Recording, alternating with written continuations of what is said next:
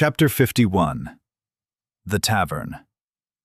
The drummer's vertebrae poked through thin skin to touch the rugged stone wall.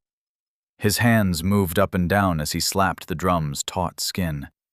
The same beat looped for years as his arms moved, bones pulled by sinews like a wind-up puppet. The skin tanned and hard and mummified. The drummer's lipless grin as constant as his rhythm as he sat in the corner of the tavern's main room. Around him the tavern splayed, and Zoe walked in through the entrance, her eyes widening, roaming, as the dead beat played on and became the pace of her footsteps and the beating of her heart. "Do not dance to the music," Oriz said, as a guitarist slouched on stage to join the drummer. "Such places as this are possessive, and their traps are countless." The tavern was a nest of small buildings surrounding a central square. Each outer building was a single-room shack of wood or sheet metal or whatever they could find. They all had a missing wall where they touched the courtyard. These rooms held barrels, doorways, lounges with lounging customers. Some hid behind silk curtains of multicolored hues, silhouettes suggestive behind the gauzy screen. But what grabbed Zoe's attention was the building's center. What Zoe thought was a 3-story building in the center, what she called the stack, were roofs and walls built to encompass a courtyard of ancient stones. Dead music. A sound marching after the act. Not even a death rattle, but something further into the abyss. The guitarist stopped tuning and hooked his instrument into his skein. He wailed, and his nails thrashed the string. The abyss filled with souls, and they screamed. Oriz hurried Zoe along toward the courtyard as patrons crawled from their dark rooms to dance. All kinds of aliens, mostly humanoid, their skin colors a drab riot, their clothes stained by decades of survival, their eyes gleaming with the softest blue light. The same light that thrust up from the still in the center of the courtyard. A garish beam bathing the interior in shades of sapphire as it shot through a square hole cut into the high wooden ceiling. Tents surrounded the still, and curtains of silk hung between them and obscured the sightline to the center. But there was something wrong with the sight. Something wrong with the sounds of people walking between tents. Oriz took Zoe's hand and led her into the courtyard. A single step raised it from the surrounding shacks, filling with dancers. A burning pain spread through Zoe's groin and thighs as she crossed the threshold. She looked down, worried someone stabbed her, but her eyes widened at the truth. Her legs were stretching. Skin tore as the distance between her front foot and back foot grew beyond the capacity of her anatomy. The music slowed as it grabbed at her mind and beckoned her to retreat, but her leading foot pulled her forward. Oriz yanked her across the threshold from dirt floor to stone, and reality shifted. The square courtyard expanded out, each edge a mile long, but the tents still crammed the space to overflowing. An overlapping babble struck Zoe at the same time as she smelled the faint sweat and cooking odors that pervaded the area. Her feet slipped on wet refuse. A mess of paths led between the tents, and people, aliens, monsters, and dreams hurried along them. Oriz's grip tightened around Zoe to stop her getting lost as they moved deeper into the square. She felt bloodied scratches healing along her thighs as they continued.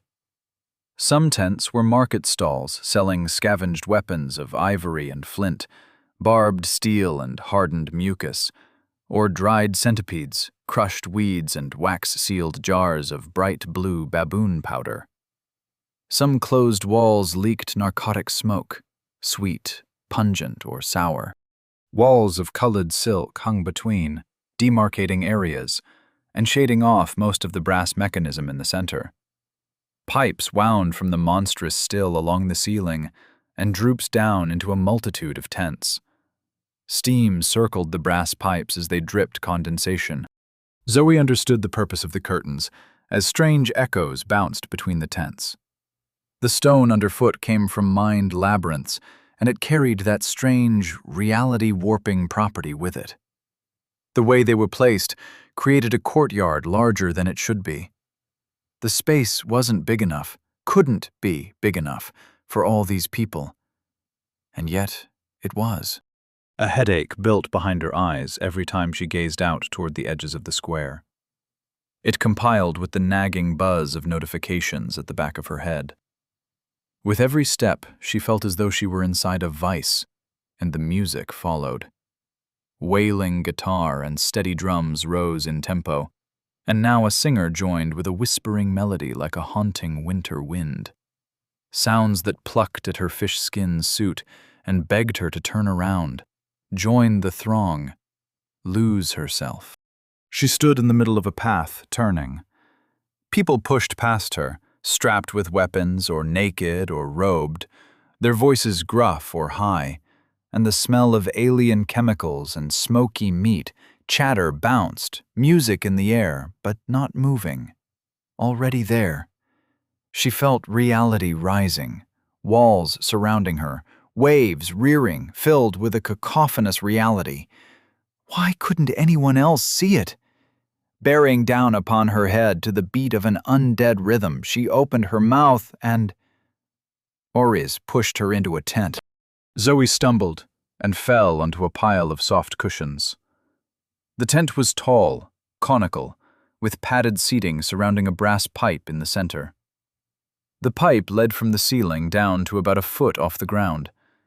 It did not seem structural, but the tent hung from it like a water drop from a tap. The brass pipe ended in a nozzle, and a clear fluid beaded from the tip. Prince sat in the room, but she stood when Zoe entered. Before Zoe could react, the green-haired woman wrapped her up in a furry-fingered hug. The salt water smell of her fur filled Zoe's nose. "I'm glad you're alive," Prince said. Me too?" Prince stepped back and looked away as she lit her pipe. When a black cloud dripped to the floor, she turned to Oriz. "Is Trinch here?" "He said he would meet us here." Prince nodded, still not looking at Zoe, and gestured toward the closed tent flap. "Creek is out getting us something to eat." "I don't know how you can eat right now."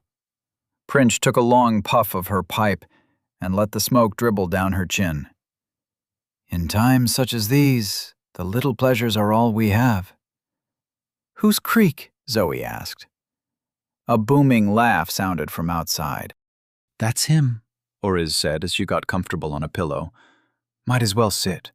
We'll go over the plan once Trinch arrives." Zoe sat beside Oriz, and Prince relaxed on the other side of the tap. As Zoe settled into the plush seating, Oriz leaned over. Her voice was the barest whisper as it tickled Zoe's ear. "You are about to see the other reason you shouldn't burn skein." The tent flap burst in, and a man stumbled in ass backwards. His yellow hair buzzed short, his body as emaciated as the mummified drummer whose beat still ransacked Zoe's mind. The new arrival, Crick, appeared the same gray-skinned race as Oriz, but where her skin was smooth and flawless with the youthful promise of a high-level vitality, Crick was covered in sores. Deep, gnarled, puckering pustules coated his skin as though he were a waxen figure sprinkled with coals. He carried a silver tray of delicate pastries and leaned down to hand them out to the ladies. With every movement, his skin stretched, relaxed, and the glowing sores changed. The burning holes in his flesh formed faces, chewing maws, reaching fingers, as though demons born in his skin chewed at him from the inside out. He popped a pastry into his mouth and groaned when he caught Zoe staring at the leaking wound on his cheek. "Oh yes," he said, "high and treacherous are the paths of the warrior. Long is the fall. Beware, ye young'un, beware the shortcut, for you shall find it is just as high and just as treacherous, and the fall is just as long." Zoe took a pastry and looked away. "I'm sorry." And she was. As a doctor, she had seen so much worse, but some part of her had assumed that vitality could cure all, though the twitching scars upon her lips should have been evidence enough. The pastry was buttery, and the filling tasted like Nutella. It was the best thing she could remember eating in years. She licked her fingers and reached up to take another. Crick balanced the platter on his head as he filled brass mugs with the clear fluid from the tap in the center of the tent. Loud snickers crept from him, though his lips didn't move. The laughter came from his wounds. "You were at the labyrinth," Zoe said for something to say, to break the silence she felt crushing down. "You were the third camper. I heard your laugh when I was hiding from you all." "Guilty, guilty," he grinned. "And I suppose you are the one who will get us home?" "Say it louder," Prince hissed. "Why don't we tell everyone?" "Exactly." Crick handed out the brass mugs. "Why don't we tell everyone? I know the big boss of the tavern likes his petty kingdom, but surely, if we can open a way home, shouldn't more come?" "First," Oriz held up a finger, "only those who fell through the Mirabelle dungeon can return with us.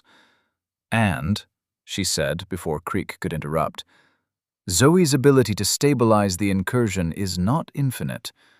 The fewer people we transport, the better chance we have of crossing." Crick shook his mug. "One should never argue sober. A toast to new friends and the burning of dimensions." They clinked their mugs together, and it surprised Zoe to hear Oriz and Prince mutter along to the toast. "To the burning of dimensions." "It's a common enough toast," Prince explained. "You'll understand once you serve the Crimson Armada in war." "You served? I thought the Crimson Armada raided dimensions thousands of years ago." "The war is as wide and constant as the system itself. They grow by consuming each other. Reality is in a constant state of conflict because reality cannot share." Prince refilled her empty mug. "I like to think I would be different if I had that much power, but nobody makes it that far down the path without an appetite for destruction." Zoe sipped the drink. Warmth flowed down from her tongue to her toes, like dipping into a pool of honey. Above her, Crick waved his mug and argued with Oriz. "You're only giving excuses. Everyone in this dimension knows the risks of the path we walk. We should present them with the option and let them decide for themselves. None of you can convince me otherwise." He stood, suddenly incensed. "I'm going to do nothing," Trench growled. The green-furred behemoth stood in the tent. His furry, peaked hair brushed the tall ceiling. Chains rattled as his presence pressed upon them. The tent walls pushed inward. The poles groaned. Zoe couldn't breathe. It was as though her lungs were frozen. Prince and Oriz wheezed, but Crick had it worst of all. His knees wobbled. Burning, smoking blood leaked from his wounds. Spit foamed out the corner of his mouth as his eyes rolled into the back of his head. Trench leaned down close, lice crawling through his smile, and whispered for all to hear. "We will tell nobody, because they are all scum. None are worthy of our favor. None are worthy of freedom. Everyone in this wretched tavern has wronged me. Everyone deserves a long and agonizing demise." He glowered, and the tent creaked on the verge of collapsing. "Except for you four, of course." The tent returned to its original form. Zoe fell over and gasped for air. Her pastry rolled out of her hand and brushed Trench's foot. He glanced down and scooped up the pastry with a chain. It vanished between his crooked gray teeth. Bugs clawed at the food before it even touched his tongue. He swallowed and smiled. "As much as the cook here is a dog-souled bastard. He is good with butter." He clapped his hands and smiled, though it did nothing for the tension in the room. At his feet, Crick sobbed. "Now, shall we discuss my plan?" Chapter 52. The Plan and the Plan. Trench luxuriated on a pile of cushions, taking up a whole side of the tent to himself. He couldn't stop smiling as he explained his plan. The tavern's boss, Miserable Henry, keeps the fragment in a locked underground vault. It is one of 7 other fragments, all taken from adventurers who fell from other dungeons. He collects them. This vault is located directly under the still, and the only way to access the vault is to climb down through the still. That makes no sense, Zoe said. Why do we have to climb through the still? The fragments power the still, and they're the source of the blue beam emitted by the pressure release valve. We need to shut down the still to safely move through it. Oriz shook her head. Even if it's shut down, the residual vapors and heat will be deadly for Zoe. That's why I'm here, Prince said as she handed out a set of uniforms that looked like baggy gray hazmat suits. I got some uniforms from the maintenance crew. How did you do that? Prince batted her eyelashes. I'm a master of seduction. Zoe couldn't help laughing. Trinch continued. How is not important, but since we have the suits, we can get past the guard. But to get into the vault, we need the key. Only the guard has the key.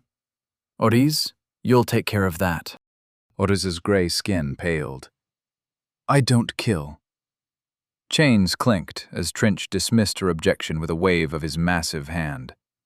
Killing anybody will bring the attention of the whole tavern down upon us. No. Yeah, Miserable Henry, that miserable bastard, completed his circle of detection. Crick nodded as a silence permeated the others. He ignored Zoe's confused expression as he spoke up, a sob still straining his voice. I saw them complete the circle. It's more of a spiral, at least 7 phases, if not 8. It can't be 8! Who has more time to waste on projects than those damned to purgatory? Crike said. Like Trinch says, there are too many country-tier adventures in the tavern. The circle can track them, but the level of counter-tracking, jamming, illusions, you get the idea. The circle just reminds us we're in Henry's palace. But they'll pick up the slightest whiff of death energy, and then we'll have to deal with Henry himself. The second we kill anyone, Trinch said, he'll be on us like a bubyip on a plumpadoodle. Zoe's cup was empty. The single shot had gone a long way. I don't understand anything you just said. What's a circle of detection? What's a bubyip? What's a plumpadoodle-doo? Oriz gently took her cup from her hand. Did you notice the pattern of the tiles that made up the square? Zoe frowned. No. It doesn't matter, Trinch said. Oriz will get the key off the guard, and we'll use the maintenance suits to climb our way through the still and into the vault. What about Zoe's level? She is only 15. We need her at level 20 for you to assist her in stabilizing the incursion. Don't worry. It's all going to plan. Oriz raised an eyebrow, but Trinch chuckled. When have I ever let you down? Fine, I trust you. Now, when is the next scheduled maintenance? Next month. So? One of Trinch's chains reached out and tapped the pipe at the center of the tent. The thing about Henry is, for all his power, he never adapted to this dimension. His chain slithered up the nozzle and into the pipe. Henry still thinks of himself as a prince of the Crimson Armada. It's the whole reason he took over the tavern and made it what it is today. The brass pipe clinked and trembled as the chain extended further and further. The problem with such rigid thinking is that you are bound to have blind spots, and thus you are bound to encounter problems. Problems you can avoid with a more open mind. Problems that make you, his chain tautened, miserable. He grinned as the chain zipped out of the brass pipe and wrapped around his wrist. The ghostly metal faded into the thick green fur. In the distance, there was the woof of burning alcohol. Someone screamed. The sound set Zoe on edge. What if they call the regular maintenance crew? Princh laughed. You underestimate how good I am. Trinch nodded. It's go time. Hash, hash, hash. Fire chewed at the tents surrounding the still. Great flames of blue and orange belched out fat black clouds of smoke that obscured the ceiling. Heat rippled through the whole courtyard. Puddles of muck and slime steamed coils of nasty vapors. What surprised Zoe the most was that nobody cared. They passed stalls where vendors sold goods to customers idly shopping or stealing their wares. They passed stalls where aliens lounged, their skin covered in burning sores as they drank of what little fluid dripped from their brass pipes. Nobody cared about the fire, or the heat, or the sound of burning canvas. The nonchalance, the passivity in the eyes of all they passed, chilled her. People glazed with the inevitability of life. They glanced up at her and the others in the grey mask and coveralls of the maintenance uniforms, and looked away. They didn't care. These were all people, aliens, more powerful than anyone on her planet. Yet they seemed as insubstantial as ghosts. When Zoe worked in the hospital, she had seen people die. She had seen beds of patients waiting for the weekend and knowing they wouldn't see Friday. There is a taste to the air, in the back of the throat, something felt when surrounded by...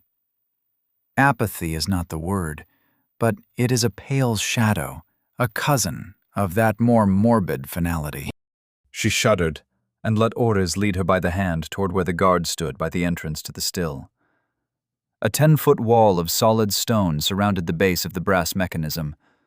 More blocks quarried from the ancient cities. Graffiti carved and painted into the sides made them a rainbow display of a dozen alien cultures.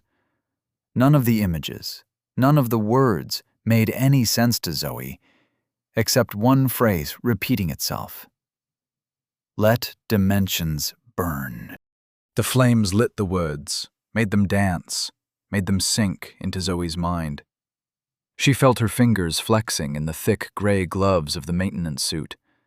An urge to fight that wasn't her own swept over her and passed as the fires flickered higher. The guard stepped forward.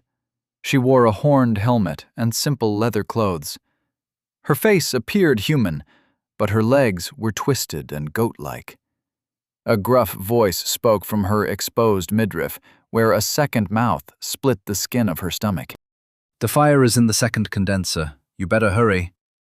Orez nodded and gestured for Princh, Trinch, and Crick to move through the gate into the distillery. Zoe noticed a stiffness in the way she acted, but kept herself back as instructed. The others passed by, but she remained with Orez. We'll perform a checkup after we put out the fire. Orez held out her hand. I need the vault door key. The guard shook his head. We're supposed to ask Mr. Henry about using the key, unless it's an emergency. Orez pointed at the burning still. What do you call that? That's only fire. I mean an actual emergency. See those blue flames? Those are transdimensional. Even if the vault door is fine, the contents might not be. You want to explain to Mr. Henry why you didn't let me do my job? The guard straightened up. Sir! That's better. Orez trailed off as an insidious pressure washed over them all. Zoe's every instinct screamed at her to run, but she fought them all and turned. Except she couldn't turn her body. She couldn't move at all as a slender figure walked past her and stood beside Orez and the saluting guard. A pale human with long silver hair and a flowing silver robe. Perfect posture and beautiful in every way, except his eyes. Red and raw and weeping streaks of blood down his cheeks. A profound and sinister sadness washed over Zoe at the sight. She felt herself choking up. Tears formed behind the gray mask. Miserable Henry, spreading his joy. .. Oh no. The thought cycled through Orez's head. Oh no, oh no, oh no, oh no. Zoe stood behind her, completely stiff. The weeping aura of miserable Henry completely taking control. The guard was only slightly less affected. Hopefully, Zoe's low level wouldn't bring any attention to them. She barely restrained a sigh. Nobody at such a low level should be so exposed to powerhouses like Trinch and Henry and Rue. How could she have a normal view of the universe? How could she have a normal life after they left their fingerprints on her? Henry turned to face her with that half-smile he always wore. It warms my troubled heart to see my maintenance workers so enthused to repair my still. His smile trembled as he turned to the guard. And I am double, nay, triple warmed to see my security so prepared to enforce the rules. Truly, this grand establishment stands upon the bedrock of such dedication. He wiped away a tear, though it was replaced by another. How did the bastards see at all? Ortiz wished he would leave, but regretted the thought immediately. Wishes never come true. "Don't worry, Albina," Henry said to the guard. "I appreciate your reticence, but we must inspect the vault. However, I shall provide my own key for the endeavor." Oh no, oh no, oh no. Henry reached into his silver robe and pulled out a long key carved from opal. A long red string tied his key to his belt, and Henry fussed with the knot. "I'm sorry," he said with his small apologetic smile. "This always happens. I tie it so tight because I can't stand the thought of losing it, but every time I need to share it, I can't get it loose. Let me try. Just 1 second longer." He continued to fuss at the knot while bright red tears dripped from his cheeks. Ortiz felt a bead of sweat form at her neck and drip down her back. It was the first time she had sweated in decades. "I don't suppose you have a bladed technique?" he asked casually. "You could slice through the string." He held the string taut, but Ortiz shook her head. If he saw, he would recognize her at once. He shrugged and continued to fiddle. His expansive, depressing aura throbbed through her mind. She sniffed back a tear that wasn't entirely forced. "Please." She banished the thought before it concluded, but it was already too late. Miserable Henry snapped his fingers. "I know." The key slid back into his robe. "I'll accompany you on your maintenance. We can inspect my collection together. How does that sound?" Oriz's heart sank as she glanced at Zoe through the opaque gray mask. But she had to trust Trinch's plan. He would get them through this ordeal. They would return to their home. She would see the sky once more. "That sounds wonderful," she said. Hash, hash, hash. Miserable Henry relaxed his aura enough to allow Zoe to follow him and Oriz into the distillery. The wall of labyrinth stone further compounded the circular space, and when they entered, it expanded. Zoe hopped across the threshold quickly this time to avoid any uncomfortable stretching of her flesh. Oriz hadn't spoken to her or given any instructions, and so Zoe continued following.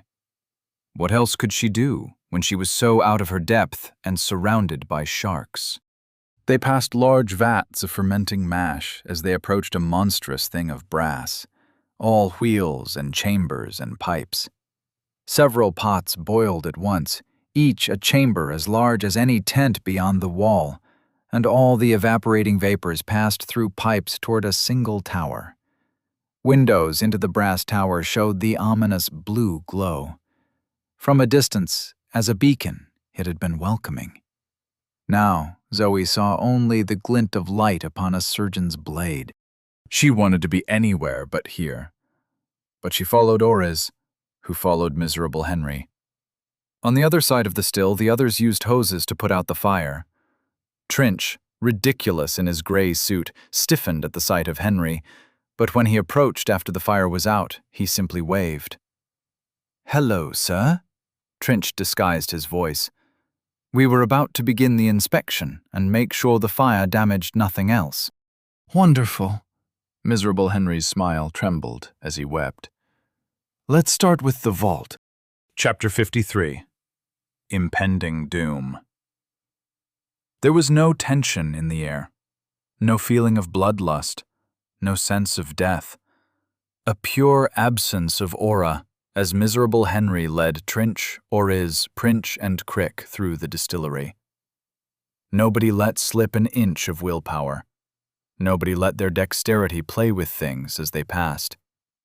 There was no sign of insight scanning, no trace of might. Even vitality, the purest expression of life, was gone. They walked like ghosts, and Zoe trailed behind, filled with a sense of impending doom.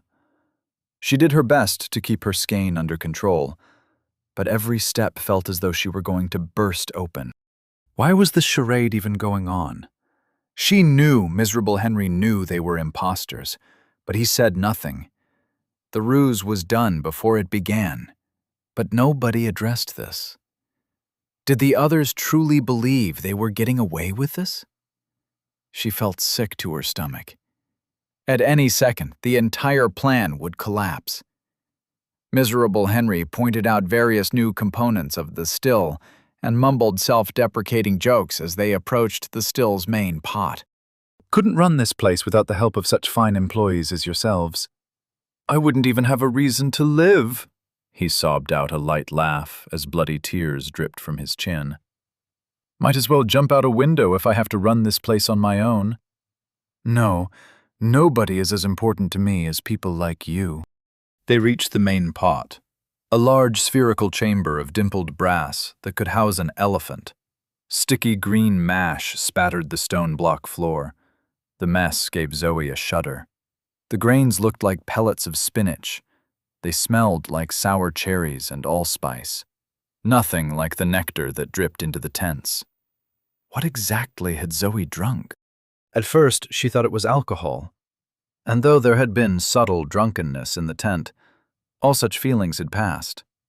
Now she floated like a balloon behind her body, knowing that at any second Miserable Henry would turn around and snip that tether and send her floating away into the abyss.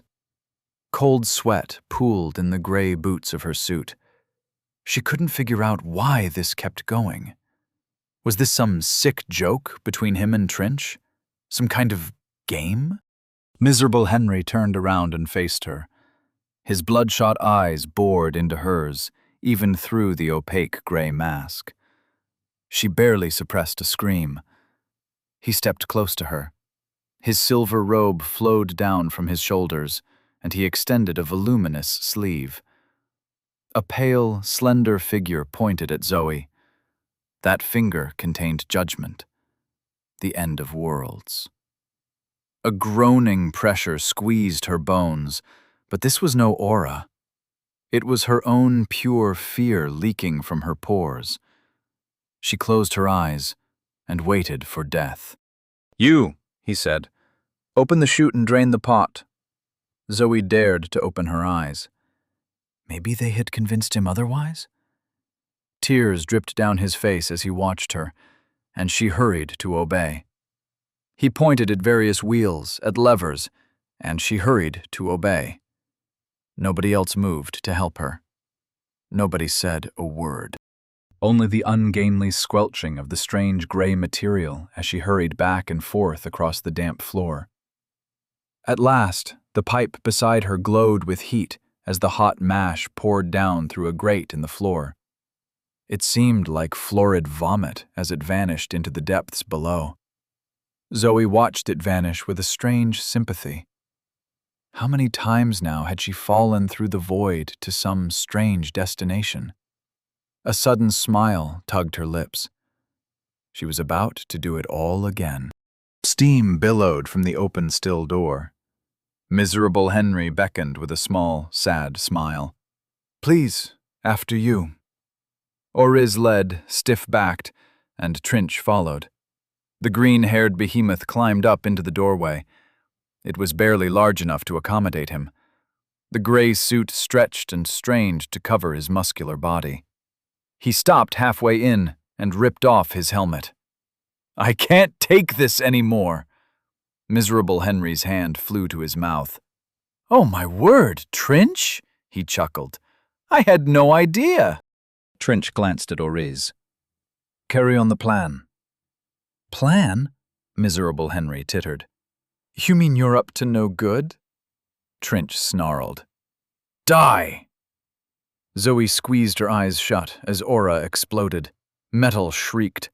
The shockwave knocked her to her back. The ceiling burst open. Dust blew about. Chunks of masonry fell around her. She finished closing her eyes. Oriz hauled Zoe to her feet. Come on! Zoe stumbled on her feet. Bruises bloomed across every inch of her body. She felt blood leaking from her ears, her eyes, tasted it in the back of her throat. It had happened so fast. Her ears rang, her bones ached with a dozen microfractures. She almost collapsed just from the effort of standing. She looked about. Miserable Henry and Trinch were gone. So was the ceiling. And most of the still. The colossal brass contraption lay wrecked, torn in places as though it were taffy. New fires sprung up in all the colors of the rainbow. People screamed in the distance, but the sound was muted. She heard again the drummer's insistent beat. Death hung close. Not even the bright blue beam survived the clash between Trinch and miserable Henry.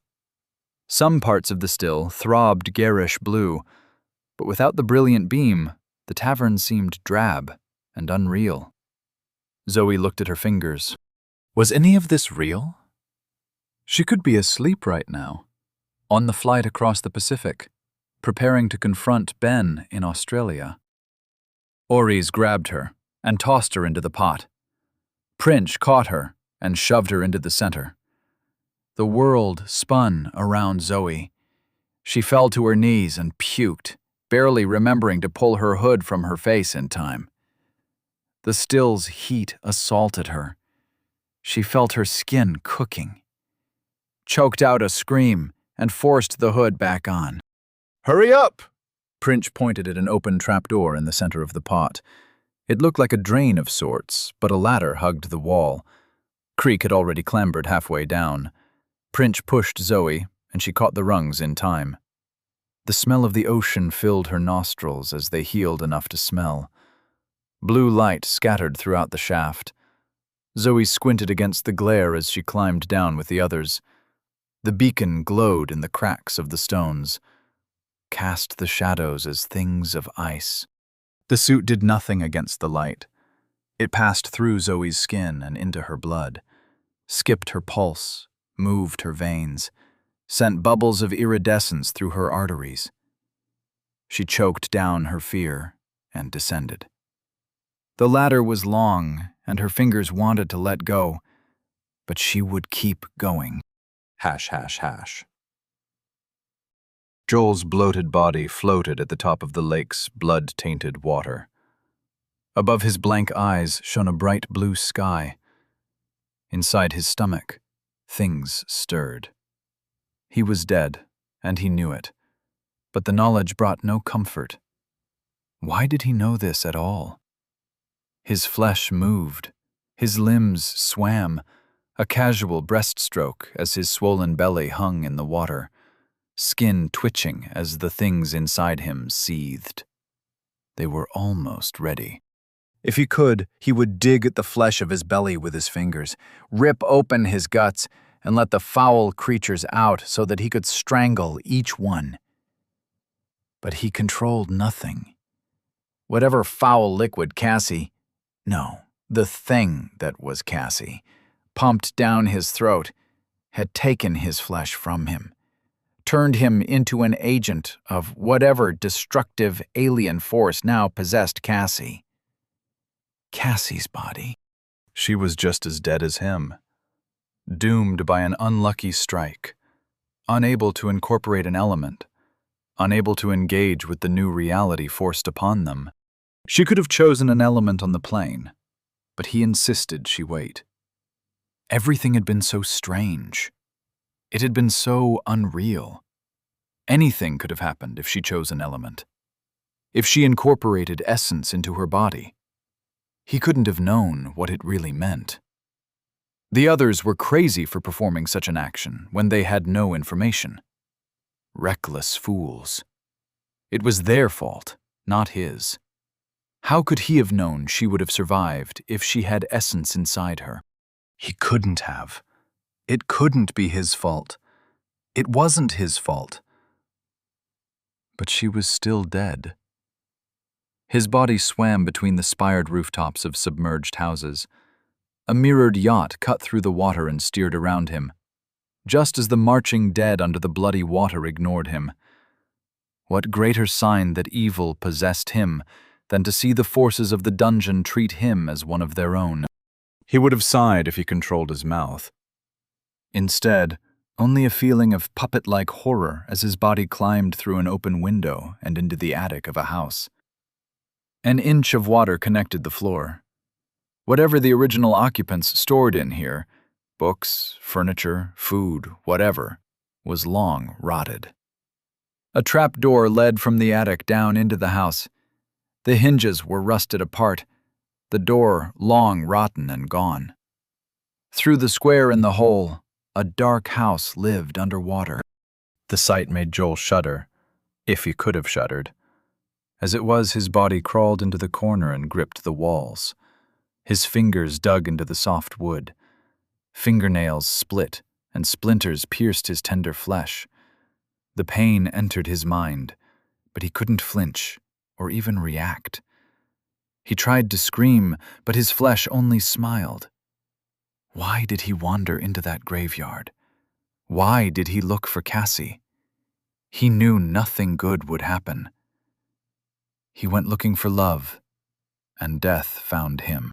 The trapdoor bubbled, and Cassie's body emerged. Hash, hash, hash. The thing that was Cassie smiled with too many teeth at the thing that was Joel. His flesh twitched, and he smiled toothlessly at her. Such love, their bodies still reeked of the pheromones. "Such a pleasant feeling," she hissed. "This human love. Such a pretty smile my boyfriend has. I could climb inside and live there." She delighted at the way Cassie thrashed inside her brain. Pain, fear, shame, invasion. Delightful. The thing that was Cassie crawled over to the thing that was Joel and peered into his eyes. Through the peephole of a pupil, she spied Joel's original mind squirming in its prison of flesh. Delightful. Yet its pain was so minor. Splinters, humiliation, possession. So minor. They would fix that. Cassie and Joel would suffer such agonies when they emerged from the dungeon. This flesh would enter battle, and all that entailed. Because soon, their children would be born, and their brood required feeding. The thing that was Cassie couldn't wait to leave, but first she needed the humans. Needed them to succeed, or needed them to die. Their petty fate meant nothing, just as the thoughts of a key mean nothing to the holder. She knew all this, with the deep knowledge of her origin. The black, grasping ichor smeared between dimensions. She felt the connection, deep in her guts, a fleshy tube that led from her navel to the edge of reality and beyond. Soon, the humans would die, and the dungeon gate would reset, and she could exit. Cassie's brain held images of a world of people. So many vessels. And how many must have felt fear when the system arrived? So many who said no, and now waited for her. She needed the reunion, craved it with every fiber of the body she wore. She would start with the town that Cassie saw from the plane, the one aflame in the middle of the sky. In the memories of Cassie's brain, a golden barrier surrounded the town. This safe zone kept it free of monsters, kept it free of people. The true people. Like the thing that was Cassie and the thing that was Joel. But she knew, with a deep knowledge of what she was, the safe zone would fall. The divide between civilization and the wild would fall, and she would step across that threshold with her brood in tow. Mother and children. Together they would feed. Chapter 54. The Vault. Zoe reached the small, stone-lined chamber at the bottom of the ladder. Creek stood there already. 3 of the walls were blue-veined stone, but the 4th was a wheeled vault door taller than even Trinch. A small keyhole locked the wheel mechanism in place. Above them, the chute extended for 300 feet. The square of light at the top dimpled as guards poked their heads into the hole. A spear rushed down without warning, black streak of metal seeking blood. Ores cut it from the air with a swipe of a grass blade that grew from her hand. She leaned a foot against the far wall of the chute, almost doing the splits as she pulled out a key with her free hand. Miserable Henry's opalescent key that she had cut from his cord the moment before Trinch tackled him out of the still. She tossed the key down as the halved spear clattered against the wall and fell. "Open the door!" she cried. The opal key flashed in the blue light as it fell. Crick caught it in a gloved hand with a booming laugh. He hurried and inserted the key into the lock as Ores cut down another spear. The key turned. Tumblers clicked with a resounding thump that Zoe felt deep within the metaphor of her body. And then they clicked again. Backward. Crick shrieked as opalescent light flashed from the keyhole. The lock spat the key onto the ground. Zoe dove for it, but wasn't fast enough. It clattered upon the stone before she scooped it up. She needn't have bothered. A deep crack ran down the length of the once flawless gem, but this had happened before it struck the ground. Crike tore off his hood and gloves. Red-laced steam billowed up from his festering skin. Bloody tears flowed from his eyes like a horrible caricature of miserable Henry. "It burns," he sobbed. "I can't turn the key. My skein." Zoe didn't know what to say.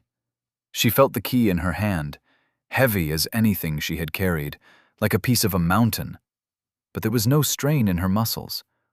The key let her lift it from the floor, but would it let her unlock the door?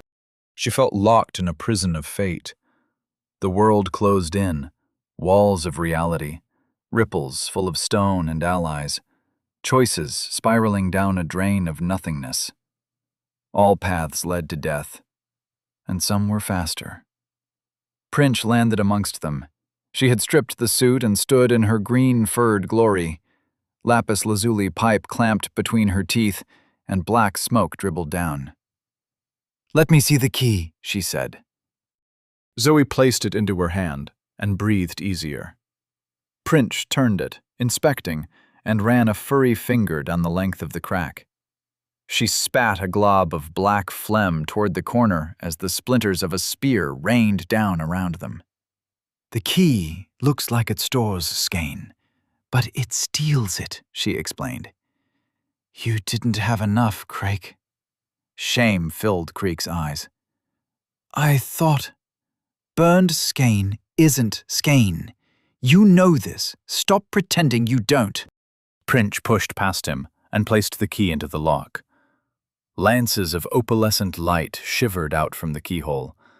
Princh's fur ruffled as though in a breeze. She clamped down on her pipe so hard it cracked. A single tear of blood welled in her eye and dripped down her furry cheek. The pieces of blue stone clattered on the floor, but the vault door opened. Princh swayed, and Zoe rushed up. The green-furred healer hung an arm around Zoe's shoulder. She weighed so much less than Zoe expected. "The vault's open," Princh slurred out a whisper. They moved across the small chamber toward the open vault. Beyond, the room lay in shadows, but Zoe got an impression of an octagonal room with flat, featureless walls. A howl spiked the air. Every hair on her body stood on end. It felt as though someone dragged a broken bottle down a blackboard before placing it against her throat. The world trembled, and rain fell down the shaft as they scrambled for the vault. Warm droplets landed on the back of her hand, on her forehead, and trickled down her cheek. She smelled iron and understood. It was not rain or condensation. Tears of blood fell upon the vault. Miserable Henry knew they had opened the vault, and he was coming back to protect what was his. Orez landed amongst a rain of spears.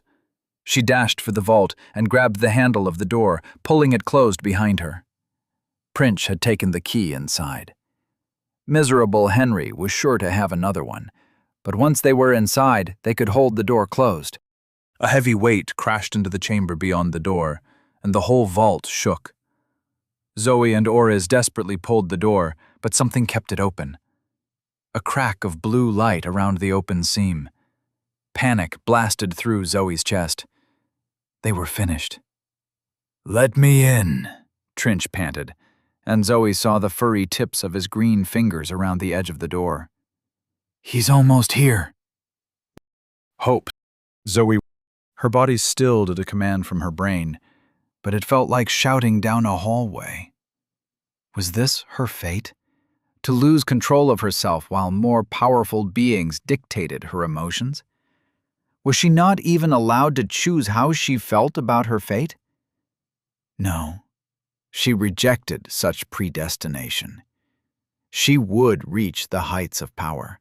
She would command the earth and free her people from the shackles of the system. The buzz of notifications, the tingle of the system, was like laughter in the back of her mind. She tried to ignore it, but tears leaked down her blood-streaked cheeks. Trinch slumped up against the door. Large sections of his fur were burned away. The exposed flesh bubbled a bright and ugly red. He wheezed as he sent his chains out to secure the door. Hundreds of ghostly links closed around the wheels and mechanisms. The door wasn't held so much as it was stuck in place. "That should buy us a couple minutes," he groaned as bubbles in his flesh burst. Instead of blood, little birds fluttered up from his wound. They sobbed and circled the ceiling. Their reddish glow lit the locked shelves on the 8 walls. "Hurry, find the fragment!" The vault was an even octagon. The floor was bare, and each walls had a single featureless door covering them. Orez raced, inserting the key into the lock of the wall closest to the door.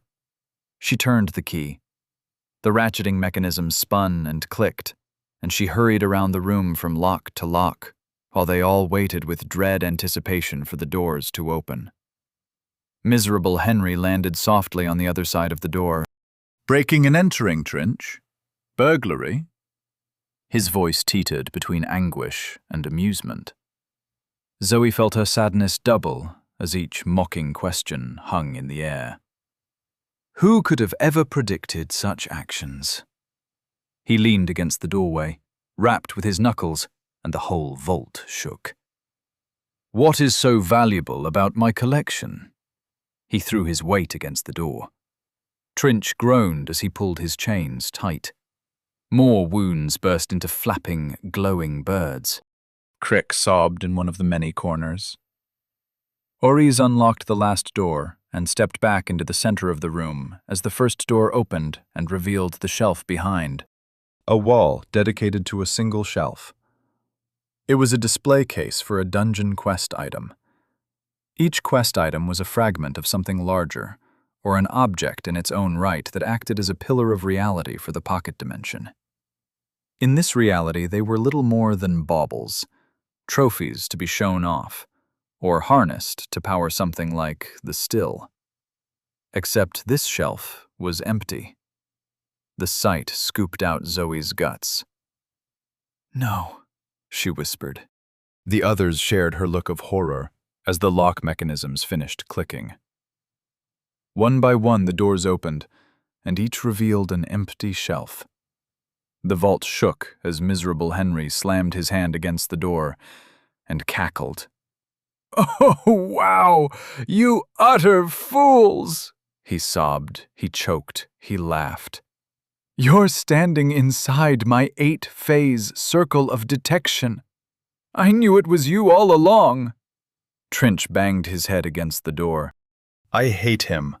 With every cell of my body, every thread of my skein, every link of my chains. I hate him. Zoe sat down against a wall as, outside, miserable Henry continued laughing. She felt weak.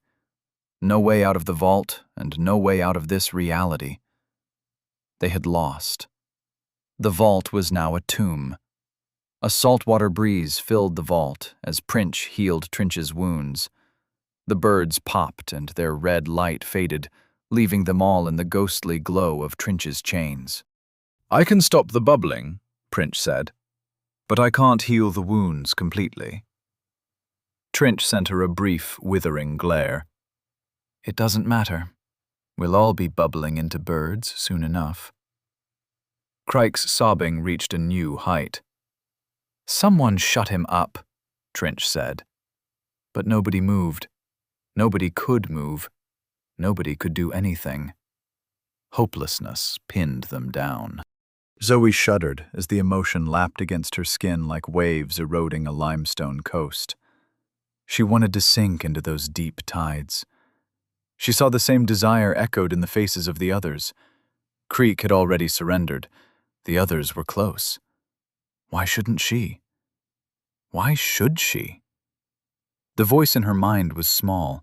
It trembled, high-pitched, young, afraid. And underneath it, the baying of hounds in the woods. Why should she surrender? The hopelessness was deep, but it had no answer, and so she stood. "Trinch?"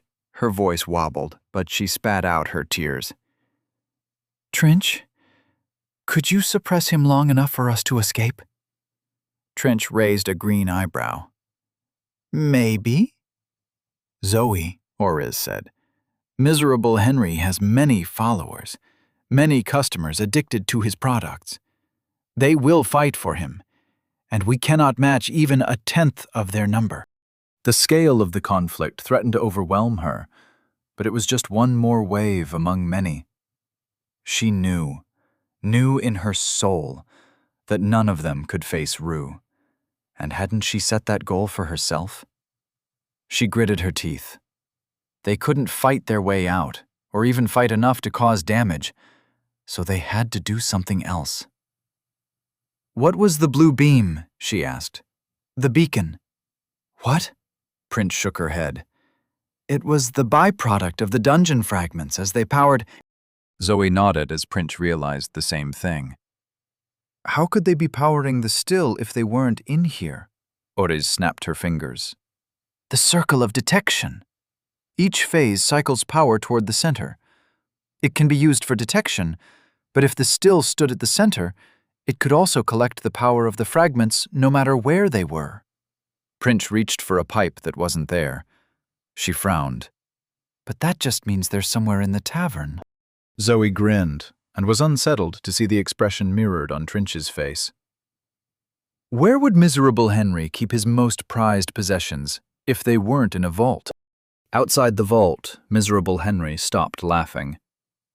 Trinch moved faster than Zoe could see. His chains retracted. The ghostly metal scraped against the door before Trinch threw it open and leaped out. Miserable Henry had already leaped halfway up the chute, but 10,000 chains wrapped around the weeping human and slammed him back down to the ground. Trinch towered above him, but miserable Henry gazed up with scornful disdain. His chains suppressed his aura, but they did nothing to his personality. "What do you even hope to accomplish?" "Shut up!" A chain grabbed Zoe and hauled her out of the vault. Trinch pressed fingers against one of the wounds in his side, and with a hiss, dug deep into his flesh. Steaming blood poured out and matted the fur of his hips. The spears from above no longer fell. Whispers came down the chute from the guards. They sounded alarmed, confused. Miserable Henry's eyes widened. He thrashed against the chains, but they tightened like 10,000 starving pythons. Trinch groaned, and a deafening snap shook the air. His hand emerged, dripping with gore, and holding onto one of his ribs. Silently, he handed the bone to Zoe. Curved, smooth, and jagged at one tip. A crude dagger that fit snugly in her grip. "Stab him," Trinch instructed through gritted teeth as his blood spattered the face of his enemy. "Kill him and level up." Miserable Henry struggled against the chains as Zoe raised the dagger of bone above her head and prepared to strike. Weeping eyes met hers. "This will accomplish nothing," he said. Zoe gritted her teeth. "Shut up." She stabbed down, and her strike was true. Bone pierced Miserable Henry's eye and slammed into his brain. Gray matter and blood oozed out of the wound in a ghastly trail of tears. His whole body stiffened and went slack. Zoe sighed, but the relief died when she realized the pressure at the back of her head, the pressure of notifications, hadn't changed. The body in the chains bubbled, melted, and flowed away, leaving only a set of silver robes and Miserable Henry's infuriating cackle echoing down the chute. "Nobody can kill misery." Pressure rippled the air. The scent of blood grew sharp and strong above them. Miserable Henry was preparing a technique, and it would be awful. Zoe refused to look up despite the shiver of fear, because Trinch was smiling through bloody teeth. "We don't have to kill you. We have the fragments right here."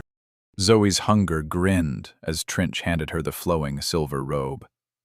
She could feel the fragments inside, the power of 7 dungeons, but more importantly, the fragment of the mirror bell she needed to complete her quest. But how would she level up before Miserable Henry completed his technique? Chapter 55. Purgatory's End. Miserable Henry stopped crying as he formed his technique. The bloody tears became bloody crows. Whirling about his outstretched arms in a furious tornado, their red beaks split, but they remained silent. Only the sound of the skein itself rubbing against the bones of reality, a sound like distant floodwater rushing ever closer. For the first time in 100 years, Miserable Henry smiled. He couldn't wait to kill Trinch. ###. Zoe gripped Miserable Henry's silver robe. She could feel the mirror-bell fragment in the pockets. Her hunger demanded she tear at the fabric with her teeth. Soon, she knew she would lose all self-control. Hell, she knew she was halfway there because she didn't care about losing control. The technique loomed above with the pressure of a tsunami, and Zoe sprinted for the open vault door. Feet slipping in the slick puddle of Miserable Henry's melted body. Former body. She didn't care about the distinction. If she reconnected to the Crimson Armada system, she could incorporate the fragments. One was in this robe, and the other lay in Oriz's. Now that they were together, the smell of their skein only grew more appetizing. She couldn't really smell the essence, the skein. It was just her gluttony's attempt to guide her. But it smelled like sweet and fluffy cake, still moist, pink with strawberries, more sugary whipped cream than was necessary. And beyond the delicious incorporation lay the incursion to her world. Home. She fixated on this point as Trinch scooped her up and tossed her into the vault. She flew through the air as the chute filled with blood. Princh and Crick caught her inside the vault. They all crouched, and Oriz stood before them with a blade of grass clasped between both hands. But Zoe could only think about the proximity of the fragments. If she incorporated them, she could return home. It didn't matter if she was level 20. If she didn't stabilize the incursion, the others wouldn't be able to return. But she could. Trinch pulled the door shut as Miserable Henry's technique flooded the chute. Bloody birds flew through the crack of the closing door. A small murder of crows dove at them, but Oriz slashed them apart with her blade. The door clicked shut, and his chains slithered out to lock them into place. Miserable Henry's technique thundered. A tide of crows splashed against the door. The metal buckled, groaned, but held. For now. "Get the fragments out," Trinch said. Zoe eagerly reached into the pocket of Miserable Henry's robe. There was a brief tingle of static electricity across her skin, and her mind opened. The pocket was full of items, and she could feel each one at the tip of her fingers. The 7 fragments were there, and so were weapons, rations, more clothes, medicine, tools, and piles of glass beads. Though her mind was momentarily stunned by the connection to this pocket space, Zoe's fingers knew what to grab. She extracted her fist wrapped around a long and jagged piece of metal, a fragment of the mirror bell that looked like a chunky copper tiara. Zoe frowned.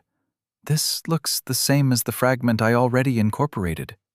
"Of course it does," Oriz said distractedly. "It's the first fragment of the dungeon. Every time someone enters the dungeon, the quest resets and more fragments are created. It's a drain on the system, but—" "Trinch?" The effort of propping up the door strained Trinch's voice. "Yes?" How will she level up? The question left a coldness in the dark, blood-spattered room. Beyond the door, the technique faded away. Silence reigned. "You think that's all I have?" Miserable Henry called out. "Get ready for another blast, you fools." Skane trembled as Miserable Henry prepared his technique once more. Inside the vault, nobody said anything. Trinch smiled and eased himself away from the door. His chains still held it close, but they were not as taut. "I didn't think it would come to this," he said. "But I hoped." Oriz leaped for him. Her blade swung out for his throat. Razor grass snipped Trinch's fur and touched his skin. But chains rattled, and in an instant, Trinch bound them all. Zoe couldn't even struggle. Her body and her chains were wrapped up like a fly in a spider's larder. She still gripped Miserable Henry's robe in one hand and Trinch's bone in the other. Chains wrapped around her hands and kept them closed. Trinch crouched in the center of the room. Blood poured from the wound in his side. Bugs crawled through his grin as he lifted Zoe with his chains and guided her over to Crick. "Crick will provide the levels you need." His voice shuddered with glee. Zoe shook her head. "No." Sick emptiness filled her. "I can't. I'm a doctor. I can't kill him." "You killed Miserable Henry easy enough." No, she didn't kill him. But she tried. The bone dripped blood, but still, it nestled in her grip, waiting to be used again. Crike sobbed as Trinch's chains brought him within reach of Zoe. Chains lifted Zoe's arm. Her eyes widened. She strained against the chains, tearing her muscles, cracking her bones with the effort of her enhanced body. The chains held her firm. "No!" Zoe cried out. "Stop this!" Trinch's grin faded. "Crick failed to hold off the dungeon boss. He got us stuck in this dimension. It's his fault. He deserves to die." "That's not what happened," Oriz shouted. "Stop this!" "We can escape," Trinch said. "We can fight them. There's another way." Trinch snarled, and chains wrapped around their mouths. Zoe thrashed. "I won't let you use me." "You?" Trinch spat out a bug. "You are nothing but a tool." His chains lifted her arm as they exposed Crike's throat. He brought her arm down in a familiar swing. She activated her willpower. She reached out to the system, but it was not there. The muted static remained, the buzz of notifications, but she could not reach them. Trinch smiled. "Tools do not decide their fate." And he brought her hand down, and with it the jagged bone, and stabbed Crike's jugular. Blood welled, bubbled, flowed as Crike's eyes rolled into the back of his head. Trinch's chains released him, and he fell to the floor. "It's quite ingenious," Trinch said. "The Crimson Armada ignores the chains and treats this as your kill. Now, I will let you level up." The buzzing in the back of Zoe's head grew sharp. She felt the pressure of Trinch's willpower fade, and she connected to the system. Icy death energy coursed through her veins. "Level up. You are now level 16. Level up. You are now level 17. Level up. You are now level 18. Level up. You are now level 19. Please select an element to incorporate. Blood, vitality +4. Rib bone of Trinch the Treacherous, dexterity +6, vitality +6. Dexterity -1, might +7, vitality +4, willpower +7, insight -1. She reached for the fragments, one in her hand and one in Oriz's robe. Tendrils shot toward her, braids of silvery metal, honey-white faith, and invisible sound. They poured toward her body. Trinch's willpower snapped around her. She screamed at the denial. Her hunger was like a physical pain, a raging beast in her core, but she couldn't incorporate. "Are you level 20? He demanded. "Did you select the upgrade?" She snarled at him, spat. 19. Crick's death hadn't even been enough. It was so senseless, so wrong. But Trinch only smiled. "Good." And his chains clinked as he pulled Trinch closer to Zoe. "No!" Zoe cried out. "No more! Please!" A chain wrapped around her mouth. She bit down against the ghostly metal until her teeth cracked. She focused her will and tried to bind the chain to her, but it was like trying to spit at the bottom of the sea. There was nothing she could do but look at Trinch as her throat passed onto the jagged bone in Zoe's hand. Their eyes met. Zoe knew the look.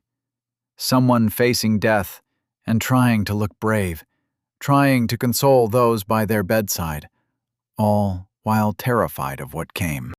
Terrified of it ending like this. Blood flowed down Trinch's furry body and stained her dark. It dripped from her toes before the chains released her like a wet sack. The notifications jabbed Zoe like knives. She screamed into the chain that gagged her, forced her hand apart, knuckles breaking as she tried to force herself to drop the bone, to cast it away. Trinch shook his head. "You knew her for weeks. I knew her for centuries. Crike may have doomed us here, but were it not for Trinch, we would never have been in the dungeon." He looked at Oriz. "I know you would have taken her place in an instant, but I could not allow it," he sighed. "You're the only one I ever really liked. Now, let us leave this hell." He gazed at Zoe and released his willpower. Absolute cold. Level up. You are now level 20. Level up. You are now level 21. Level up.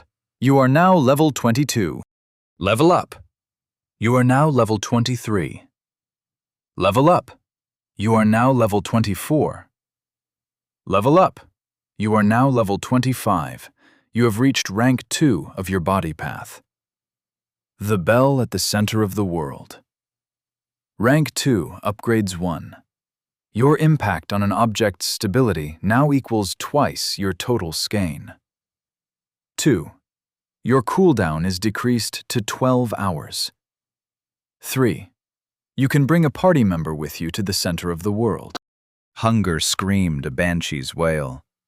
She could smell the fragments. She wanted to incorporate, to feed, but the upgrade drew her attention. The power of it. Miserable Henry's technique crashed beyond the door. Without Trinch supporting it, the metal groaned and buckled. Blood hissed in the cracks as a bloody talon stuck forth. Zoe had to choose. She wanted to choose. And she almost chose out of spite when Trinch pressed his face close to hers, his saltwater stink like a bay full of seaweed, His teeth crawled with insects. "Choose correctly," he said. Zoe selected Upgrade 3 and activated her body's technique. The bell at the center of the world. Time stopped. Space folded, curved, from a point beneath her feet and up around her. She floated in an empty center and surveyed reality as it surrounded her on a wide circular wall, as though the world were an inverted bell, and she stood as the clapper. This was the perfection of her technique. She could reach out now and touch anything, cause harmony or discord. But she was not yet a god. The weight of her skein was like dust in a sunbeam. She needed more. With a thought, she reached for Trinch and brought him into the center with her. He gazed for a moment at the technique before nodding to her. "Now you may feed." She reached for the fragments, and they reached for her. In an instant, she devoured them. It was not enough. She needed more. But the world split, pulsed.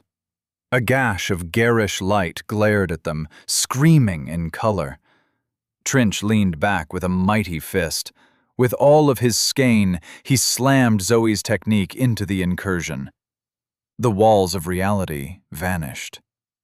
They stood once more in the vault, and before them the incursion rippled, stilled, and hung open in the air. Trinch and Oriz stared, weeping. But Zoe couldn't think. She reached out for the metal door. Hunger consumed her, and she consumed in turn. The door split into 1,000 fragments that swam like snakes through the air toward her outstretched arms. It wouldn't be enough. Not even the world would be enough for her hunger. Metal poured into her, and the door disintegrated. Bloody crows flooded the vault, swept up the three of them, and poured into the incursion. Hash, hash, hash. They fell through rainbow space. Pink and blue skies pressed together, and Zoe skipped between them like ice on a hot stove. Light passed through her in a sensation like growing crystals, and she passed through light. A feeling of rising. Smell of refracting droplets arcing through the air. Pulled up against gravity. No darkness in sight, not even when she closed her eyes. She had no eyes to close. Where were the others? No sight, no memory of sight. Only color, and the pressure of speed, of movement, faster, racing toward a pinprick at the end of a tunnel without walls, like a bullet aimed at God until... She sat in an uncomfortable chair in a dusty office. Across a desk from her sat a man she had never seen. He dipped a wide-brimmed white hat and smiled with teeth of gold. "Hello," he said. "Terribly sorry to stop you on your way back to your beloved home, but I believe it's time we had a little chinwag." He glanced at a piece of paper on his desk. "You are Zoe Chambers, correct?" Zoe blinked and nodded. "Wonderful." He reached a manicured hand across the desk. "I am the gambler. It is a pleasure to make your acquaintance." Chapter 56. Importance of a Drink. Zoe blinked and looked at the outstretched hand. She shook it, his slender fingers dry in hers, a sure grip, strong but not oppressive. But she never moved her hand to take it, and this puzzled her. She slapped it away before it ever touched her. The contact felt bizarrely mundane compared to the conflict haunting her recent memory. The gambler only smiled. She ran away from the desk. As the gambler leaned over her shoulder with a pitcher to pour her a glass of water, apologizing about the dust, while bourbon flowed from the crystal decanter. The office was her office in L.A. before Ben defiled it. The office where she spoke to a kind university administrator about which internship she should use. Familiar dust in the air taking her back all these years. She had never seen this office before. Blood trickled down her nose. She swooned. Something came to her attention like a tugging on her shirt. Pain. Unimaginable levels of... She sat in the chair opposite the gambler. He leaned his chin on his fist and gazed at her. Her nose no longer bled. The blood was gone. Her nose never bled. The gambler smiled like a doctor at the bedside. How many probable futures do you usually occupy at once? Zoe didn't respond. She still felt it in her skin. The pressure of a handshake combined with the stinging slap of her knuckles against his wrist. Her hand trembled as those sensations squirmed. Her eyes widened. Her other hand held a glass of bourbon with 2 ice cubes. The cubes crinkled when she glanced at them, as though they were just then placed in the glass. "I know you understand me," he said. "Please, take a sip. Refresh yourself. We have more than enough time." Zoe blinked, looked around the room. The walls showed various photos of this same man shaking hands with people she didn't know. His grin grew progressively more golden in each photo. She tried to speak, but her parched throat choked her words. She drank, stared at the empty glass, mind drained. Empty. Light flashed through her soul, but no hunger. "This is my wild turkey? It's your favorite." She nodded. "There is none finer." He shook a pack of Marlboro Gold. "Would you like a cigarette?" Zoe blinked. "I don't smoke." "Sometimes you do, and when you do, which of course you never do, you smoke these, correct?" Zoe took a cigarette from the packet. It lit itself, and the curl of smoke rose that smelled like her mother. She puffed at the cigarette. The gambler walked up from behind and refilled her glass directly from his crystal decanter. She tasted blood at the back of her throat. The gambler sat before her. She sipped the bourbon. No blood. The room was dusty, messy, but not dirty. Comforting, warm, familiar. "This is an office from my university." He poured himself a bourbon, but left the glass on the desk. "This must be quite perplexing to you. Such a mystery, yes?" "You said you're the gambler." He nodded. "I meant it, too." "What? Why am I here?" The pictures watched her, smiling, and the man behind the desk flashed the same gold teeth. "You have become an outlier, Zoe Chambers.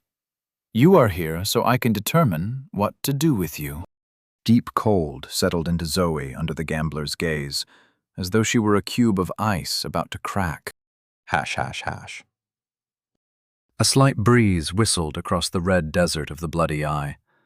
It picked up dust in dancing twisters, cleared out grooves in ancient canyons, and blew across 900 empty bottles like a discordant orchestra of glass flutes. Rue squeezed his eyes shut as the melody passed and took another sip of his beer. It was empty. He rolled it downhill where it clattered and bounced and joined the pile.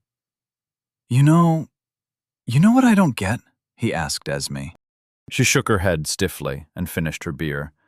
Her bottle rolled down to clink against the others. Rue handed her a fresh brew.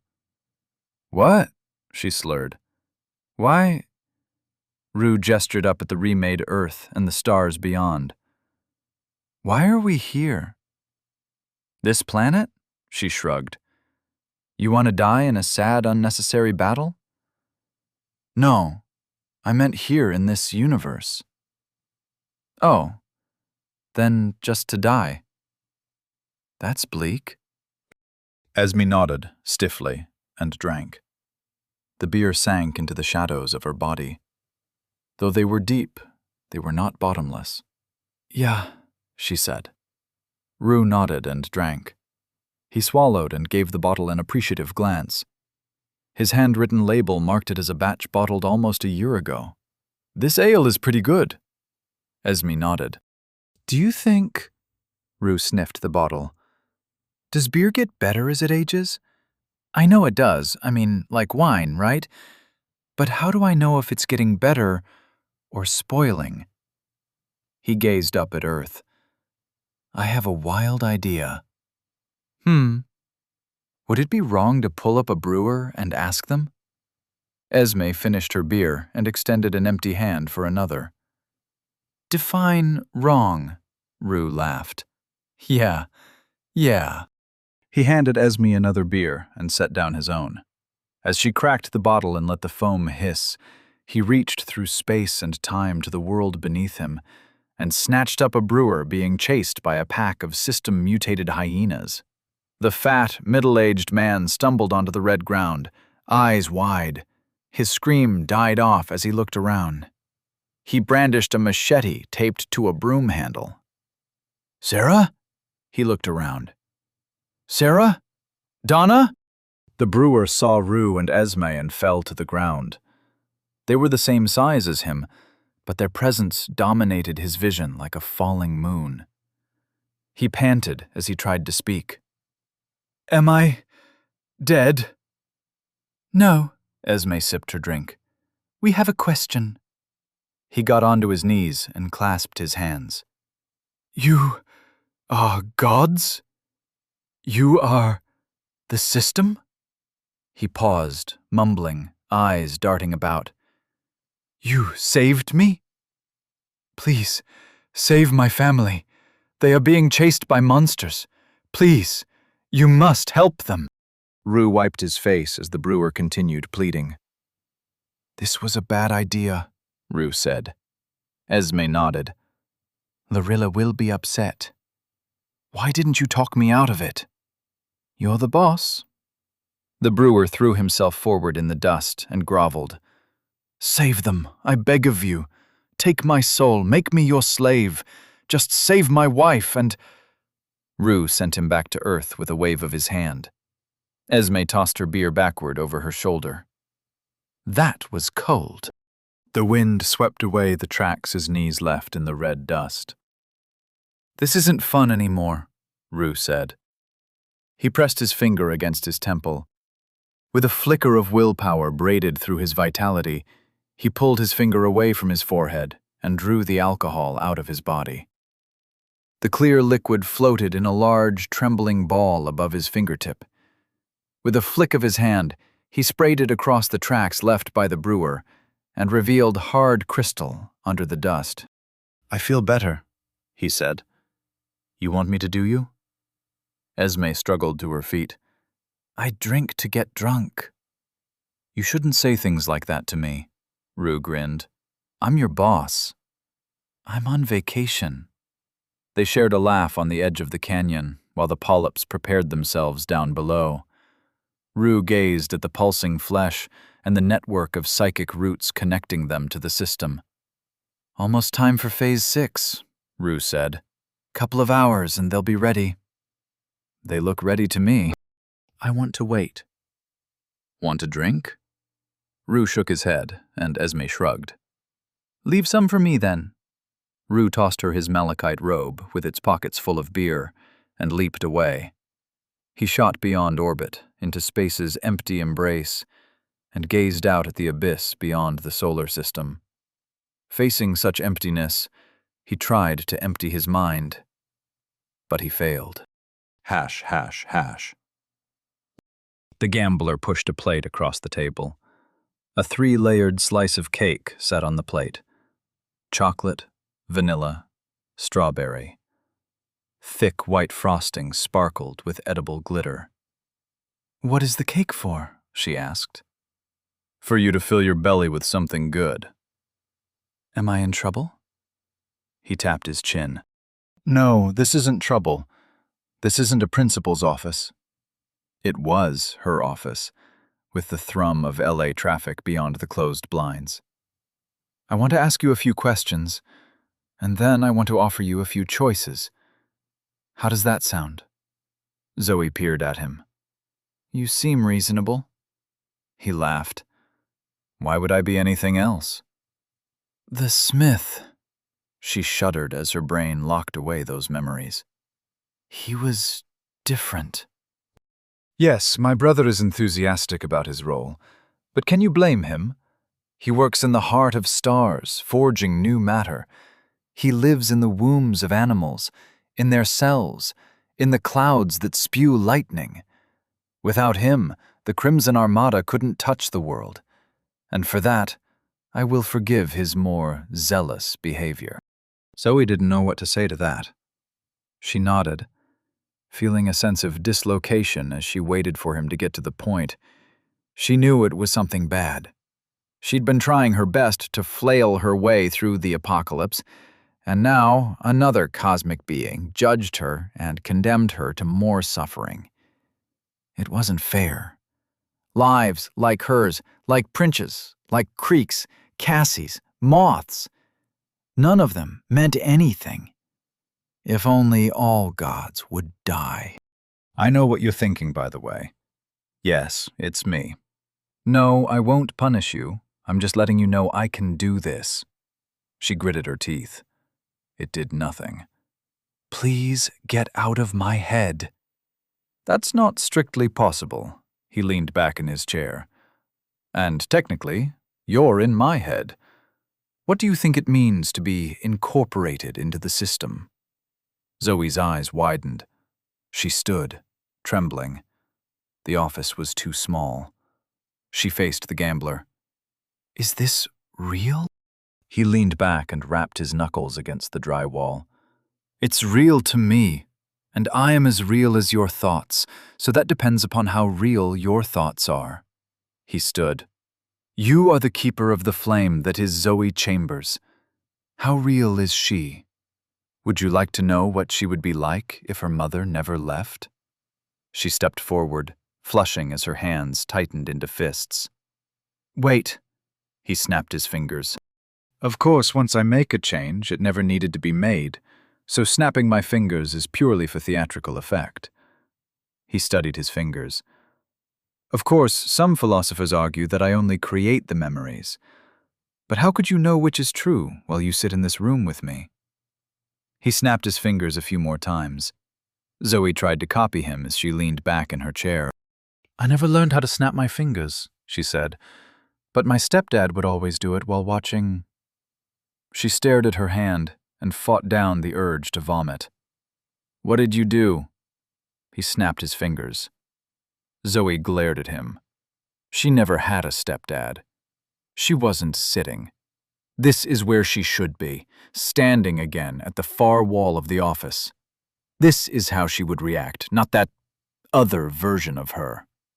She gripped a vase and thought about tossing it. Don't! That's the actual vase from this office. I don't want to ask my brother to replace it. Leave me alone. You Earthlings have a very constrained sense of time. He rolled his eyes. That's wonderful data, but not what we're here for right now. No, we're here for the survey. A binder sat on the desk. He opened it, licked his finger, and turned a page.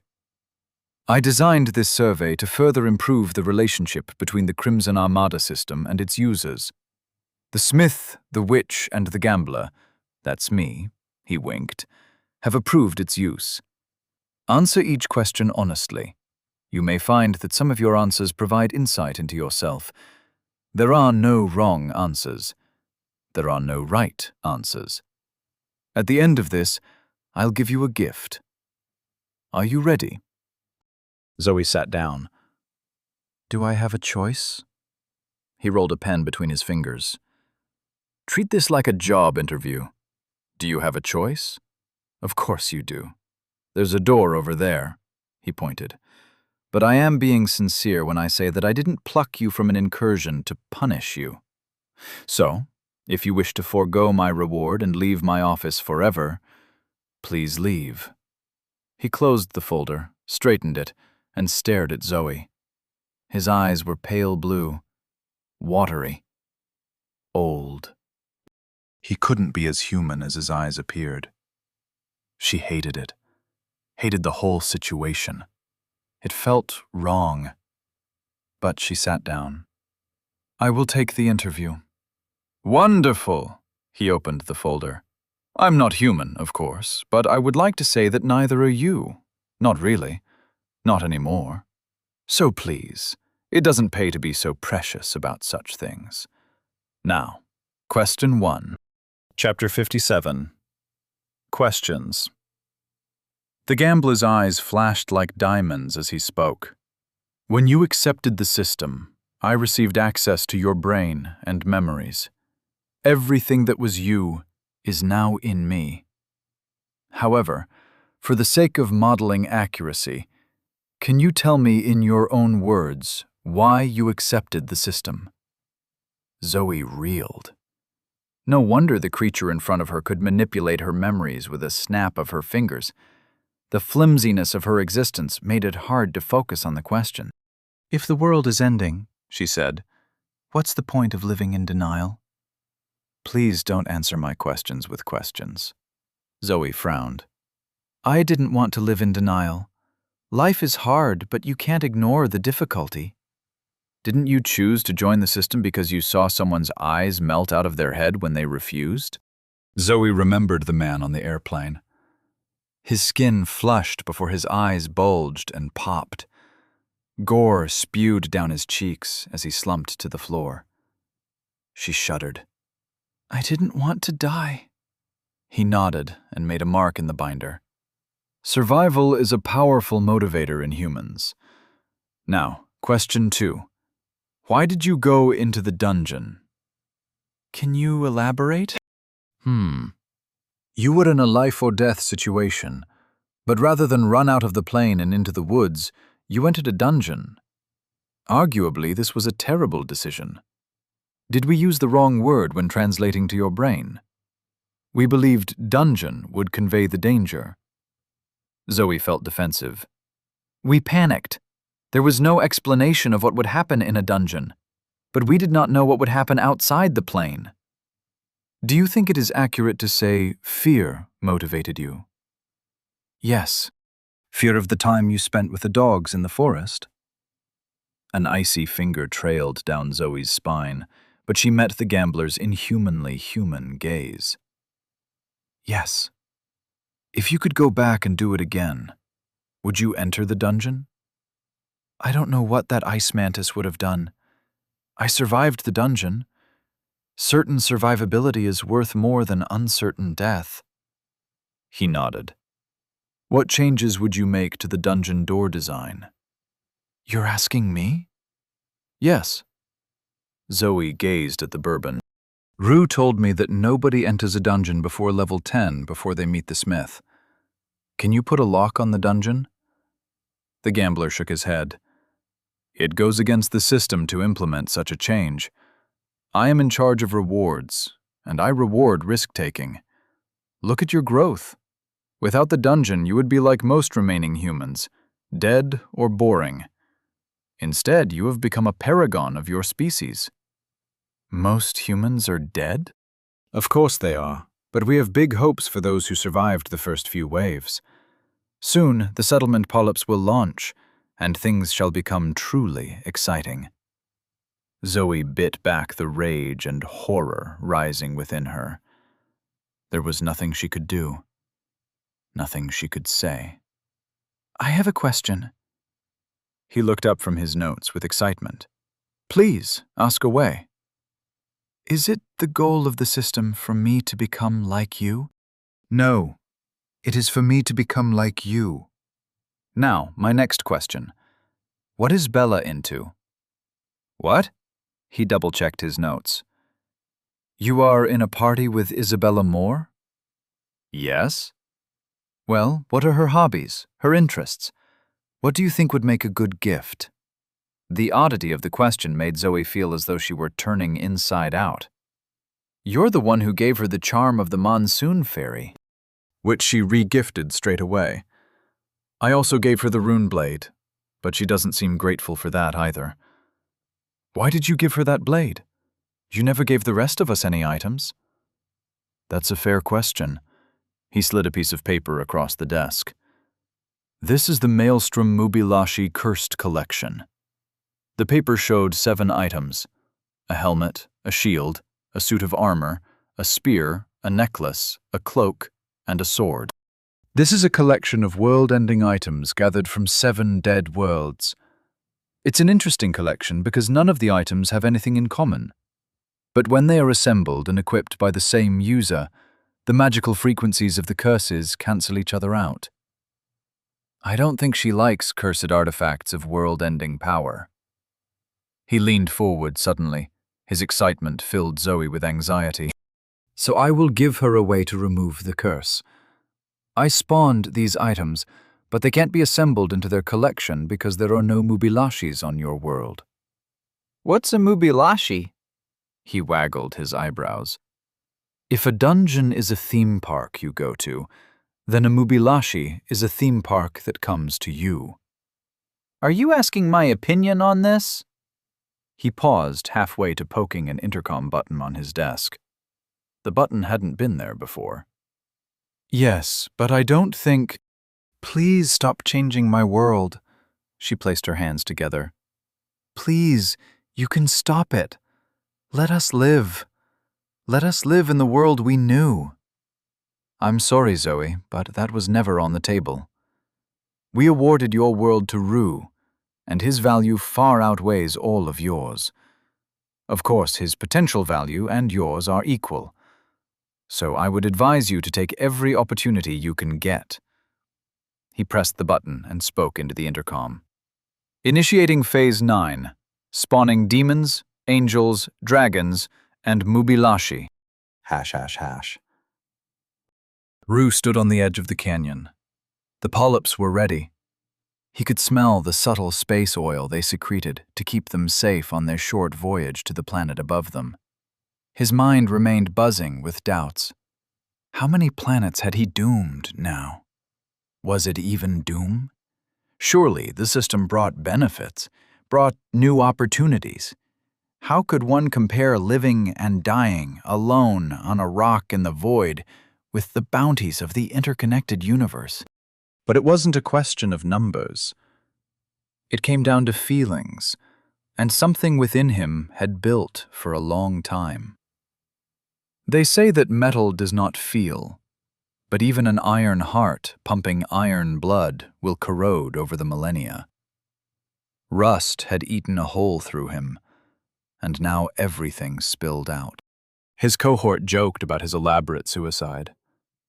At least, Esme did, and she had her problems. Was this anything more than a tantrum? The system didn't seem to think so.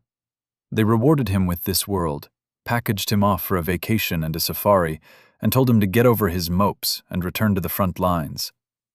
But in a system that grew by domination, the front line only ever grew.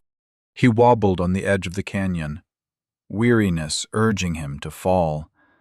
Some last vestige of his mortality, some aspect of his lizard brain, believing that a drop such as this might kill him. It couldn't even harm him. He wanted to abandon it all, leap into space and keep floating. Eventually, hopefully, the cold would sap his skein. He might even float into a star.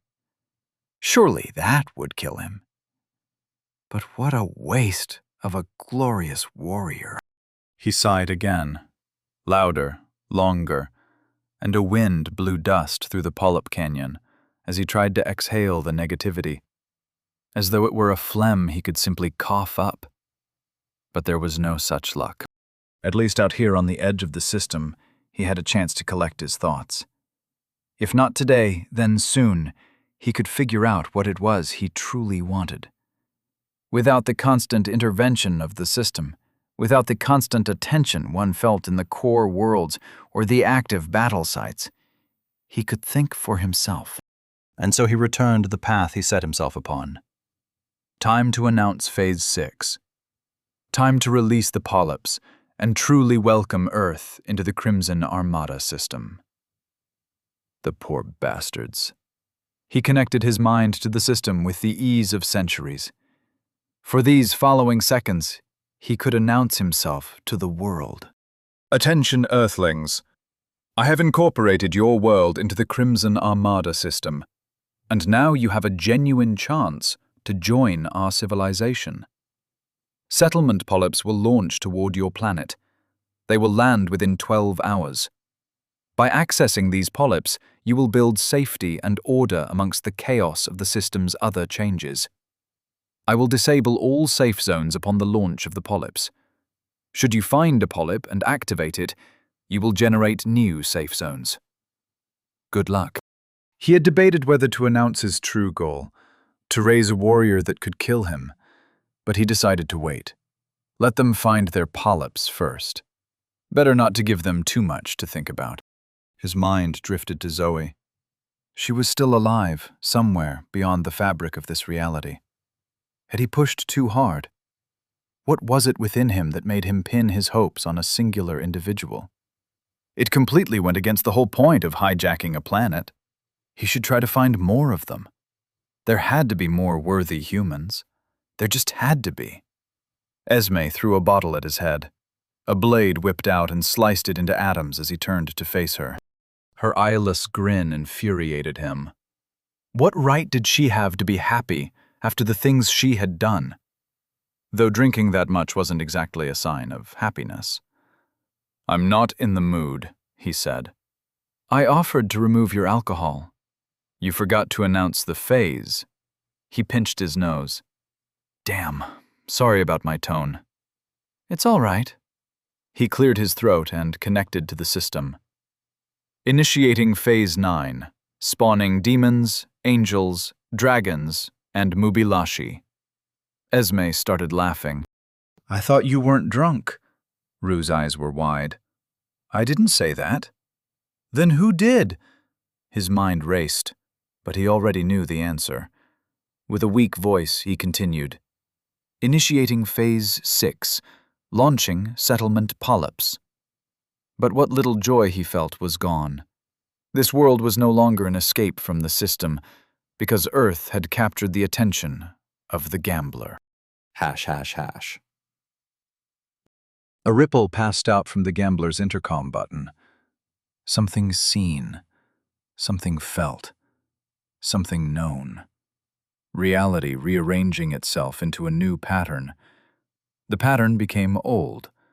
The world had always been this way, and the button disappeared because there was never a reason for it to be pressed.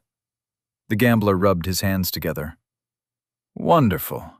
Now I can activate the Maelstrom Mubilashi collection quest. Bella will be so pleased. What is your obsession with her? He tapped his chin. What a wonderful question. I feel as though you and I are finally starting to gel. He interlaced his fingers as he spoke.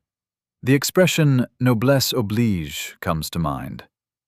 Is she perfect? No. Is she powerful? No. But she strives for humanity in a way that many simply cannot. You think I cannot be human? I didn't say that. You looked at me when you said others can't do what Bella does. Where else would I look, Zoe? We're the only ones in this room. Zoe's heartbeat rose. The chair was uncomfortable. Sweat trickled down her skin. This wasn't the physical brutality of the Smith's forge, but somehow it felt even worse. What about Anton? Who? The gambler laughed. I kid, I jest. Of course, I know who you're talking about. But the universe is not starved of cold, calculated individuals who are ready to run at a moment's notice. Just as your personality type is not special. He mimed fangs with his fingers. Roar, snarl, I want to burn it all down. Then why am I here? You are here because, believe it or not, we don't control everything. A dangerous glint entered his eye, like a spinning coin catching the light. At least, not yet. You have gained enough power that you have become a potential investment. Since investment invariably involves chance, I have deigned it fit to have this meeting. My brother and sister do not believe in the powers of chance, but they are both fools, and I have vetoed their decisions for this meeting. Zoe narrowed her eyes.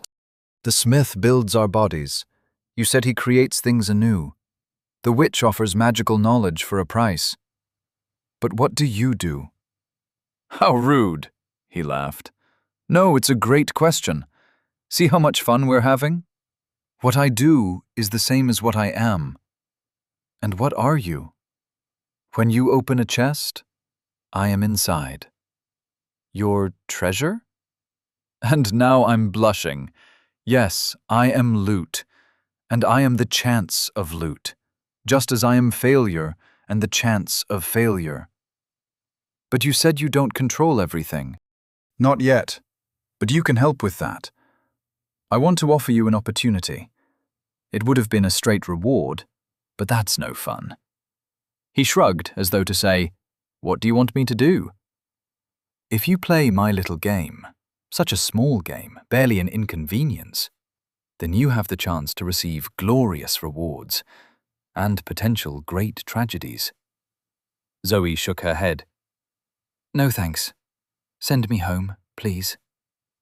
He steepled his fingers. I expected that response.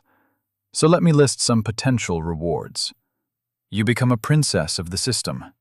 Everyone on Earth gains a level. You'll like this one. He leaned forward and looked her in the eyes. I give you a chance to kill Trinch. Chapter 58. The Magnifying Glass.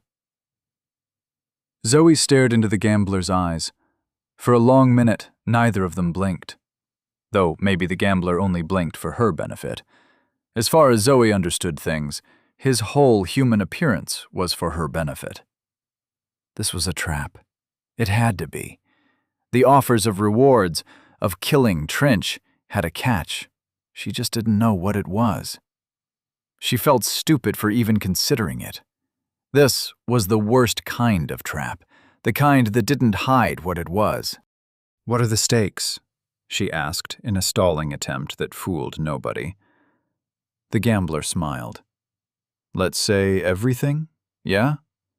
Or more concretely, there will be multiple games and multiple prizes. You will wager your levels, your soul, and the lives of others. In return, I will offer bounties beyond your wildest dreams. Zoe nodded, considering, but they both knew what she was about to say. I'll play. And she knew, deep down, that it was her need to win that made her agree to play. It wasn't her curse. It wasn't her scars of gluttony. No, her system was removed in this enclosed dimension, and so she had to face the knowledge that she would risk the unknown for a chance at revenge. After watching Trinch murder Crick and Princh, after feeling the shock run up her arm as his bone buried itself in their bodies, being used like a tool. She was not a blade. She was a surgeon. A deep, uncomfortable rage bubbled up. But this wasn't news to her. Just more of the same, and she felt her mood sour. Change was difficult, and enlightenment was difficult, but it felt like she had made no progress since the system first rang her head like a bell. The gambler snapped his fingers, and the office went dark. The complete darkness of a room removed from all light. She couldn't breathe, couldn't think, couldn't be. For a single slice of time, and then she was somewhere else. Hash, hash, hash. Bella stood in the doorway to the study with her sword brandished against the invisible assailants coming down the corridor. Heat pulsed from her blade, and the rippling air made the blade squirm. Behind her, in the book-lined confines of the study, Anton pored through the journals of the man who kept this mansion. The journals of Zazatha. Within them lay the clue to the second mirror bell fragment. Even if Zoe fell down the hole, Bella had to believe they could finish the quest. At first, they both read. But when the thin men ripped the door from its hinges, Anton defended them. He fought with fists like the wind, but had no other weapon, and so Bella's rune blade joined the conflict. She couldn't hit the thin men without Anton's guidance. Piercing the veil between dimensions requires a precision that she couldn't guess, so she relied on him to point out the advancing monsters. Her blade packed enough of a punch for both of them, and it turned out his advanced insight let him read faster. His 9 ghostly eyes hung about the room and corridor. 2 feet at 12 o'clock, he said over his shoulder as he opened a new leather-bound book. Thrust and slash. Bella stepped forward. Her blade leaped into position. Powered by intent and the threads of her skein, she stabbed between dimensions. The side table in the hallway rattled. A vase fell and hit the floor and cracked. 3 more coming, Anton said. Slash left, right, up. Bella burned her skein to boost her dexterity and sliced her way down the corridor. Heat peeled and bubbled the wallpaper. Sweat dripped down her neck and plastered her blonde hair to her forehead. It felt like cutting through nothing at all, but she swung as hard as possible, slashed with all her might and coordination. The tension was real. Attention, Earthlings. I have incorporated your world into the Crimson Armada system, and now you have a genuine chance to join our civilization. Settlement polyps will launch toward your planet. They will land within 12 hours. By accessing these polyps, you will build safety and order amongst the chaos of the system's other changes. I will disable all safe zones upon the launch of the polyps. Should you find a polyp and activate it, you will generate new safe zones. Good luck. A chill ran down Bella's spine. So it was aliens. Someone had done this to Earth, trapped her in this situation. Not a random phenomenon, not something accidental. She sighed. This wasn't fair. So many people's lives, the entire world, all destroyed, and not even a reason given. She didn't recognize the voice. Was it Earth's new leader? And what the hell was a settlement polyp? Did you receive that, Anton? Sure did. Don't think it changes much. Bella ran a finger down the blistering hot metal blade. Her skin remained untouched. More thin men would come down the hallway soon. They always came in waves. No, I don't reckon it does. Look out! A chair flung at her from the dark end of the hall. She swung. The halves of furniture clattered upon the wooden floorboards as she backed up to her position in the doorway. First, they threw objects. Then they charged. Initiating Phase 9. Spawning demons, angels, dragons, and Mubilashi. What? The voice was not the usual system voice, but it still sounded familiar. And hadn't the last phase been 5? Initiating Phase 6. Launching settlement polyps. That's concerning, Anton said as he compared 2 pages of similar handwriting. You think it's in our favor or not? Stab at 2 o'clock. Bella stabbed. The unlit chandelier shook as ghostly blood sprayed across it in another dimension. What do you mean? If the system mixes up its phases, then it means that it's not an organized machine. It can make mistakes. But whether that's good or bad... Oh, I think I found it. Bella shook her head. If Earth was being hacked apart because of some mistakes in the cosmic gears, did that make it more tragic? Or less? What did you find? Anton pulled a bookshelf aside. The heavy timber crashed into the floor and sent books and scrolls spilling. He stepped through the billowing cloud of dust and rapped his knuckles against the wall. On the second rap, a hollow echo sounded. He punched through the wall and pulled out a fragment of the mirror bell that looked like a large metal bowl. Found it! Bella hoped the quest would update, but it seemed they needed Zoe for that. Before her disappointment settled in, the mansion groaned. You have triggered a trap.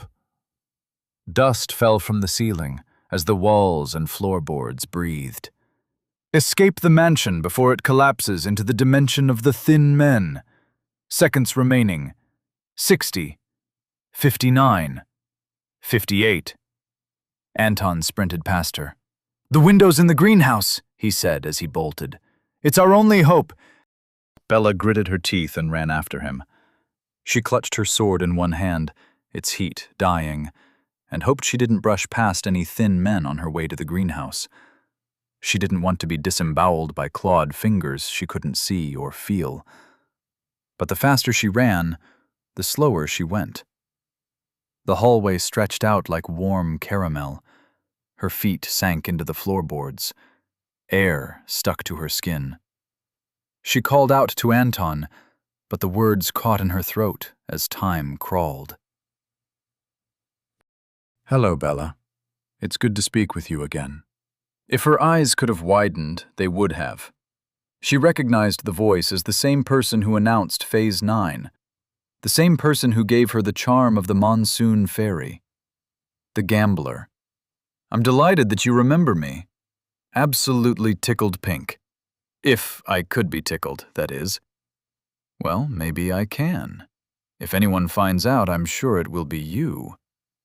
But enough about you and me. Let's get back to you, and you alone. Appears you're in a sticky situation.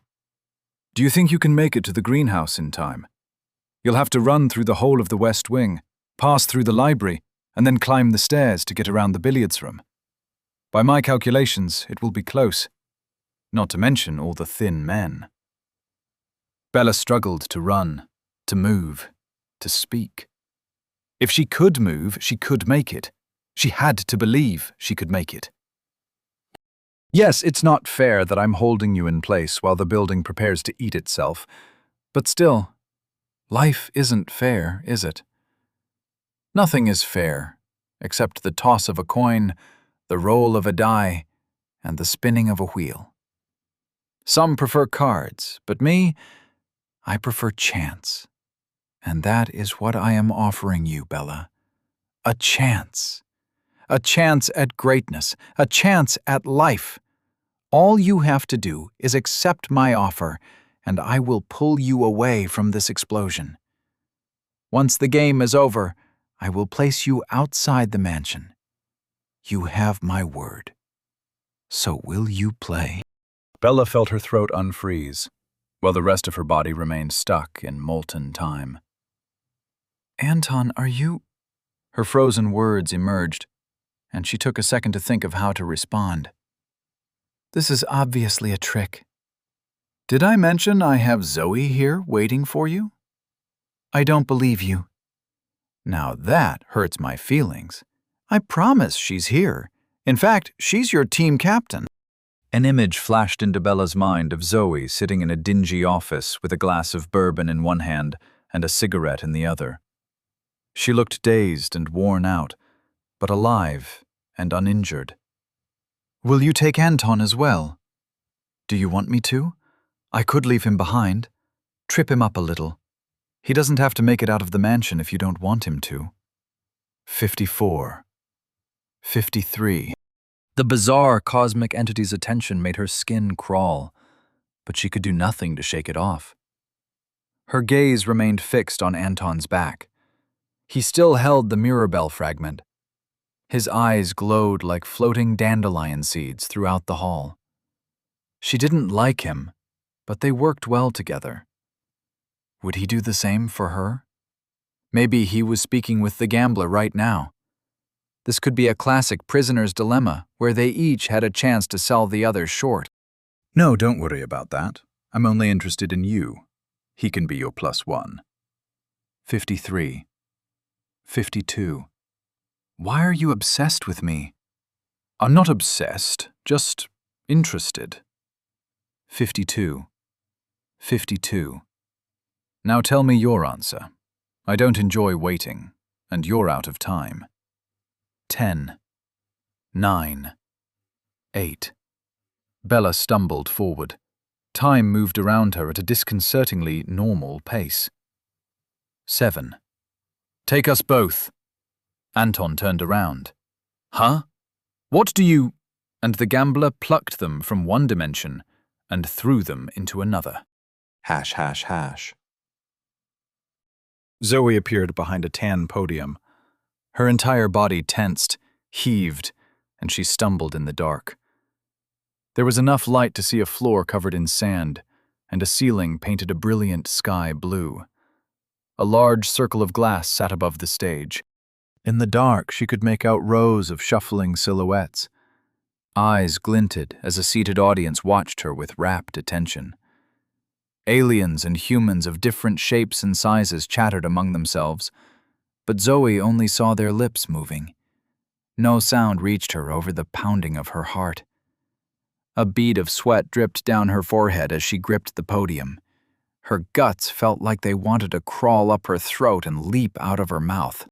A hand gripped her shoulder. She spun, ready to lash out in the first steps of the grasping vine. Mirror flushed her skin as she activated Self Reflects the World. Bella stood behind her. Zoe's technique canceled in surprise. The blonde woman seemed tired and frazzled, but intact. For a moment, they both stared at each other, and then Zoe wrapped her up in a hug. It was so easy to lift her, to spin around, and plant her back down on the ground. They laughed, but there was no sound. Zoe's heartbeat spiked as she realized she was muted, but it did not diminish her joy at seeing Bella again. She wanted to kiss her on both cheeks and tell her about everything that happened. Anton blinked into appearance upside down. He landed hard and awkwardly on the ground and swore. Zoe could tell the words but couldn't hear them. He rose, rubbing his neck, and gave her a nod. She nodded back, and her ears popped. Lights blinked on. The chatter of the audience became a deafening buzz. 2 other podiums appeared, with 3 humans standing behind each one. A deep, syrupy voice roared out over hidden speakers. "Ladies and gentlemen of the system, get ready to meet your favorite host, the Gambler." The audience roared their approval, clapping, stamping feet. The Gambler danced out from behind a khaki curtain and waved. Someone threw flowers at his feet. Several aliens swooned. It was so over the top that Zoe couldn't even tell if it was real or not. But the applause still struck her. The hollering grew painful. Sound throbbed. The sand on the ground bounced and skipped. Blood leaked from Zoe's ears. Her temple pounded, as though her eyes might pop. The Gambler snapped his fingers, and the brutal auditory assault ceased. "Welcome, one and all, to your favorite show, my favorite show, and the greatest opportunity of our contestants' lives. It's the Magnifying Glass." The audience roared again, and blood poured from Zoe's nose and ears. Her eyes leaked tears like miserable Henry as she swayed. Bella and Anton collapsed to the ground. Zoe leaned against the podium, but her sweaty fingers slipped. Darkness pounded into her vision in rhythm to the applause. She fell unconscious before she hit the sand. But the audience only cheered louder. And, egging on their cheers, the Gambler waved and smiled his golden grin. Chapter 59. The Groveling Guillotine. Cold water splashed onto Zoe's face. She looked up at a nervous-looking but familiar young man in a stagehand uniform. He white-knuckled an empty bucket. A single droplet fell from the brim. "Please, are you awake? He said he'll eat me if you don't wake up." Zoe blinked, focused. Why was this man familiar? Something about his nose. "Ronnie McAdams?" He nodded quickly. "They call me Sparkles now. Please, get up, Dr. Chambers. You must get up." She wiped the blood from her upper lip. The cacophony had died, but she still felt woozy. She held out her hand. "Can you help me up?" Ronnie shook his head. "I'm not allowed to touch you." "He said he'd eat you, right?" Zoe sat up. "Who's going to eat you?" "The Gambler. I'm one of his pets." Ronnie picked up another bucket of water and dumped it on the unconscious Anton. In the distance, another stagehand did the same to the other contestants. "I'm lucky. My neighbor came with me to the tutorial, and he ended up—" "That's enough, Sparkles," said the Gambler as he moseyed over and leaned on the tan, grit-covered podium. "My audience is enthusiastic, that's for sure, but that just goes to show what a quality show I run." He offered Zoe a hand, and she let him haul her to her feet. She swayed, unsteady, and leaned against the podium. At the other two podiums, marked 2 and 3 respectively, other people leaned. The three of them were the only humans alert and awake while their companions lay in the sand. The man at podium 2 was bald, with a large beard dyed the color of hot Cheetos. He wrung the water from it with thick-knuckled hands and nodded at Zoe. "Howdy," he drawled. "Who did you piss off?" Zoe shrugged. "Just one of those days." He laughed. "I'm Xavier." He thumbed over his shoulder at the young woman and middle-aged man rising behind him. "This is Stella, my girlfriend, and Trent, my boss. You're American?" "I'm Zoe, and yeah, Los Angeles." "Houston." "That's Bella and Anton. We were on a plane." "You a pilot?" "Plastic surgeon." Xavier whistled. "Congrats on making it this far." "And you?" They eyed each other for a moment, a sense of mutual appreciation passing between them, before a short, matronly woman shook her head over at podium 3. Water dripped from her gray hair. She eyed Xavier and Zoe. "My name is Yvonne Berg." Her accent was faintly Nordic. "I was a cruise ship captain." She gestured to the two people rising behind her, an old couple, perhaps husband and wife. "This is Mark and Leela Rosenthorn. We are the only survivors of the allure of the seas." Her voice trembled, and she gazed out at the hungry eyes of the audience. "We are in hell." Actually, the gambler strode into the middle of the stage as the final contestants wobbled to their feet. "Your idea of hell does not exist. Your god was not powerful enough to create pocket realms, though he could certainly lie about them." Zoe blinked. "Our God was real? Did that mean the system killed God?" The gambler laughed, as though he could read the question in her mind, which, Zoe realized, he could. Yes, I can. But let's speak aloud for the sake of the audience." Zoe Chambers with an excellently pointed question. Exactly the behavior we expect from someone with the burden of being interesting resting on their shoulders. "I would answer your question, but that would spoil round 4, and I've already said too much." He winked at the audience, who rolled in their seats with laughter. "Let me ask you, Zoe, how have you dealt with the quest Rue gave you?" Yvonne gave her a sharp look at the question. Xavier mouthed the word Rue under his breath, but he looked like he knew at least something of the beings who now ruled Earth. But how was Zoe supposed to answer a question like that? "I'm not sure I can put it into words." "Please, try," the gambler grinned gold.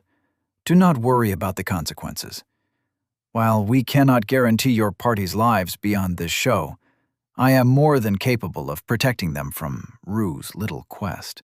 Bella leaned close to Zoe's ear. "What is he talking about?" A hidden microphone picked up her words and played them out for all to hear. Bella stepped back, blushing, but Zoe turned to her. "It's been hard," she said. "The hardest part was keeping the secret. Because I picked Metal, the alien god who took over our world, Rue decided I was interesting. He gave me a quest to reach level 20 within a week, or you would die." She gestured to Anton. "Both of you. Joel and Cassie as well, but I guess that doesn't matter."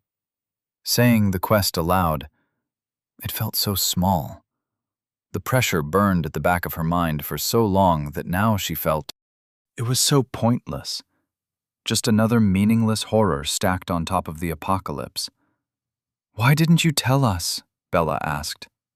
"If I did, you would have died. It was the consequences of the quest." Anton rolled his eyes. "She would have if she could. Is Zoe a bull in a china shop? Yes. Is she two-faced? No." "It's good to see you too, Anton." He gave her a mocking salute. "Boss?" Zoe opened her arms to give him a hug when the gambler snapped his fingers. Nothing happened, but she flinched and froze out of instinct. Well, we've all woken up and said hello. The lights are on, the cameras are rolling, and it is time to play. Who's ready for round one? The audience screamed, and the horror began. ###. The three teams of humans stood behind their podiums like children cowering behind mothers. There was a fear that passed beyond the flesh and blood and into the ontological. Do people fear the dark because it holds tigers? Or is it the dark that grows claws and snatches friends away? Do not ask the soul, because it does not know. And this deep, rankling fear settled upon the nine as they faced the gambler's golden smile. Why did he choose to appear like that? Why did he pluck them from their life or death struggles only to put them in another? The show, the game, the thrill of chance. He strutted before his audience. Who knew if the crowd in the stands was real or just another conjuration of the cosmic trickster? And he crowed and cajoled. The nine stood with their hearts pounding as round one rolled over their fates like a steamroller over an egg. ###. A desk stood at the far end of the stage. It was an elegant, retro-futuristic thing of pearl and gold, shaped like a swooping piano. The gambler placed his boots atop the surface. They were albino snakeskin with gilded spurs. He tapped his toes, and sand fell from the soles. Now, round one. The first round. The alpha. The beginning. Some say the Big Bang was merely the ringing of a bell before the universe tore itself apart in a grand battle royale. But how demented, how disturbed, how vain and insecure to think that conflict is the root of all the madness in our lives. No, I put to you that fun is the key and the lock. All we want is fun, and what is more fun than uncertainty? Well, some might say certainty is more fun, but those people will encounter the actual hell I have spent countless millennia perfecting. He tittered, and the audience laughed like parrots. I get away from myself. For a second his body ballooned out, clothes tearing, gaping holes in his skin lined with fangs and eyes in the dark maws. But he snapped his fingers, and all was as it was. But, getting back to the point at hand, round one is about uncertainty. Round one is, in honor of Zoe Chambers, the first person on earth to receive an invitation to the Mountain of Faith, a game of salvation. Are you ready for the groveling guillotine? Applause washed over Zoe like a coliseum's worth of rage and love. She felt sick, but forced herself to listen closely as the gambler explained the rules. Listen up, contestants, because I won't explain this twice. He smiled as the humans leaned forward. Weak people hate to die even more than strong people. Unfortunately, the weak cannot save themselves. That is where beings such as us come in. On the screens before you, he snapped his fingers, and a screen appeared in front of each podium. You will see a group of survivors lost in your world. They are barely hanging on, and each of them has only a 25% chance of surviving the day. On Zoe's screen, she saw a group of pudgy, middle-aged suburbanites clinging to each other in the dark confines of a treehouse. The branches shook, and she could see one woman whimpering, but no sound came through. One of them had a bloodily bandaged stump where his foot should have been. Vitality should heal all injuries, so that was a recent wound, or his level was woefully low. Though Zoe wasn't in a position to judge that. No. Zoe flinched as the gambler invaded her thoughts. You are strong. The strong are the only ones who can judge. Never forget that, Zoe Chambers. Now, stop being introspective and start being extroverted. The only thing worse than a hungry audience is a restless audience. Now, said the gambler, I have muted the sound because, really, who wants to hear the weak pray to a god who failed them? Nobody. But we can still help by giving them a god who listens. Contestants, here is the game. These survivors are praying to live, but what they don't know is that a Mubilashi is about to spawn in their very location and rend them limb from limb. They will receive a warning and a countdown, but will that be enough time for them to escape the coming horror? He raised a cupped hand to his ear. Who knows? The audience bellowed. Let's find out. That's right, contestants. We will give you a puzzle to solve within a time limit. The faster you solve the problem, the more time the survivors on your screen will have to escape their coming doom. He snapped his fingers, and a gilded box appeared on each of the podiums. It was the size of a soccer ball, six-sided, with intricate carvings and patterns that defied all senses of logic. Dried blood marked the edges of the grooves. Don't touch the boxes just yet, the gambler laughed. First, we need to know the prizes, so let's go over to the loveliest lady luck you'll ever lay your eyes on. Me! Zoe felt her eyes yanked from one side of the stage to the other. Her neck clicked with the force. If she was a mundane human, it would have snapped her neck. She saw the old woman with Ivan wince with pain. The far side of the stage lit up, though it was more accurate to say it suddenly came into being. There, in front of a long table, stood a female gambler. She wore a shining gold and white bikini, a matching cowboy hat, and spurred heels.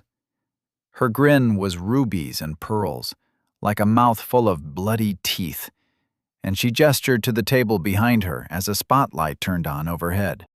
Out first prize. Her voice was atrociously seductive. Is a unique title.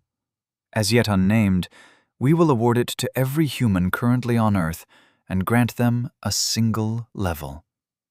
You all know how much one level can change things, she winked. And what's more, we will name the title after the winning team. So everyone you encounter will have you to thank for the level that may very well have saved their lives. The gambler gave polite applause. Wonderful! I'm sure everyone wants that prize. Let's see how badly they want it. Your time starts now, 3 minutes before we announce death and doom to the survivors under your care. 3 o'clock. 2:59. Zoe grabbed the box.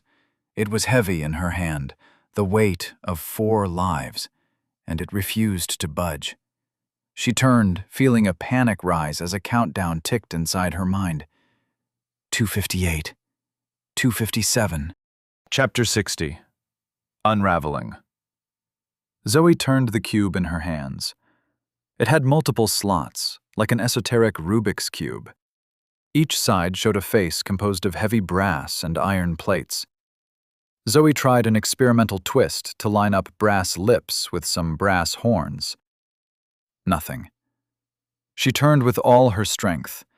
Her shoulders burned as the edges of the cube cut into her fingers.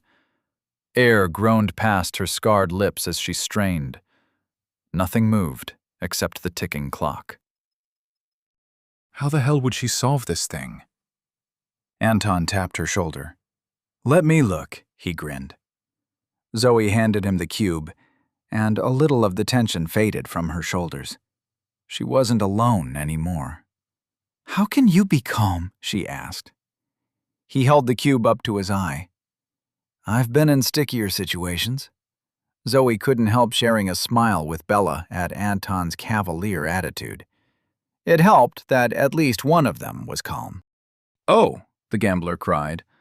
I almost forgot to reactivate your skein. He raised his finger as though to snap them, but paused. Should I do it? What do you think, audience? The audience dissolved into warring choruses of cheers and boos. Anton rolled his eyes.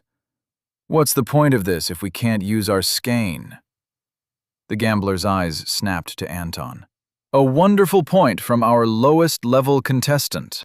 He snapped his fingers, and Zoe let out a sigh of relief as her skein flowed through her body. It felt as though training weights had evaporated, which was curious, as she was now once more aware of the chain wrapped around her neck. The gambler spread his hands and turned to address them all. "This is all about Skane, isn't it? Anton is full of such wonderful insights. He's one of the few people to figure out how to change his name for his user status. Just Anton, and nothing else, isn't that right? Of course, I know your last name," he leered at Anton. "Should I share your secret shame with the others?" Pearlescent orbs floated away from Anton's eyes as he shrugged. "Do your worst." The gambler cackled. "I love big balls." He wiped away a tear. "You could even say I'm in the big ball business. Let's detract 15 seconds from Team 1 for insolence." Zoe's heart skipped a beat as her clock dropped. 2:30. Stella, Trent's red-headed girlfriend, cast Zoe a sympathetic look, but nobody else spared her team any attention as they crowded around their respective cubes. Zoe didn't know what was on the other screens, but she imagined it was more of the same. Desperate people, begging for help. How many like them must exist on the planet, crying out for salvation that would not come? How many had already perished under the gambler's watchful eye? Bella squeezed her hand. Zoe met the blonde, tattooed woman's eyes. "I knew you'd make it out of the hole," she said. "I don't know if this counts. Is this where you fell?"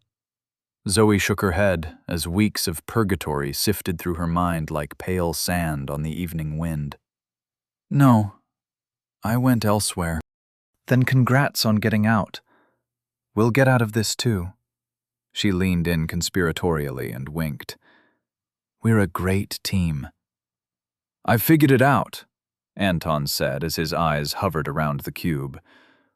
"There's a mechanism on the inside, but they made the gears from ghosts?"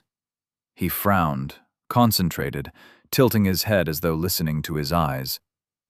"We need to activate it with blood, but we need Skane to turn the mechanism." "What do you mean?" Zoe asked.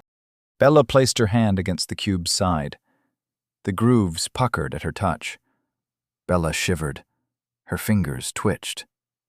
"It's like my rune blade," she said. "It wants to connect to us, but it's so hungry." She drew her hand away. "It would drain our Skane dry." Zoe nodded at the other groups as they turned their puzzle cubes. "They've found a way." "We can't assume their cube is the same as ours," Anton said. Zoe brushed her fingers. She felt it now that the others had pointed it out. A slight suction, as though she held a box filled with a deep, dark hole. She pushed her skein, and it brushed against the hole, circled, and fell. A barb shot out from one of the staring eyes on the side of the cube. It stung Zoe's palm and retracted, pulling a long thread of bloodied skein along. The grooves bubbled and burbled as blood lubed the tracks. Zoe grimaced at the sensation, like pulling on a loose thread if she was the shirt. She pulled her hand away, but the skein still flowed. A shimmering, every-hued thread twisted through the air as it vanished into the hungry cube. Skein 150/177. It reminded her of the fight in the dark with Ghoul. Every instinct told her to sever the connection, but she eyed the clock and decided. "I'm feeding the mechanism," she said. "You two turn it." Anton's eyes bounced with approval. "Bella," he said, "please, turn the cube so that the hollow eyes match the hollow mouth." Bella gripped it, her fingers finding holds and grooves that Zoe hadn't noticed, and turned the cube. The pieces slid easily, though they scraped like steel against steel. Sparks flew out from the grooves and hollows. A face clicked into place, and a small, surprised hole of a mouth became a smile, with a horrendous groan of twisting metal. The pulling on Zoe's skein doubled. She leaned against the podium and focused on maintaining her connection to the box. Her willpower flexed, strained as her skein slipped through the fingers of her mind like a burning rope. She was losing skein twice as fast, but from the looks of concentration on Bella and Anton, she could tell they were just as intent as her. She gritted her teeth and bared her share of the load. If she had leveled up properly, she would have far more skein. But Trinch's lockdown meant she only incorporated the 2 fragments. So, she was level 25, but only had the skein of someone at level 15. The gambler must have placed a restraint upon her hunger because she knew 10 levels worth of emptiness inside her would be enough to devour this stage. Whenever she returned to regular reality, this was going to be a problem. Her skein slipped, and she shook her head. She had to focus on the moment. Anton whispered instructions to Bella, and she turned. The movements came faster. The cube clicked, whirred, and scraped as the faces snapped into place. "Done!" Yvonne cried out as her cube flashed with the dull white of faith essence. "We're done!" The gambler danced a rug-cutting jig. "A stellar performance by team number 3. Can the others catch up? Can they even finish it all? Time will tick, and time will tell." Zoe ignored the cheers of Team 3 and the corresponding cries of the audience. She focused on her skein, keeping it steady as it fed into the whirring mechanism. Another face clicked into resolution. The strain on her skein increased. 145. Skein 50 over 177. Sweat dripped down Anton's brows. "Turn, turn, stop, the gears flipped, turn back the other way. Yes, yes!" Another face clicked into being, and a long, leaf-tipped tongue lolled out of the rusty iron lips. The strain on Zoe's skein increased, and she felt something, a thinning, like her soul was being stretched out into a scream. Zoe wasn't panicking. There was no space in her mind for panicking. Only the task at hand. Only the unspooling thread. Only purpose. Only purpose. The last face clicked into place. "Yes!" Anton punched the air before his poker face returned. "We're done." As expected of the wonderful Team 1, the gambler somersaulted before leaping into the air. Only Team 2 remains, but can they crack the cube before it cracks them? Zoe's thread of skein stopped. She felt, vaguely, almost not at all, a click at the furthest edge of her consciousness, and then, 1-1. She stumbled as her skein zipped back into her body, but Anton caught and steadied her. His eyes floated around her. "How high is your skein?" he asked, as his eyes floated around her. "That would have killed the 2 of us." Zoe couldn't help but grin at the faint, childlike jealousy in Anton's voice. So he wasn't above such things just yet. "It's high," she said, "but I have 10 levels worth of incorporation waiting in the wings. If I can find the right element, it will be higher still." He shook his head. "I can't wait to buy you that drink. Sounds like you have several stories to share." The cube pulsed with milky light as Bella placed it on the podium. Each cruel face leaked the wispy glow, and the metal twitched as though keeping the expressions still was a chore. Bella wiped her bloody hands on her torn shorts. She seemed more exhausted than when Zoe last saw her, but the cheerful grin remained. "Do you think that will be enough time?" Zoe eyed their team's clock. "I hope so," she said. "How can you 2 be so cheerful? Lives depend on us." "I disagree," said Anton. "Haven't you ever been in a hostage situation? It's all an act. Without us, the fatties in that treehouse will die. So we can only improve their situation, not make it worse. Which is why we have to try our hardest," Bella frowned at Anton. "Which we did." "Don't worry, Zoe," she winked. "Boss, we'll save them all." "Not all," Anton said as he pointed at Team 2. They're crumbling. Zoe looked where he was pointing, and her heart sank. The clock read just under a minute, but that didn't matter at all. Team 2 had 2 phases completed, but Stella had been the one to feed the cube, and she was out of skein. Zoe looked away.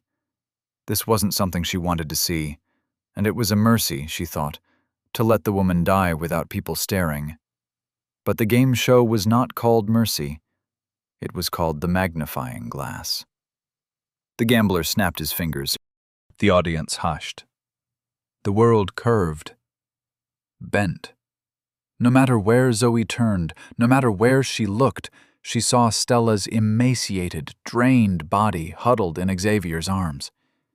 She closed her eyes, but reality bubbled, and the distance between her eyelids, that atom-thin crack between folds of skin, became a mile high. Stella couldn't breathe, couldn't scream, couldn't sob. She couldn't do anything. Her skein emptied, and the thread kept pulling.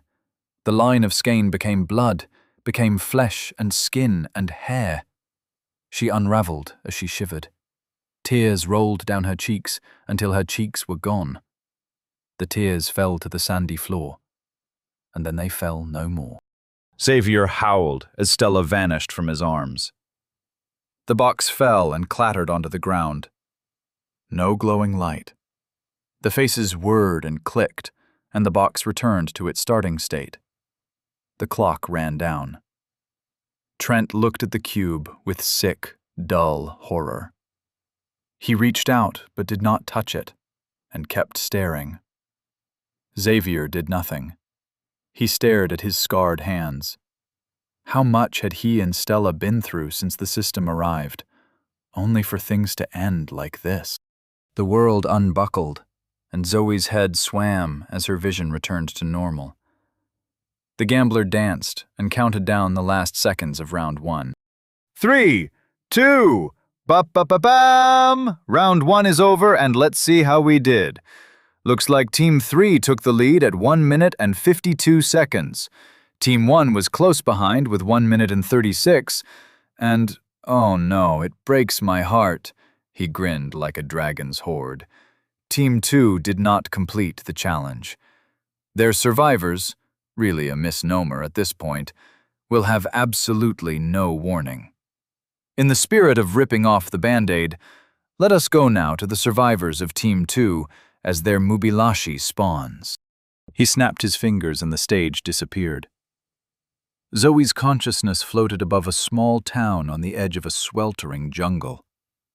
She had no body, only sight, but she felt others brush against her consciousness like the fluttering of moths. Moth. Her heartache continued as she spiraled down on the tracks of the gambler's control. He brought them to a car park in the center of the town. Bugs screeched against the humidity, but no lights shone in the buildings. No people on the streets. A dead town. Zoe kept moving. A rusted, yellow school bus sat in a parking lot. No, please, no. 4 children sat huddled in the center aisle of the school bus. The youngest seemed about 6. The oldest couldn't have been over 14. They had their hands together, crouched in a circle, lips moving in silent prayer. Above them, in the sky that Zoe floated through, a spiral emerged. A pattern imprinted upon the clouds and the stars, and the black night hot and sticky as molten tar. The pattern tightened, something like words emerging. And then the fabric of reality split into 1,000 holes, as though someone took a grater to the world. From these holes, eyes blinked and swiveled with palpable ecstasy. 1,000 eyes in the sky, the trees, the hot pavement, and on the peeling bus. The children saw the eyes, and for a moment, a horribly comic moment, they gazed at the Mubilashi, and the Mubilashi gazed at them. Though her body was a ghost, Zoe's heart raced. She couldn't watch this, couldn't witness this slaughter. But then the children screamed, and the Mubilashi attacked. Chapter 61. The Mubilashi. The Mubilashi seethed and bubbled up through the tears in reality. Eyes gave way to mouths. Fangs slid from cracks in the world, stretching and splitting, dividing like ivory kaleidoscopes into grasping hands of bone. White-clawed fingers twitched as they prepared to rend the children limb from limb. "Wait!" Zoe's voice surprised her. But what surprised her more was the weight of attention that turned to her as the world froze. "Yes?" whispered the gambler in a wind blowing through the trees. The Mubilashi twitched. The world stuttered. "Best hurry, Zoe Chambers. Time waits for no woman. Not for long, at least." "Give them 30 seconds to run," Zoe said. "Take it from the time we saved up after round 1. "That wasn't part of the rules." The gambler's voice circled her. "But you have the Questbreaker title, and wouldn't I be remiss for ignoring the title I handed out? But I am the gambler. I have a reputation to uphold." His voice lost all playfulness. "You may grant them half your time, 48 seconds, which will give your other survivors the same. What do you say?" Zoe would not haggle over the lives of children. "Do it." "Very well. Half your time goes to the wee children. Let's see how they do."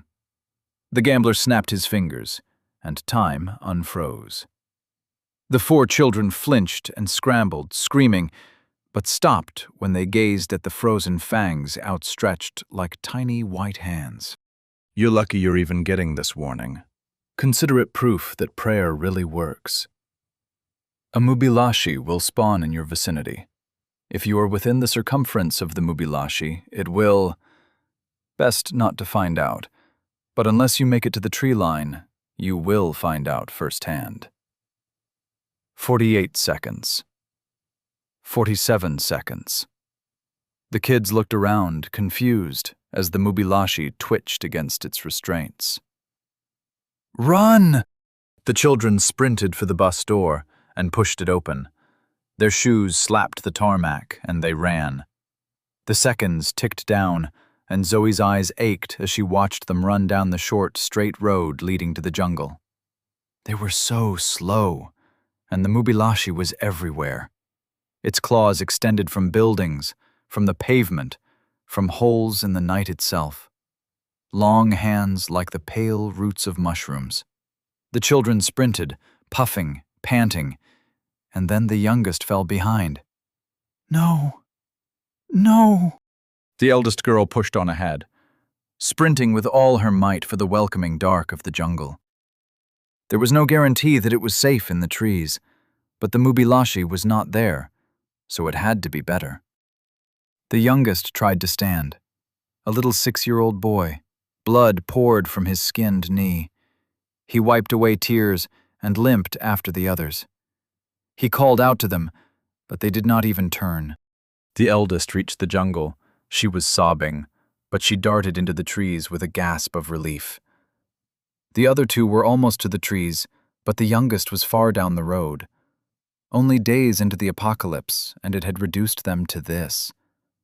Zoe wanted to turn away, but she didn't.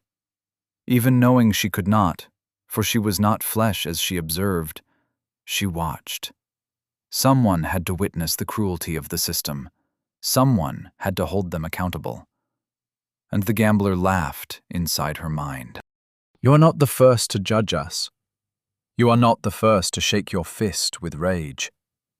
His laughter grew in pitch, like the shrieking of a kettle. "The Crimson Armada sails an ocean of shaking fists. We will conquer the infinite. Join us. Defy us. The result will be the same." The timer hit 0, and the Mubilashi sprung free. Pale hands crisscrossed the town like a spider's web. They pounced on the youngest child first and dragged him back from the tree line. The other 2 reached the trees, their hands over their ears as they ran into the jungle. The youngest struggled. No longer screaming, he kicked at the hands, flailed, wriggled free from an ivory grip, and stood. limped a pace before the hands pushed him down, rolled him over the tarmac, and dragged him back toward the bus. Slower this time, waiting for him to struggle free again. Zoe wanted to give up more time, but that would mean dooming the other survivors. The Mubilashi flung him into the air like a killer whale playing with a seal. We give half our time, Yvonne's voice called out. The world froze, and Zoe's mind spun. She hadn't realized everyone heard her earlier, but it gave her hope. Maybe they could work together. They could all win. The child hung red-faced and screaming 20 feet above the tarmac road. White, bony hands reached for him from holes in the world. Eyes slit the hard white exterior. They glared up at her. The witch promised us a world, gambler. Let us play. Oh, hush! A sound like a dripping tap. Soft, insistent, as the mind of the gambler tapped a mental finger against a mental chin. Zoe could almost feel him pacing. I feel caught in a trap. His voice shrank as he moved further away. If I grant one person the ability to give time, then to refuse another's offer would be cheating of the highest order. His voice grew. And I borrowed these Mubilashi from my dearest mother, and you don't want to see her mad. Zoe stared down at the scrunched-up face of the child. Wasn't he all of them right now, trapped in a situation beyond control? The gambler snapped his fingers. I shall take half your time, he announced. It's not against the rules, so why should I forbid it? No reason. The world unfroze, and the child fell. He landed poorly on his ankle and wailed as it snapped. Due to the grace of people you shall never... Actually, credit where credit is due. 2 women saved you, Zoe Chambers and Yvonne Berg. They gave you the time to escape this abomination of a failed god. Run, little broken child. Run for the trees. Find purpose in your life until the end of your days, for God deemed you unworthy, but humans rescued you. 56 seconds. 55 seconds. The child dragged himself down the road. He crawled under the Mubilashi's outstretched hands. The ivory fingers twitched. They fought against their restraints. Snatching air, clawing concrete into thin, sobbing gashes. But they didn't touch the boy. The child left a trail of blood. He was 100 feet from the tree line, going slower. Would he make it? The older children emerged from the trees, running. Tears streaked their faces. The eldest led the charge to the youngest, and she lifted him from the ground. With enhanced might, she secured him on her back and ran for the trees. 20 seconds. Red in the face, she puffed as the youngest sobbed into her hair. His hands wrapped around her neck. The other 2 ran alongside, calling encouragement. 18 seconds. All 4 of the children entered the tree line. The world blinked, and the contestants stood once more on the stage. Hash, hash, hash.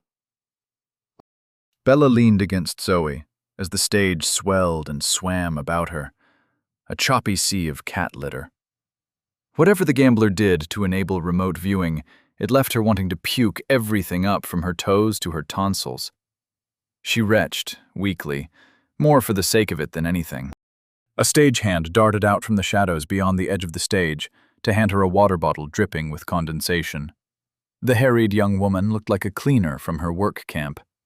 But before Bella could ask questions, the gambler interrupted with some polite applause. A touching moment that speaks not just of the love present on this planet amongst its surviving populace, but of the love within all of us. He faced the audience with his hands over his heart. I love you, every one of you, and you too, my beautiful contestants. Truly, I am a changed man after the soul and sacrifice you have shown here today. Now, let us move on with round 1. He faced Bella.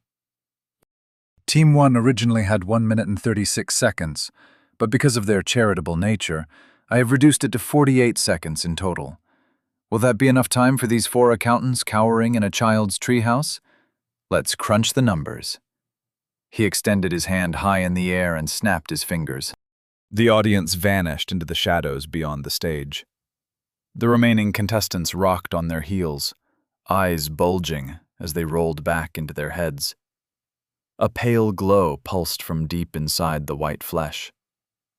Except for Bella. She reached out to Zoe, but the other woman felt like a statue. What did the gambler do to them? And why was she unaffected? The gambler leaned against her podium. "What did you think of my pun?" She frowned. "What?"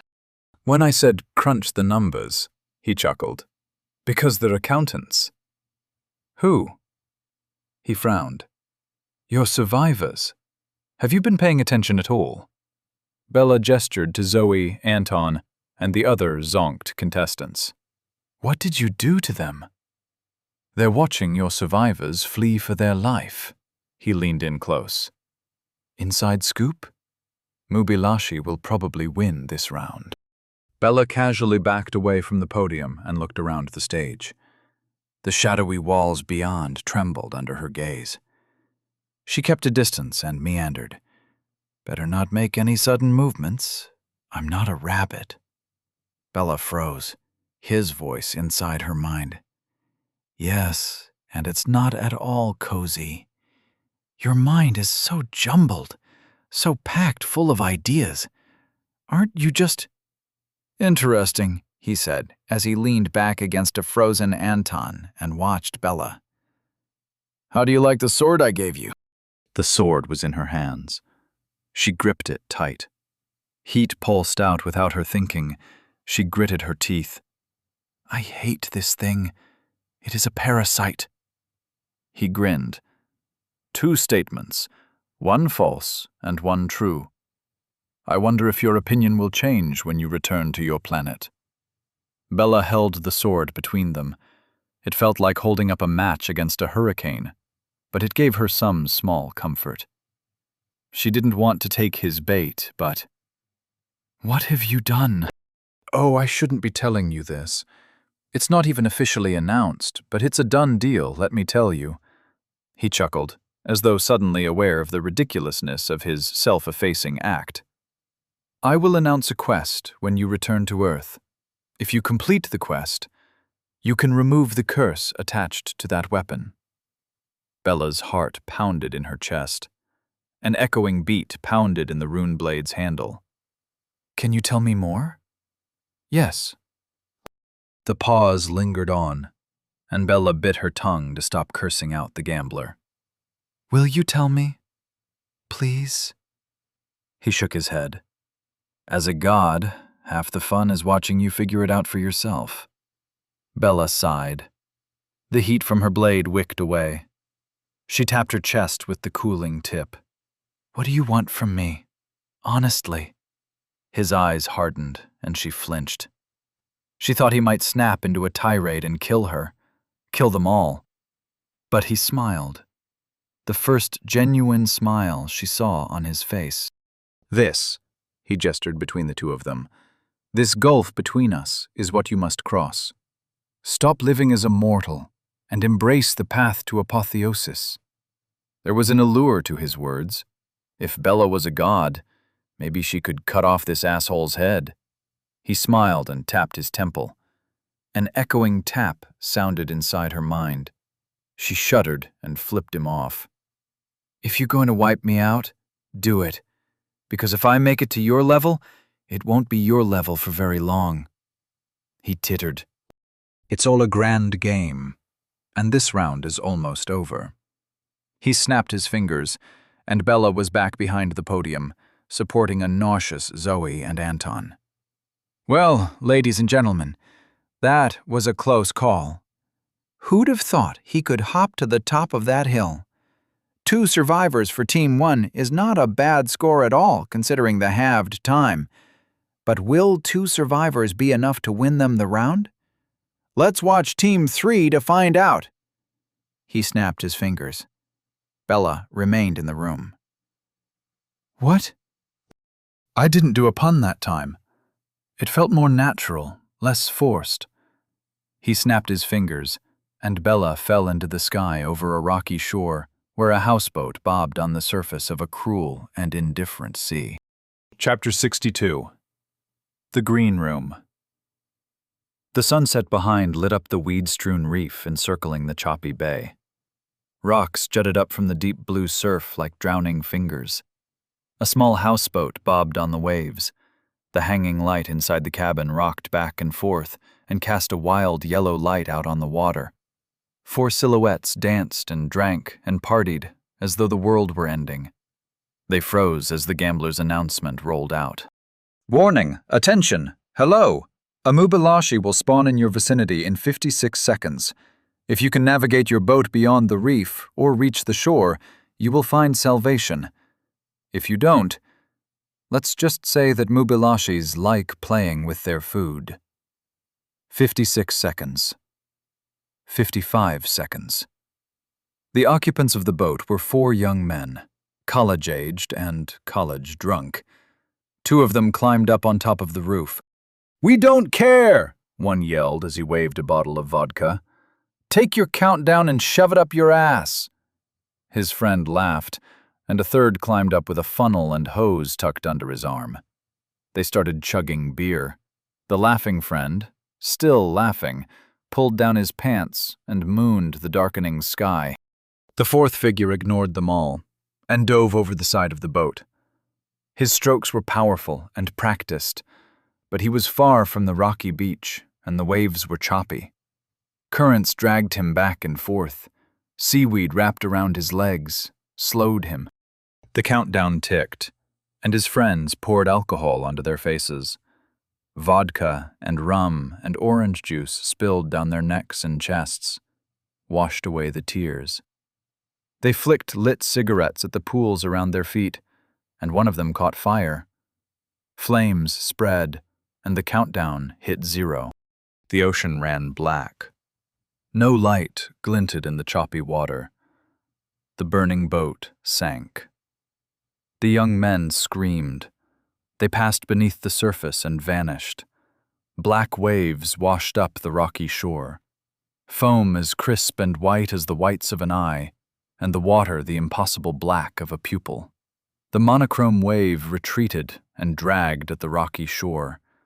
The water left the once smooth stones with deep scratches, as 1,000 hooked claws rejoined the somber ocean. Hash, hash, hash.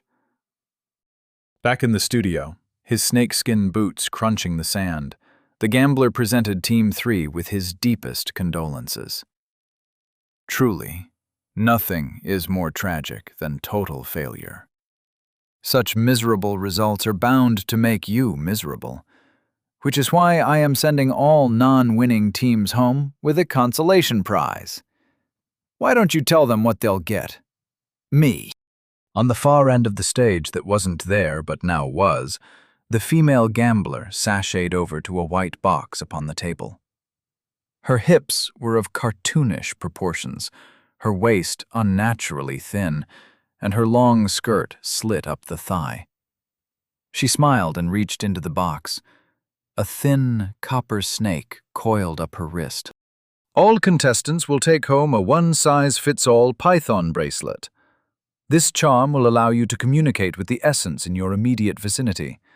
Need metal but can't find any? Did you know there's metal in blood? You did? But you think there's not enough for a proper incorporation? Well, worry not, for with the python bracelet, you'll be able to incorporate adjacent materials to your heart's content. Once per day, for 5 uses, after which the charm will break and the python will once again know freedom. Enjoy! The stage extension vanished into the surrounding darkness as the audience cheered. A white box appeared at the feet of each contestant. 8 boxes for the 8 remaining humans. Only Anton picked his up and checked inside. The serpent slithered up his arm until it coiled around his bicep and settled into its metal form. "Thanks," he said. The gambler tipped his hat. and they say the youth have no manners. Now, round 1 is over, and it's time to announce the winners." He grinned and rubbed his hands together. "Well, the results are straightforward. Team 3 rescued no survivors, and so they sit at the bottom with 0 points. Team 1 rescued 2 survivors and have 2 points. Team 2, relying on the help of their betters, rescued all 4 survivors and lead with a whopping 4 points. Can we get a round of applause?" The audience cheered and hollered, but Anton stuck up his hand. "Excuse me?" "Yes," said the gambler. "You have a question?" "You counted the points wrong." The audience hushed. "Please, explain," said the gambler. "Where did I go wrong?" "Team 2 didn't save anyone. They relied upon our time. If it wasn't for Zoe, none of those kids would have lived. We should get Team 2's points." The gambler stroked his chin as though in deep thought. "And you would then win with 6 points. Is that why you bring this up?" "Oh, is that so?" Anton shrugged. "I hadn't thought about that. I just believe credit should go where it is due." "We should split the points," Yvonne spoke up. "Without the time from our team, most of the children would have died." "Fine by me," said Anton. "You'll still lose. But we won't come last, and our points will continue to the next round." She addressed this point toward the gambler. "Correct?" The gambler nodded, but his eyes fixed on Zoe. So we have a few options." He pointed at Team 2's podium. "What do you think, Xavier?" Xavier slumped down to his knees. "Can you bring her back?" His hands clasped together. "We went through so much." The gambler shook his head. "Sorry, that wasn't the question. Trent, any opinions on what should happen with your points?" Trent, pale, trembling, shook his head. "Well," said the gambler, "that's too bad. Looks like we'll have to take your points away and give them to… I have an idea that could make this even more interesting." The gambler held out his fist for inspection and then opened his hand. On his palm lay a large silver coin. It glinted in the light like a Hollywood prop. "I'll flip this coin. Whoever it lands in favor of shall receive all the points from Team 2, making this anybody's game. Except for Team 2, unfortunately. You have forfeited yourself by being bad at the game and answering my question with another question. I hate that, as I told you in our pre-game interviews. Now, on with the show." He tossed the coin high, higher than it had any right to go. It shot up, a silver star falling in reverse, up beyond the limits of the ceiling, beyond the limits of vision, even advanced by insight. But still they saw it, glinting and turning as it kissed the zenith of its arc. The coin fell, and the gambler waggled his eyebrows as he held out his palm. Nothing is more beautiful than even odds. Now, in honor of our Team 1 captain and the decisions she has made by tossing a coin, why don't you call it, Zoe? Zoe flinched as he said her name, but she never stopped watching the falling coin. Heads. She felt like scum playing along to his game, but she didn't want to lose. Heads, and we get the points. The coin hit the gambler's palm, and he slapped it onto his wrist hard enough to make Zoe's ears hurt. The moment of truth. He lifted his hand away. Heads! Team 1 has won round 1. What a happy day! Sand vibrated and skipped as applause washed over the stage. The female gambler reiterated on the round 1 prize as stagehands hurried out of the shadowy wings and approached the podiums. Please, Dr. Chambers, said Ronnie. This way to the green room. Hash, hash, hash. Zoe, Bella, and Anton followed Ronnie down a corridor. Various locked doors lined the walls of living shadow. When asked, Ronnie denied any knowledge of what lay behind them. He flinched at such questions with the shiftiness of a rat in a maze. He led them to a glowing open doorway. Beyond, faintly visible through the bloom, was a bright blue sky. rolling green hills, and the swaying of flowering trees. Birds chirped, and soft music lilted. "The green room," Ronnie announced with a bow.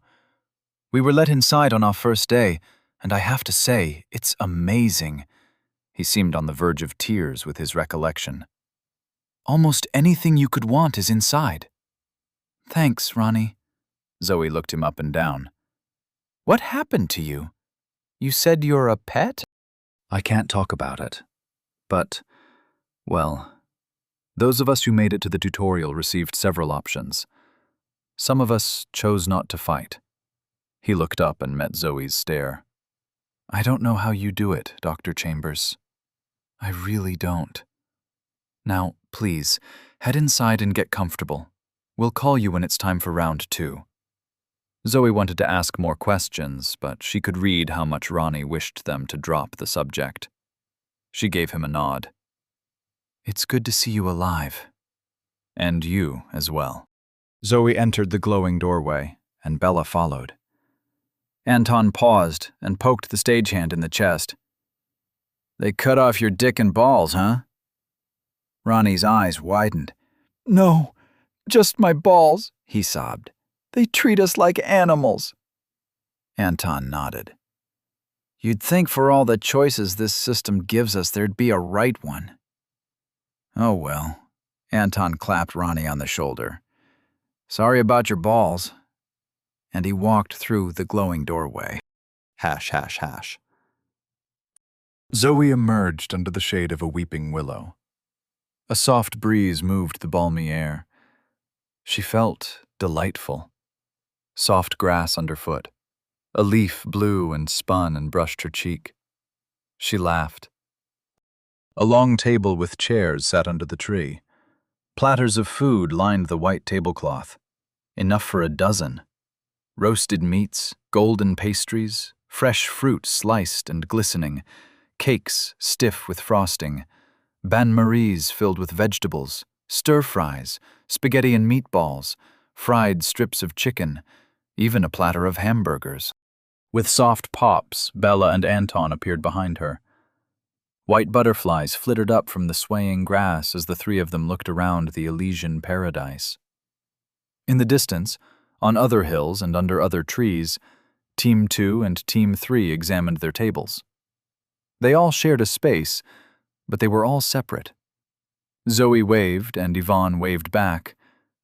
Xavier saw her, she thought, but he just sat against the trunk of his tree, a majestic oak, and wept. Sadness brushed her heart like the flutter of a moth's wings.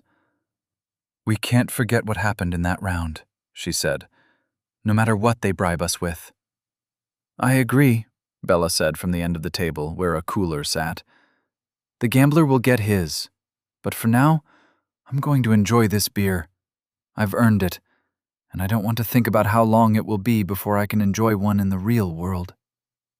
Anton nodded and moseyed over to her. "What do they have?" "Corona, fruity ciders, IPAs, some kind of goose." "Gosa? Pass me one." Bella tossed him a white can. He caught it, cracked it, and sipped the rising foam. "Yeah," he said before taking another sip. "Yeah, that's all right." Bella lifted a Corona and watched how it sparkled in the sunlight. "This might be the most beautiful thing I've ever seen." She cast a glance at Zoe. "You all right?" "No." Zoe leaned against the table with a white-knuckled grip, bunching up the pure white tablecloth. The food smelled like childhood memories, like comfort on a rainy day, like the answer to life's problems. But she couldn't stop thinking about the deaths that led to this moment, about the blood dripping from her soul. Her grip snapped holes in the wood. Flutter of moth wings upon her heart. She stumbled away, fell to her knees in the grass, leaned over, and puked up butterflies. The rainbow-hued insects spilled up out of her lips and fluttered away, a stream of them spreading and dancing on the balmy wind. They floated around her head, around the table, before lifting away. Zoe wiped her mouth, but there was nothing on her scarred lips. No taste or residue. She watched the points of color spread throughout the fields of green. Bella crouched beside her and held out a golden corona. "Check this out," she said. Bella set her thumb against the bottle cap and flicked. The cap soared up into the leaves. A gentle foam climbed the bottle's slender neck. Bella grinned. Isn't that magical? She handed Zoe the beer and tapped it with her own. We can't undo things. We can only do things. Zoe stared at her beer. But what do we do? Bella put an arm around her and drew her in close. Whatever we can, mate. She lifted her bottle and poured some beer onto the grass. Cheers to the defeated, and cheers to us, who still stand tall. Anton poured out a measure. May we burn it all to the ground, so the gods can wallow in the ashes. They both looked at Zoe, and she raised her glass. Warmth bubbled up from her heart, and a smile touched her lips. She poured out some beer. Gone, but not forgotten. We do this in your name. Bella nodded. And what will we do, boss? We'll save the world. Chapter 63. A Piece of Cake. It wasn't that time stopped flowing in the green room, but the sunlight never shifted. The wind was always on the edge of rising, and the green grass remained soft underfoot. Zoe picked at a second slice of cake. Chocolate crumbs smeared her fingers. With a squeeze of her technique, Mirror gloved her hands, and the crumbs slid away onto the now stained tablecloth. I didn't want to kill Moth, Zoe said, as she finished recounting the events in Purgatory, the desert, the labyrinth, and the swamp that occurred before the tavern. But it felt like the only option. Whenever I looked at her, I felt deep inside that she was a part of me, that I was incomplete without her. I shouldn't have had to kill her, but I did. Bella dipped a slice of pepperoni pizza into a ramekin of ranch. Sounds like they set you up, she said as she chewed. They told you they would use you from the beginning, but they left out all the different ways they would take advantage. Anton nodded from the end of the table. 12 different bottles and cans were lined up in front of him, arranged in order of tastiness. He kept pulling different drinks from the bottomless cooler. So far, he had eaten nothing but a couple of slices of country ham. The choices are all rubbish, he said. Why put us in this room? Why make it a game? It's all because they're bored. You ever play with ants as a kid? Rip the wings off a fly? That's all we are to them. You're drunk, Zoe said. It wasn't easy, but I finally got there. Zoe nodded and gazed out beyond the shade of the willow to where the other teams sat. Yvonne and the old married couple were sitting at their table, eating seafood and drinking champagne. Losing hadn't seemed to upset their mood, though the man, Mark, sent a few dirty looks in Zoe's direction. Team 2, however, hadn't moved from the base of the tree. They didn't eat, didn't drink, just sat in the shade and spoke to each other. Xavier hadn't stopped crying since they arrived. Why do you think the gambler chose them? Zoe asked, as she gestured at the other teams. I know he has a thing for Bella, which might be why he brought me here. I'm still not sure, but what do you think about the others? 2 reasons, said Anton, as he sat up straighter. Levels, for one. You're higher than Bella and I combined.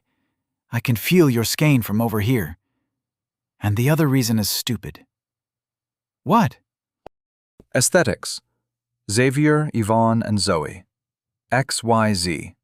Maybe it means something, maybe it doesn't, but that's number 2 as far as I can tell.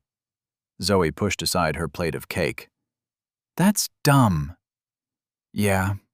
Bella walked down the table to where a family-sized meat pie sat on a bed of crispy fries. She sliced into the golden pastry, and deep brown gravy spilled out. Steam escaped the pie as a sigh escaped her lips. I can see myself never leaving here, she said. Is it supposed to make up for the depravity of the show? I wonder. She looked up at Zoe. We found a fragment, by the way. There are 2 more hidden in the dungeon, but we'll find them. Though it sounds like we should be worried about generating an incursion. Zoe smiled. It won't be a problem. Well, not like that. I produced an incursion from the other side, and how much are you going to eat? Bella piled her plate with pie. All of it. Bella patted her stomach. So, an incursion in the dungeon. What is that exactly? It's like a corridor between worlds, full of light and sensation. It hurt as I traveled. Will the others you told us about make it through? Princh and Oriz and Trinch? Zoe shook her head as a coldness settled over her mood. Princh died. She would tell the story of how she escaped, of the vault, of Trinch's betrayal. But not now. But I expect the other 2 to be there, unless they figure out a way to leave. Anton shook his head. I can't believe you had weeks of training while we fought invisible assholes in a haunted mansion. Ghosts? No, Bella burped. Invisible assholes is much more accurate. Zoe smiled as the conversation drifted away from purgatory and into what the others had learned in the dungeon. Once the gambler's game was over, they would return. Hopefully, with her levels, the dungeon would be a piece of cake. She really shouldn't let herself hope like that. But she reached for her plate and scooped up chocolate icing with her fingers. The rich flavor exploded on her tongue. The perfect balance of sweet and bitter with a hint of salt. She would enjoy this while it lasted, because she knew it would end. .. All things end. A blaring alarm concluded their time in the green room. The wind died, and the sky blinked red. Attention, all contestants. Please make your way to the glowing door for round 2. Zoe pushed back her chair and stood. Are you ready? The others nodded and joined her, and they started walking toward the large, glowing door in the center of the valley. Taller than a house, the rectangular portal sat an equal distance from all 3 tables. Yvonne's team jogged down toward the exit point, but Team 2 remained seated under the tree. Zoe frowned. She made a beeline for Xavier's slumped and defeated form. The sky blinked red and blue as she climbed the hill toward the oak, and it blurred into a vague purple. She stood taller than Xavier and looked down at him as he sat in silence. His muscles and scars came from the pre-system days. He looked rough, but like someone who enjoyed smiling, though there was no trace of that now. Trent nodded at her from the table. He was older than she thought, balding in the middle and trying to hide it, with a covering of freckles and a bony physique. He found a bottle in the cooler and poured vodka into a tall glass of crushed ice. We're staying, Trent said. Here? Yeah, Trent sipped, made a face, and poured in more vodka. No reason to continue. Zoe crouched beside Xavier. I'm sorry about Stella, she said. Xavier looked at her for the briefest moment. His eyes brimmed with anguish, before he looked down at the grass between his feet. Trent walked over and placed a drink beside Xavier. Thanks for coming over, but there's nothing to say. We're strangers. The only thing we have in common is a planet we lost. You think they'll let you stay here? Xavier coughed up a weak laugh. What'll they do? Kill us? Trent rubbed his shoulders. Best you leave, he said. We'll be fine. Zoe wanted to say something, but she couldn't figure out what. There was an emptiness inside that only grew when she looked down at Xavier's strong but defeated form. You must be at a high level to be here. I know I am. We're the ones who can make a difference on the outside. We need to fight for the rest of humanity. The words sounded cheap to her ears, and she regretted them when Xavier looked up at her as he cried. You know how I got my levels? I rigged a parking garage with explosives. It was my job. and then the system arrived and filled the building with giant bugs. One click of a button, and I was level 20. I met the smith. I met the witch. And now, I've met the gambler. Forget Earth. Forget humanity. There's no place for us in the stars. He got up and walked over to the table, hand hovering beside the opened bottle of vodka, before he kept walking out from under the tree and away down the hill. Trent sighed and stood. I appreciate you trying, but this is the end of the road for us. He clapped her on the shoulder. Good luck. He set his drink down on the table and walked off after Xavier. They headed away from the glowing portal, toward the edges of the green room. Already those edges seemed closer. With each blink of the red sky, the world shrank. Soon it would be gone, and with it, those men would vanish. Zoe could probably drag them through the portal, save them by force. She looked at her hands for a moment. Flesh, metal, mirror. Which one represented who she was? She turned and walked down the hill, to where Bella waited beside the large, glowing doorway. You tried, Bella said. Sure. What did they say? Bella asked, as they walked through the portal together. They wished us luck. .. The portal was quick and clean, and deposited them on the sandy stage. Zoe leaned against the podium as her stomach settled. Bella and Anton leaned against her. Maybe eating all the cake wasn't the best idea before teleporting, but she didn't know if she would ever eat cake again. No regrets. Yvonne's team emerged and walked over to their podium. The older people looked unsteady, but they were all straight-backed and serious. What had they done to earn their place here? Zoe waited, eyes gazing at podium 2, but nobody else arrived. That's disappointing, the gambler muttered. I didn't realize they were so attached.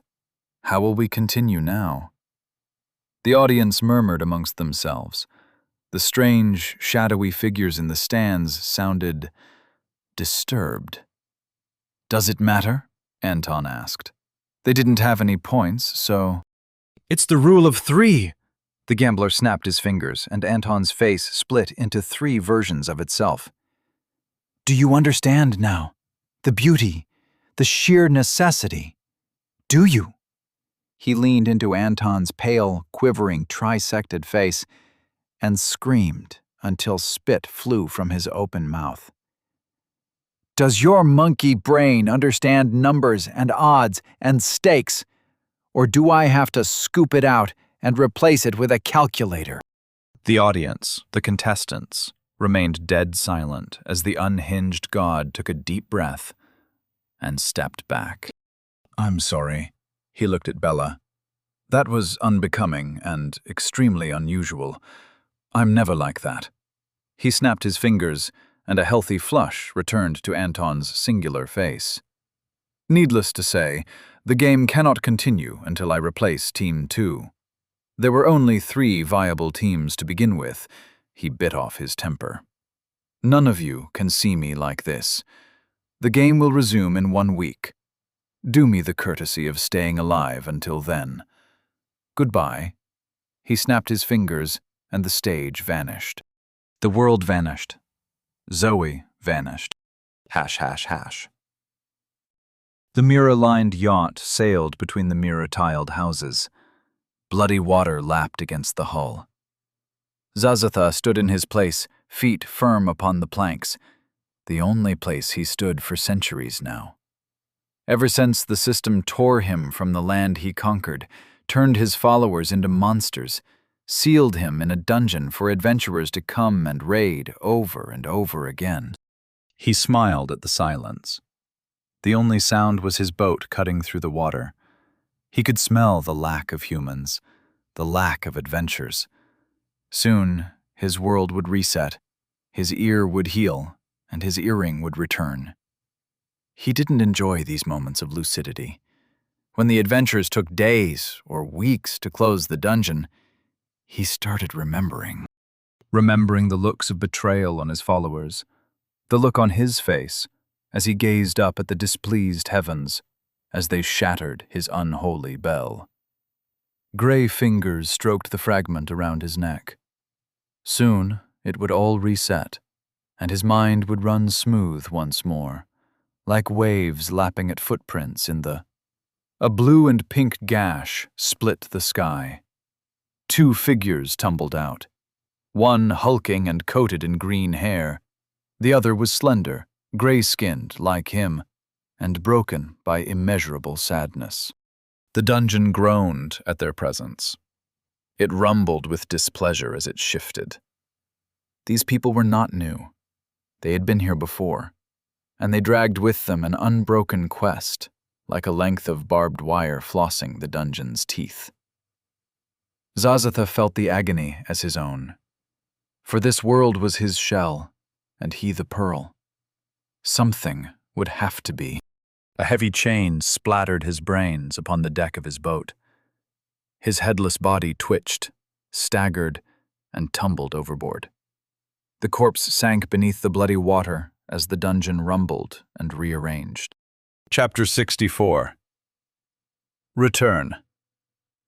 Trent shook the blood from his chains as he paced along the craggy shore of the island.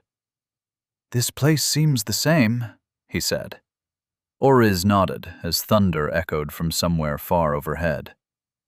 "Not for long," she said. "It seems our arrival has upset the dungeon." "Who cares?" Trinch snorted. "It can't contain us." "We can't escape until we complete the quest. You are still thinking within the rules they hand down to us. That's why I'm in charge." Oriz narrowed her eyes. Her skein flowed, restless within her, but she did nothing. What could she do against a monster such as Trinch? Grass may crack the concrete eventually, but time was not on her side, and Trinch was a mountain. "What is your plan to escape?" she asked. He ran his fingers through the air, sensing something, sniffing, and smiled as the bugs crawled through his gray teeth. "Do you feel the shape the dungeon is taking?" Oriz reached out with her mind. Her power was not as great as Trinch's, but she didn't need to do something as crude as touch the dungeon's skein with her hand. Whenever a dungeon opens, it assesses the adventurers and molds itself around their actions. It doesn't change itself, but listens to them and reacts to fulfill its function. The dungeon's shape is like a pearl formed by an oyster. A system takes incursions, wounds, and aspects of other systems and bundles them up with space-time ripped from its own body. It is a painful process, but a dungeon is a place of pain. Usually the dungeon remains unchanged because every adventurer enters as a blank slate, and so the dungeon reacts according to its nature. But Trinch and Oriz had been here before, and they dragged behind them the broken nets of the Mirabelle quest. The dungeon read them, and found instructions at odds with its current situation. They had not come in through the door, but through an incursion. And the incursion remained, growing, as energy bled in and out through the rift between dimensions. Oriz felt the dungeon gnashing its teeth and grinding its bones as it sought a way to consolidate these new variables. It would make things harder, like an immune system overreacting to cleanse itself of intruders. For one, the boss would change. She could feel it already, skein gathering around Zazatha's sinking corpse. The remaining fragments, too, if she guessed correctly, were pulsing. The dungeon had already changed once to accommodate Zoe's naive actions, but now Zoe was not here, and neither was her party. Oriz raised an eyebrow at that. Zoe hasn't arrived yet, and her friends are gone. So, we're the only 2 adventurers in the Mirabelle dungeon. But the dungeon doesn't know what to do with that information. "It knows," said Trinch. "It's going to reform Zazatha. Bigger, stronger, crueler." He sighed, staring across the water at the cruising, mirror-clad yacht and seeing a simpler time. "I used to think all bosses were to be fought. I suppose such hubris led me to purgatory. But I'm not in purgatory anymore. I thought you blamed Creek. He played his part. Oriz shook her head. What's your plan? Are we going to wait for Zoe to come through the incursion and finish the quest? Things might be harder with the dungeon-changing Zazatha, but... Trinch ignored her and watched the incursion. A gash in reality of scintillating pink and blue and pulsing white. It rose from the rocky beach shore up toward the sky, 70 feet tall and growing. It's stable, but it's growing. Soon it will pierce the dungeon's shell, and we can escape to Zoe's planet. She called it Earth. Like dirt? Oriz shrugged. So your plan is... Trinch lay himself down on a bed of chains. I plan to relax and enjoy myself while I wait for my first plan, using Zoe, to reach fruition. Oriz stared at him. You're a monster. He shrugged. Don't blame me. Blame the system. Hash. From nothing, Zoe blinked into being. She lay on her back as the world groaned, dusty stone firm beneath her fish-skin suit. A wooden room enclosed her, familiar ancient planks covered in brilliant green moss. Beams of sunlight leaked through the ceiling and lit the swirling dust. She breathed the air and tasted the dryness, the familiar spice. She knew where she lay, and her breath escaped the cage of her lungs in a relieved sigh. She lay once more in the church of the Mirabelle. She was back in the Mirabelle dungeon. After all her ordeals in purgatory, she finally made it back. A smile cracked her face as she stretched out her arms wide. Her fingers brushed a white box, the python amulet from the gambler's show. So it hadn't been a dream. She knew it hadn't. But one can always hope. Dust danced above her, and she wondered where Oriz and Trinch ended up. Were they standing somewhere in the dungeon and waiting for her? Or were they sent elsewhere? She couldn't really find it in herself to be worried, so she sat up to look for Bella and Anton. System notifications slammed into her brain. Quest received. A meeting at a crossroads. You are part of a timed event. Return to the magnifying glass in 6 days, 23 hours, 45 minutes. Title awarded, The Magnifying Glass. Due to the efforts of Anton, Bella Moore, and Zoe Chambers, you have received 1 free level. Level up! You are now level 26. The void grows sick with hunger. Please select an element to incorporate. Wood, Dexterity +2, Vitality +2. Mirror, Insight +4. Sun, Might +2, Vitality +1, Insight +1. She felt the hunger squirm inside her. 11 levels of emptiness. She felt scooped out, and the hole sucked at the world. Devour. Everything. There were metal weapons outside. They called to her. But she fought down the urges. She knew she had to take this opportunity to adjust the imbalances in her build. Status name, Zoe Chambers. Level, 26. Body, the bell at the center of the world. Rank 2, progress 6 out of 10. Attributes. Might, 62. Vitality, 20. Dexterity, 13. Willpower, 61. Insight, 21. Skein, 177 over 177. Titles, Intrepid, Lodestone, Fools Rush In, incomplete. Questbreaker, Glutton, True Believer, Magnifying Glass. Techniques, Our hearts toll as one. The self reflects the world. If she didn't increase her dexterity, her strength would be useless. Her vitality and insight also lagged behind her other stats. She really had let the bonus that came from the Lodestone title block out all other options. But now wood surrounded her, And with +2 to dexterity and vitality, it could solve her problems. Especially since she had 11 levels worth of elements to incorporate. She relaxed her restraint on her hunger and reached out for the ancient wooden planks of the church. It might be a sacrilegious act, but after surviving a meeting with a real god, she felt as though she earned this. Her hunger reached out, a force of system-empowered willpower, and brushed against the wooden planks. They trembled and groaned in an echo of the thunder in the world beyond these wooden walls. But they did not split. No tendrils formed.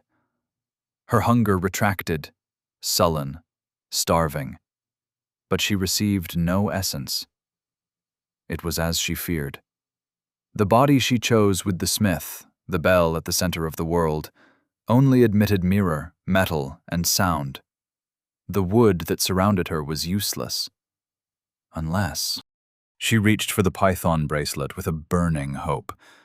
The box opened on its own, and the brass-colored serpent slithered free. Its eyes were sapphire beads. As it stretched its jaw, yawning, tasting the air, the pearlescent glass fangs glimmered in the sun-filled room. Zoe outstretched her fingers and forced herself to crawl, her movement slow as she contained her rapacious hunger. "Please," she whispered, as blood leaked from her lips, taste of her own chewed soul on her tongue. "Hurry."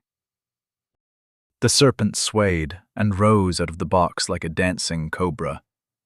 It watched her, and in those blue gemstone eyes, Zoe saw, perhaps imagined, a dancing figure, the gambler, the mad god who existed in all gifts.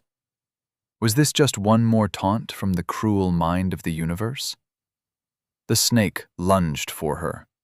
She didn't have time to react. Another reason to increase insight and dexterity.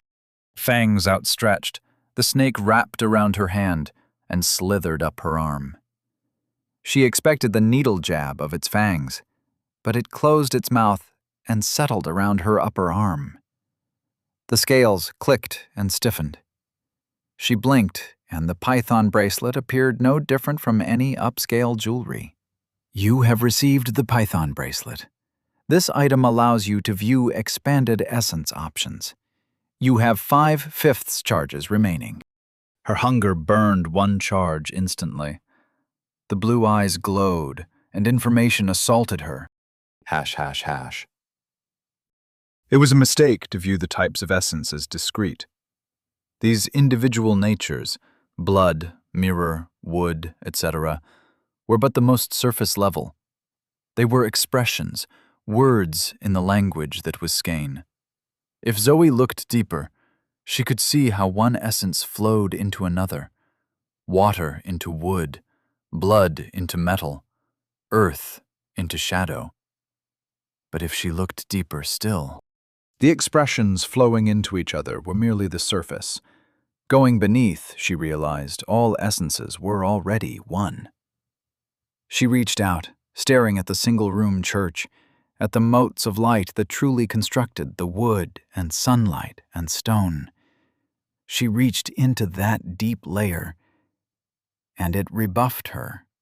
Such depths were not yet hers to plumb.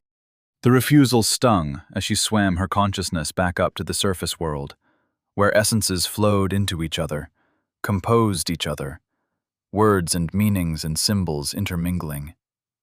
But she couldn't deny the knowledge she saw in those depths, couldn't help but hunger after it, because down where skein was one, she saw another truth. Skein was not all. She knew this from her experience in purgatory. There were other ways of breaking down the universe, other ways of rebuilding reality into the shape of one's desires. The chain around her throat, for instance, spoke of love in all its complexities. This was a topic that would require further study, but for now, she needed to feed. The only element in her immediate vicinity which she could choose was mirror. It would boost her insight, which she needed to do, but she was concerned about her vitality and dexterity falling further behind. This was a unique situation, where she had many levels to advance at once, and she knew it was because of how Trinch used her to slay the others. She couldn't trust that she would have such an opportunity again. So she needed to be smart. The python's blue gaze surveyed the room, the wood, the stone, and Zoe saw an option. With a blood-streaked grin, she punched the floor. The stone cracked and rumbled, an echo of the thunder beyond the rooftop. A tremble rose from the floor and into her bones. For the briefest moment, the element became available. Sound. She rose to her feet. The hunger chewed at her, dug spikes into her like knives and forks working at overcooked steak. She channeled the pain, and her foot struck the floor with all her might. Dust flew up. She closed her eyes, stepped again. Foot pounding stone, fist reaching out. Knuckles crashed against the wooden wall. She moved through the steps of the grasping vine. She found the rhythm hidden within the stances. Moved, stepped, struck, and a resonance built as she moved in tune with the center of the world. She didn't need to open her eyes to feel the subtle shaping of reality as it warped, enveloped her. She reached out an open palm and slapped the wooden wall. The church rang like a bell. Please select an element to incorporate. Wood, dexterity +2, vitality +2. Sound, dexterity +1, might +1, willpower +1, insight +1. Might +2, vitality +1, insight +1. For a moment she hesitated, knowing that this was not a perfect solution. Her attributes would advance, but her vitality would fall further behind. The sun and wood options taunted her, but they were not accessible. She gritted her teeth, fully realizing the burden of the body path Oriz tricked her into choosing, and she sighed. What was done was done. Time to move forward. She released her hunger and devoured the sound of the ringing church. Chapter 65. Stomping Ground. The church was haunting without sound. Zoe's footsteps toward the door stirred the dust, but there was not even the softest whisper of her feet sliding across the gritty stone. The wooden walls swallowed sound, as greedy as Zoe's hunger, and her breathing, her heartbeat, her digestion poured into the silence. Following a childlike urge, she rapped her knuckles against the wood. The impact traveled up her arm, but she heard nothing. Grinning, she flushed her flesh with metal and punched the wall. Her fist went straight through the ancient wood. Sawdust and splinters spilled out onto the floor, but there was no sound. She laughed in sheer delight at the magic of it all, but that too was silent. Still smiling, she moved through the beams of sunlight leaking through the ceiling and found the door. Ancient hinges flaked rust as they opened, but there was no squeak. She stepped beyond the threshold, into the dusty graveyard of the dungeon, and the wind greeted her ears with a gentle song. There was no sign of damage from the fight with the puppeteer of bones. All the graves, the trees, stood intact. Bella and Anton were absent. She stood alone, but she did not care at all. She walked away, and the church creaked in the breeze as sound returned to the structure. For the first time in a long time, her body felt whole, in tune. 11 levels worth of sound essence filled her, and she could feel the balancing of her attributes. It was not much, not enough, especially since sound increased her willpower and her might. In a way, she had changed nothing. The gap between her attributes was still there, but now her body moved with additional grace. She could feel the increase in her dexterity and insight. It wasn't perfect, but she counted this as a step in the right direction. The mirror of the graves flashed in the sunlight. Thunder echoed in the blue sky. She frowned at that, gazing up, and saw a ripple beyond the blue, as though someone was making hasty changes behind a theater's drawn curtains.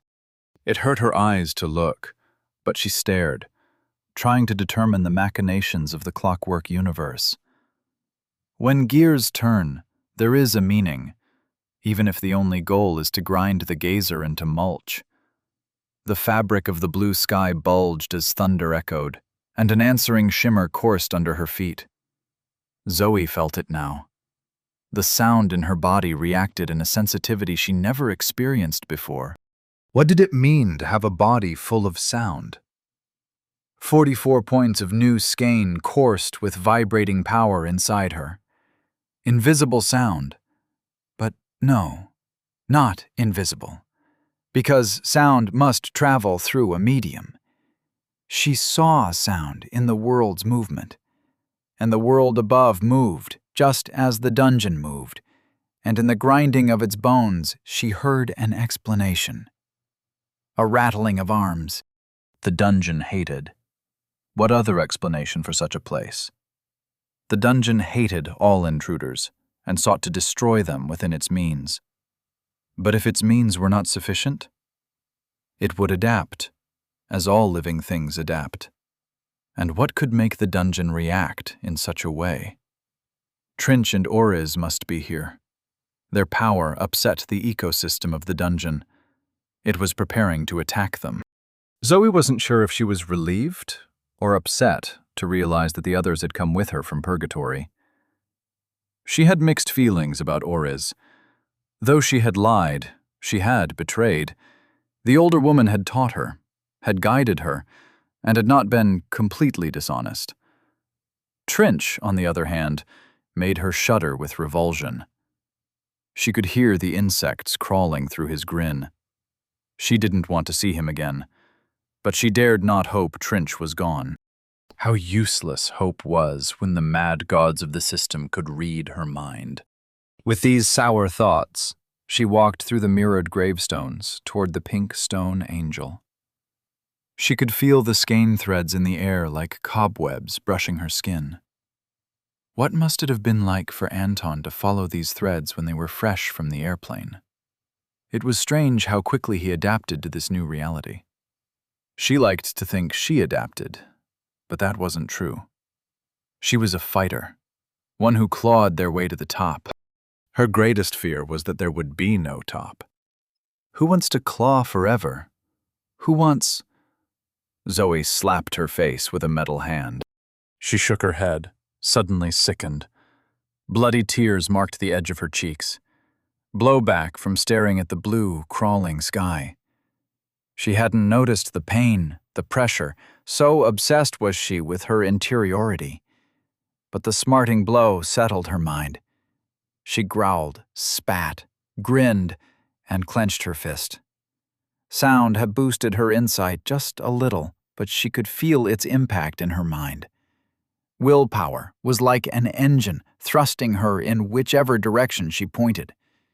She had to be careful which direction she chose, and it seemed sound sent her spiraling, thinking about herself and others, how they all intermingled, how everybody was thrumming and humming, each person an instrument in a universal harmony. She slapped her other cheek. Hard. A tooth loosened, and her vitality started securing it once more. She needed to increase her vitality, but that would have to come later. For now, she had a boss to dig up. Hash, hash, hash. Her metal hands made quick work of the puppeteer's grave. It squirmed in the ground like a great leathery brain. A monster if ever she saw one. But this time around her skein was further along. She not only felt its presence, she understood its words. Die, die, die, die, die. Betrayer. Die, die. Abomination. Die, die. I must scourge unholy from the crimson face of the heavens. Die, die, die. Skeletons ripped themselves up from the surrounding graves. Their mirror-sheened bones flashed in the blue sun. Baleful green fire burned in their eyes. They grabbed ancient rusted weapons, rusted scythes and crooked swords, maces, like the maces that clapped Cassie's skull and cursed her to undeath. Zoe's metal fists clenched so fast sparks leaked out. She stared down at the pulsating mass of pink flesh. "Keep summoning your bones," she hissed. "None of it will save you." Mirrored skeletons charged her, and she screamed at them, screamed at the world. Weeks of frustration boiled up from deep in her guts. The unfairness of the apocalypse. Months of rage. The unfairness of a relationship she didn't even understand she was trapped inside. Years of spiraling darkness. She never left the woods. And the skeletons surrounded her. Bony hands raised weapons high and brought them down in executioner blows. Mirrored grins reflected her distorted, warbling, silent form as she screamed. Their blows rained down and bounced off her like hail on a car. Her fists crashed out, metal against mirror, and once more, metal won. Her fists shattered skulls, deflected weapons. She kicked out and sent skeletons flying to break against the mirrored headstones. It was all pointless. She knew this wasn't the goal of the fight. The puppeteer would summon the monstrosity of bone if it thought it was in danger. Skeletons surrounded her, and mirror flushed her skin.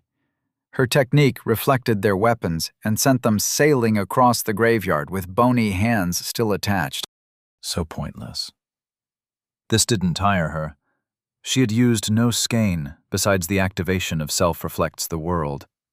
Hadn't even needed to slip into the stances of the grasping vine. The technique was there, in the back of her head, but she didn't need it for this. It didn't even raise her heart rate enough to be proper venting. Sickened, she walked over to the puppeteer where it sat in its shallow grave. "You were a monster," she said. "You killed people I should have saved. But was that you? Do you remember?" Bones raced across the graveyard toward the puppeteer.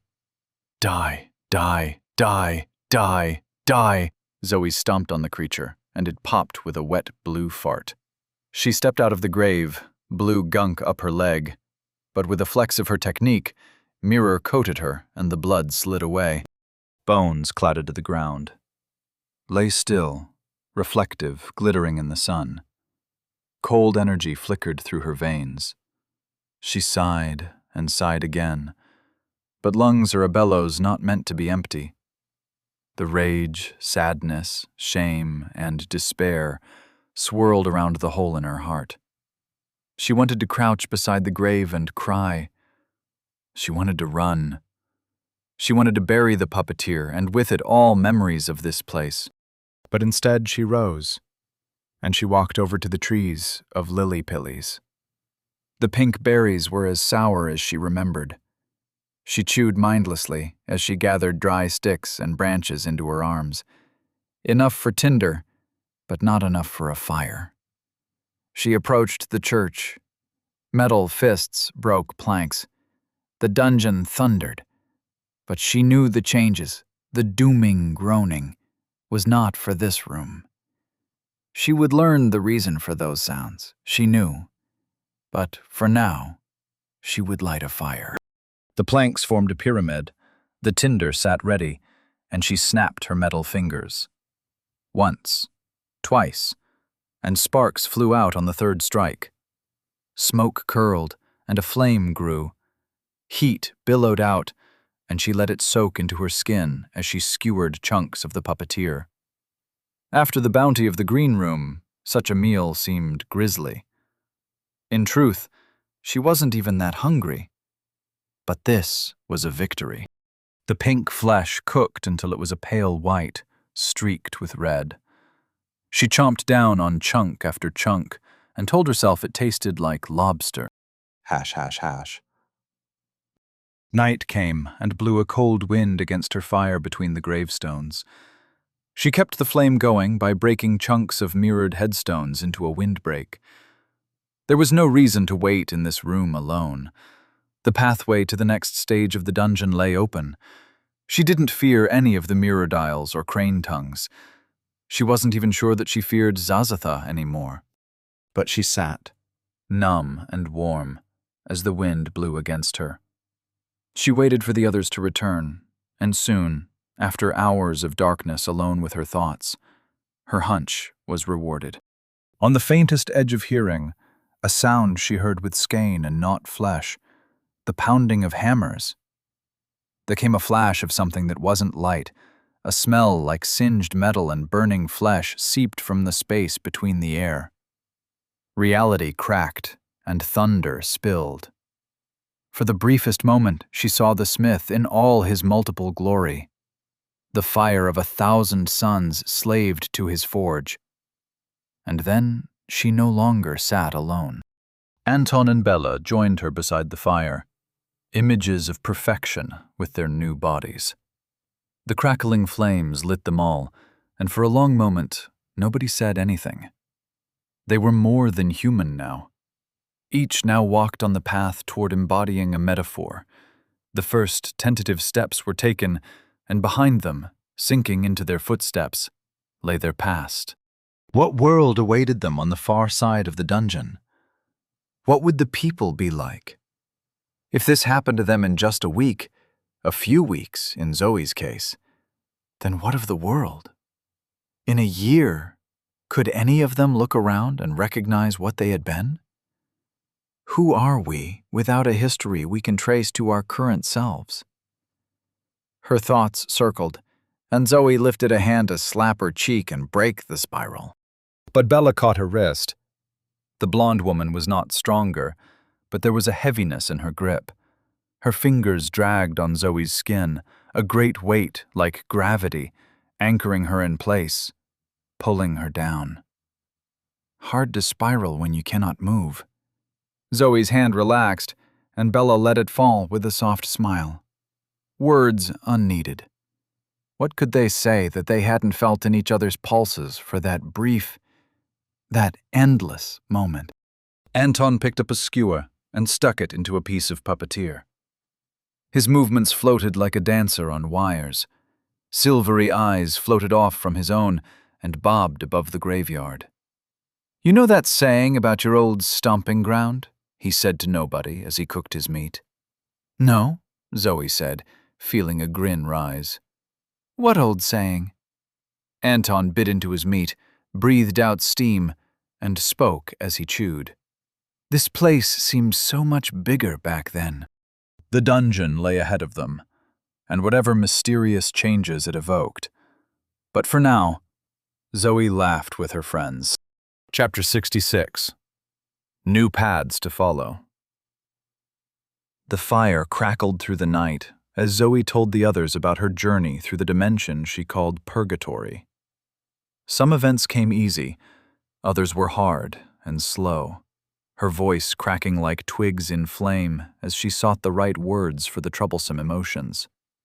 The sound within her soothed her throat. It coaxed out sentences, phrases, and truths, and let her tease out the pain. Trench used her like a tool, but she still received her freedom. How is one supposed to feel about that? But at last, her story ended, and it was time for Bella and Anton to retell their day in the dungeon, without her. She shook her head as they described fighting the thin men. It was unsettling and difficult to think about how easily the system changed the flow of time. Was time running normally now? She thought so, but being with the others made it hard to care. The fire died as dawn lit the sky blue. None of them felt the chill as they had their first night in the dungeon. Light flashed across the mirrored graves, and they rose and left the glowing coals behind. Hash, hash, hash. The tunnel from the graveyard to the safe room was the same as before. Long shards of razor-edged mirror jutted from the throat of stone, but with Anton's scouting technique, none of them even came close to being scratched. "What body path did you choose?" Zoe asked as she ducked under a guillotine in the dark. Anton leaped onto the shard, balanced on his toes, and flipped away into the darkness. I don't want to say. Bella laughed as she slipped past, her form a patch of solid dark in the shadows. The ever-present sword nestled in a strap on her back. Don't want to share with your friends? Bella asked. Are we friends? Anton called back from where he led the way. I think of us more as work buddies. I don't know if I would even acknowledge you outside the dungeon. Cruel, said Zoe, as she followed the path of a bobbing silver eye. My ex-boyfriend ran away with one of my work friends. I hope you don't do the same. You never know, came Anton's reply. Bella snickered. My body path is the anchor in the deep. Her hand brushed the hilt of the rune blade. I don't want this sword to define me, but I know I can't throw away its power. Literally, because it's attached to my soul like a bee's stinger to its guts. Zoe nodded. The same thought had gone through her head ever since she incorporated the Mirabelle fragment. Shadow and water, Bella continued. The pressure of the deep dragging against the world-ending flames of this blade. My first real choices, in essence, opposed this sword. Initially, I wanted to destroy it, douse the flame. But now I think we can work together. Opposites working in harmony. Symbiosis. Yes, I know. She directed her last words to the blade, but Zoe wasn't sure if Bella knew she spoke them aloud. She let it go. None of them were the same, and none of them were truly sane. Not anymore. Who was she to begrudge someone speaking to their sword? What do you think of the Gambler's Quest? Zoe asked. Bella groaned. I don't want to go back on that show. But it's not like we have a choice, do we? Oh! Zoe stepped between two shards, the mirror within her body calling out to them. No, I meant about your sword. The Mubilashi Maelstrom quest. Did you get it?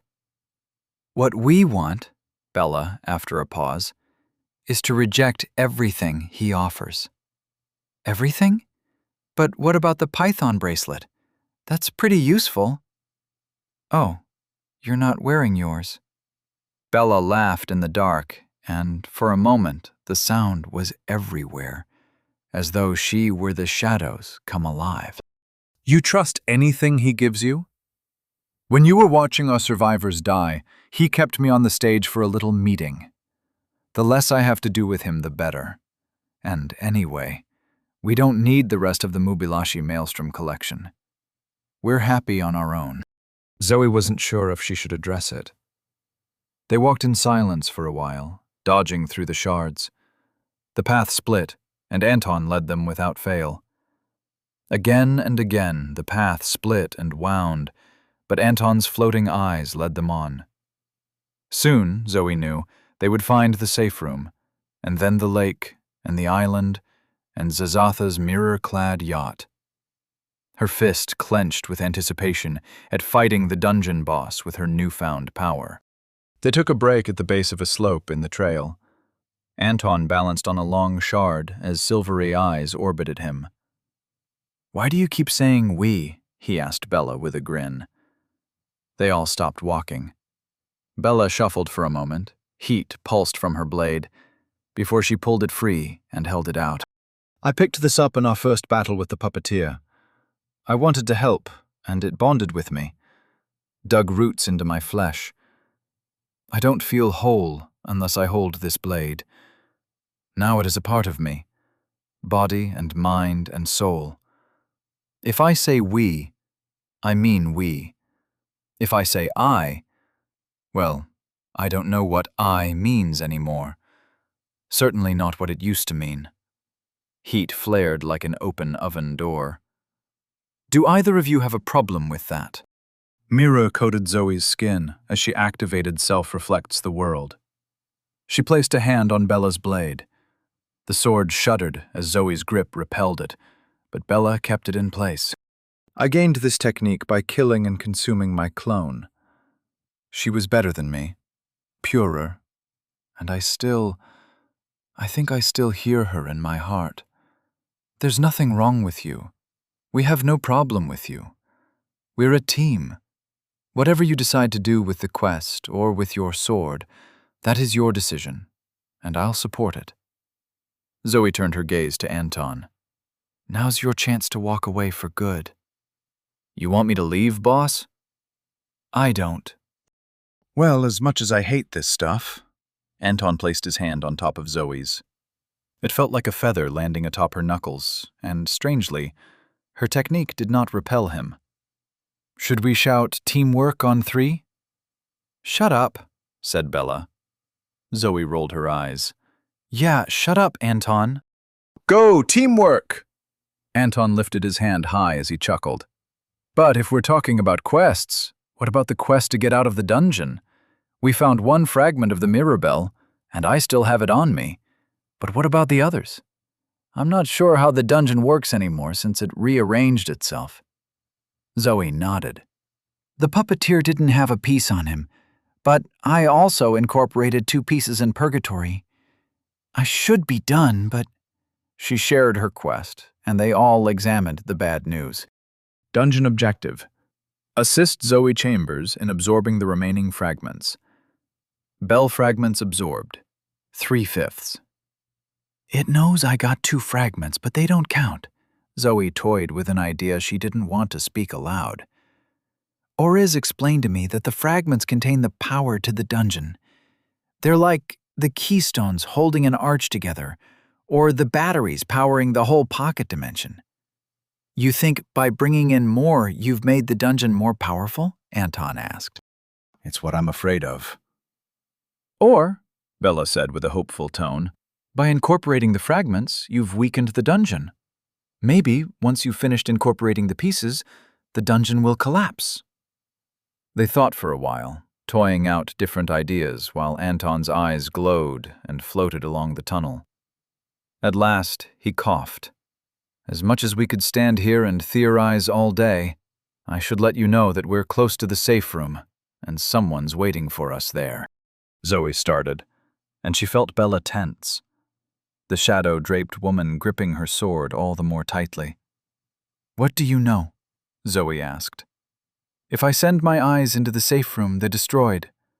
I pulsed my skein, and whoever is in there is higher level than Bella and I. But that's all I can pick up. Pulsed your skein? It's like a radar ping, Bella answered. He does it to sound out enemies. Zoe frowned. That should have been something Oriz taught her. The image of her master crumbled a little more. But maybe Anton was just more curious about developing his skein. He seemed fascinated by the concept of insight. It could be a natural extension of his personality, just as she was with might. Do you think it's a person in there? She asked. Or a monster? I'm not sure.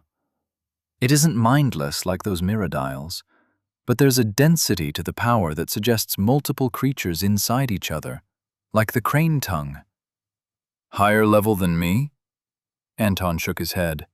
If I had to guess, maybe level 15-ish?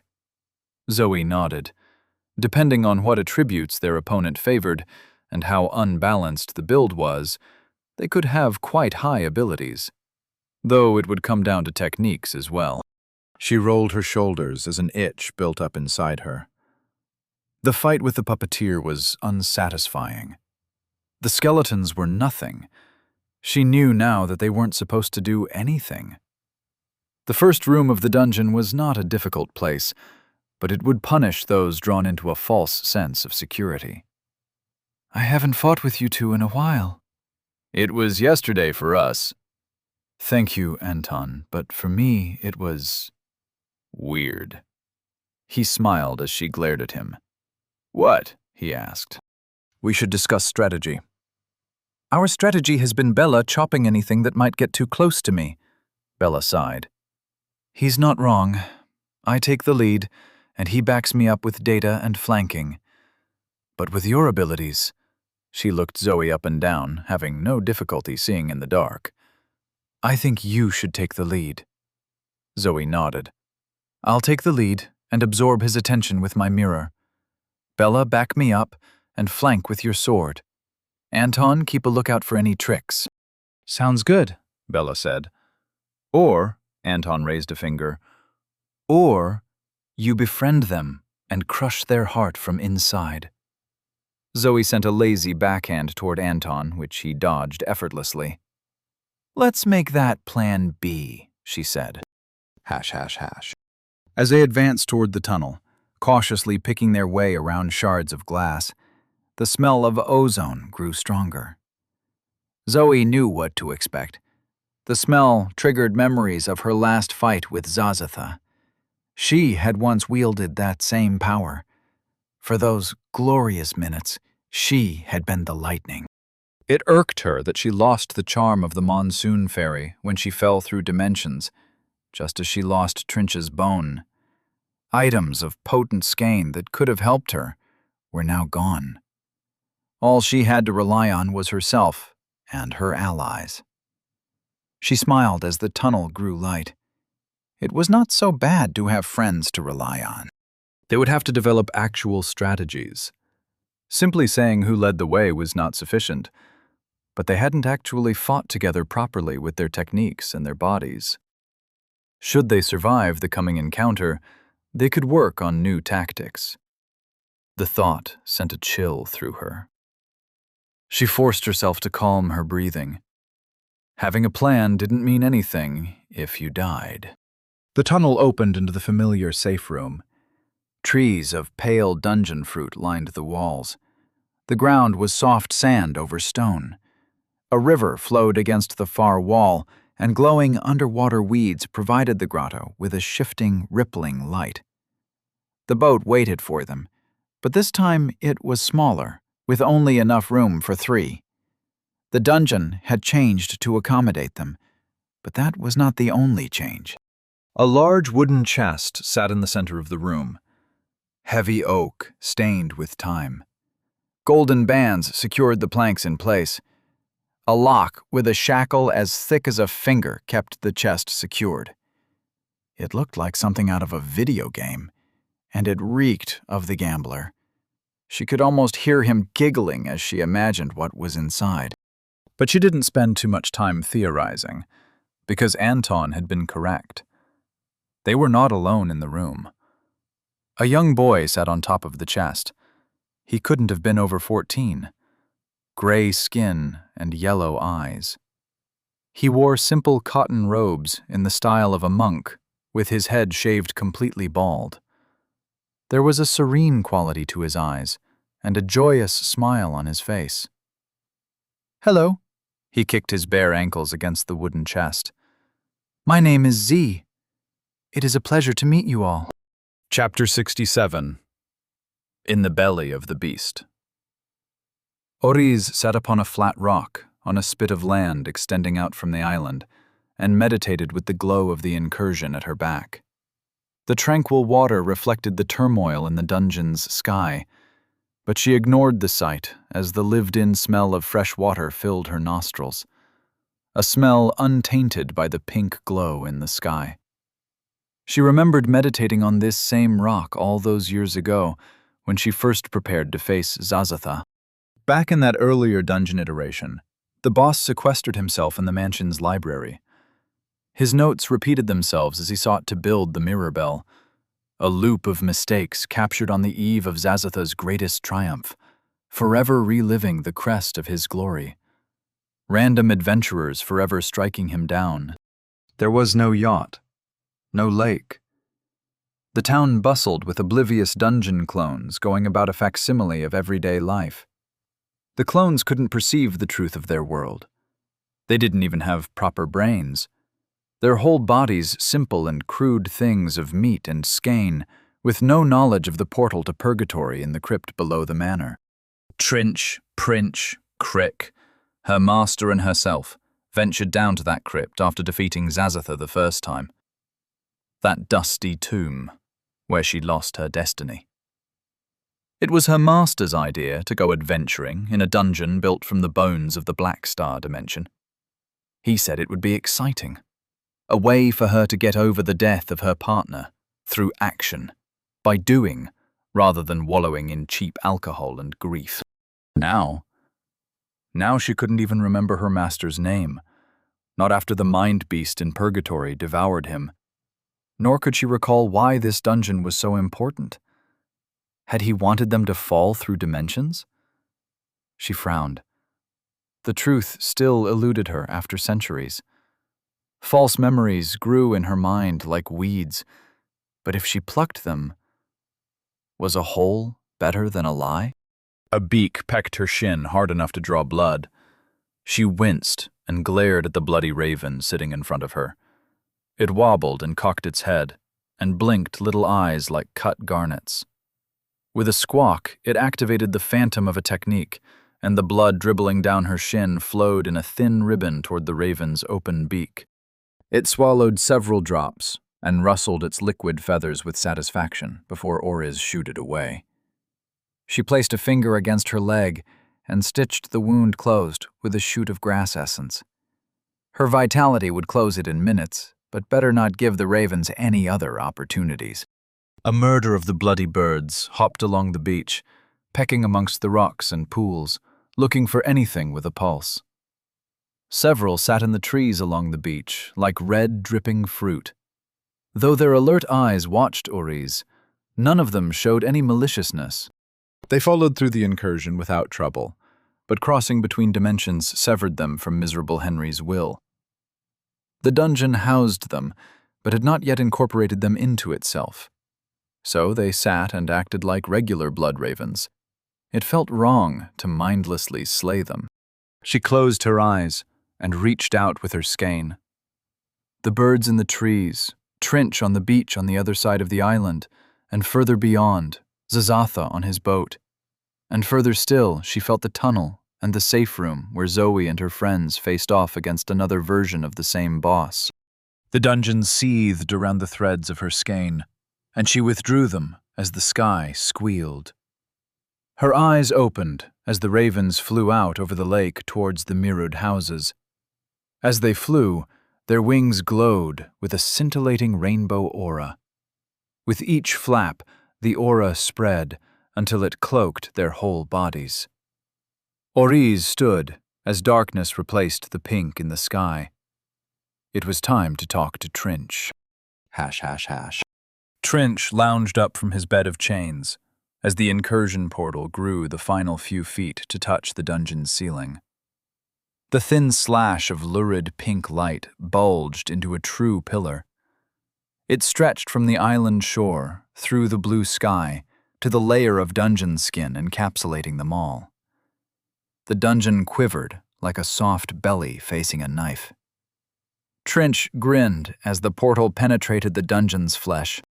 The distant rumble of thunder became a pressurized squeal as the incursion breached the boundary between the pocket dimension of the dungeon and the dimension of Zoe's planet Earth.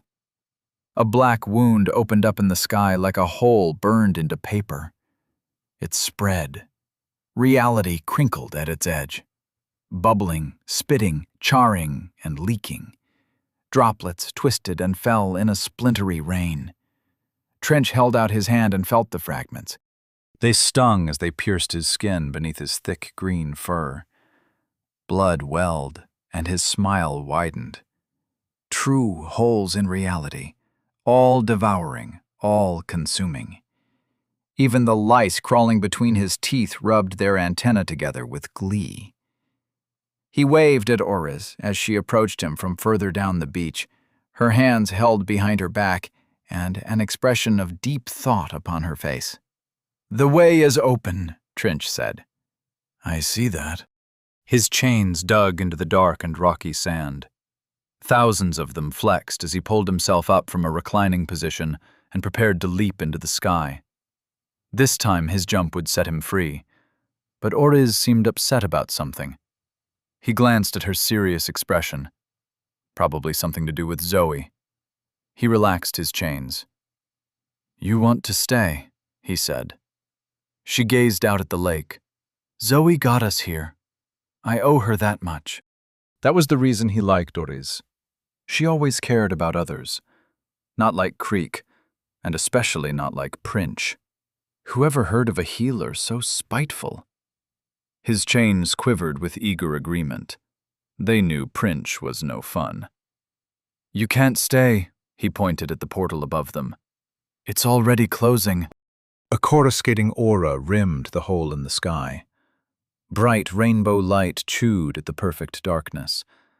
The pink and blue streaked incursion no longer touched the rocky shore as the dungeon slurped up the pillar of energy like a length of garish fettuccine. Oriz shook her head. That's not the real problem. She waved her hand. Scintillating rainbow light trailed after her waggling fingers. We're soaked in the energies of the Black Star dimension. As it devours the incursion, it's going to devour us, incorporate us. How do you feel about becoming a fixture of this place for all eternity? You knew this would happen. It's obvious. What else did you expect from a Black Star dungeon? Trinch sighed. Then we have no time at all. Let's go. No, I'm staying. He looked her up and down. You think Zoe Chambers is worth this... what? This sacrifice? What can you even do to help her before the dungeon swallows you whole and spits you at her? I'm doing this for me. Trinch lost his smile. I suppose you're not as selfless as I thought you were. Very well. He crossed 2 fingers, and 5 ghostly chains appeared. They extended from Trinch's hand and shackled Oriz's ankles, her wrists, and her throat. As he uncrossed his fingers, the chains released from Oriz and flowed back into the seething mass that flowed from Trinch like a coat of metal leeches. You don't seem surprised, he said. Did you feel my presence? I knew you wouldn't leave anything up to chance. I had to be sure. But you won't fight me. What would be the point? Trinch chuckled. His belly jiggled, and he guffawed. His monstrous bulk rocked as he laughed, and a rainbow glow trailed after the strands of his fur. Each of his chains lashed playfully. Thousands upon thousands of ghostly links glowed with shifting color as the dungeon gnawed at their very existence. I shall miss you, he said as he wiped away a tear. I hope we meet again someday. Go to hell, Trinch. Until then. He gave Oriz a casual salute and leaped into the air with a boom. Dust and rocks blasted apart as a wave raced away from the fractured shore. Windows shattered out of houses. Tiles lifted and flew away like dead leaves in the wind. Trinch grinned as he shot headfirst toward the portal in the sky. Assassins don't fight, Oriz whispered in his ear. He felt her weight on his back and twisted in midair to dislodge her. He couldn't let her affect his trajectory as he shot up toward the shrinking portal. His chains lashed at her with care to prevent spinning. A blade of grass plunged into his ear. It scraped against bone, grew into his brain before he dislodged her with a furious roar. His muscles tensed, and his skein exploded out in a spray of barbed needles.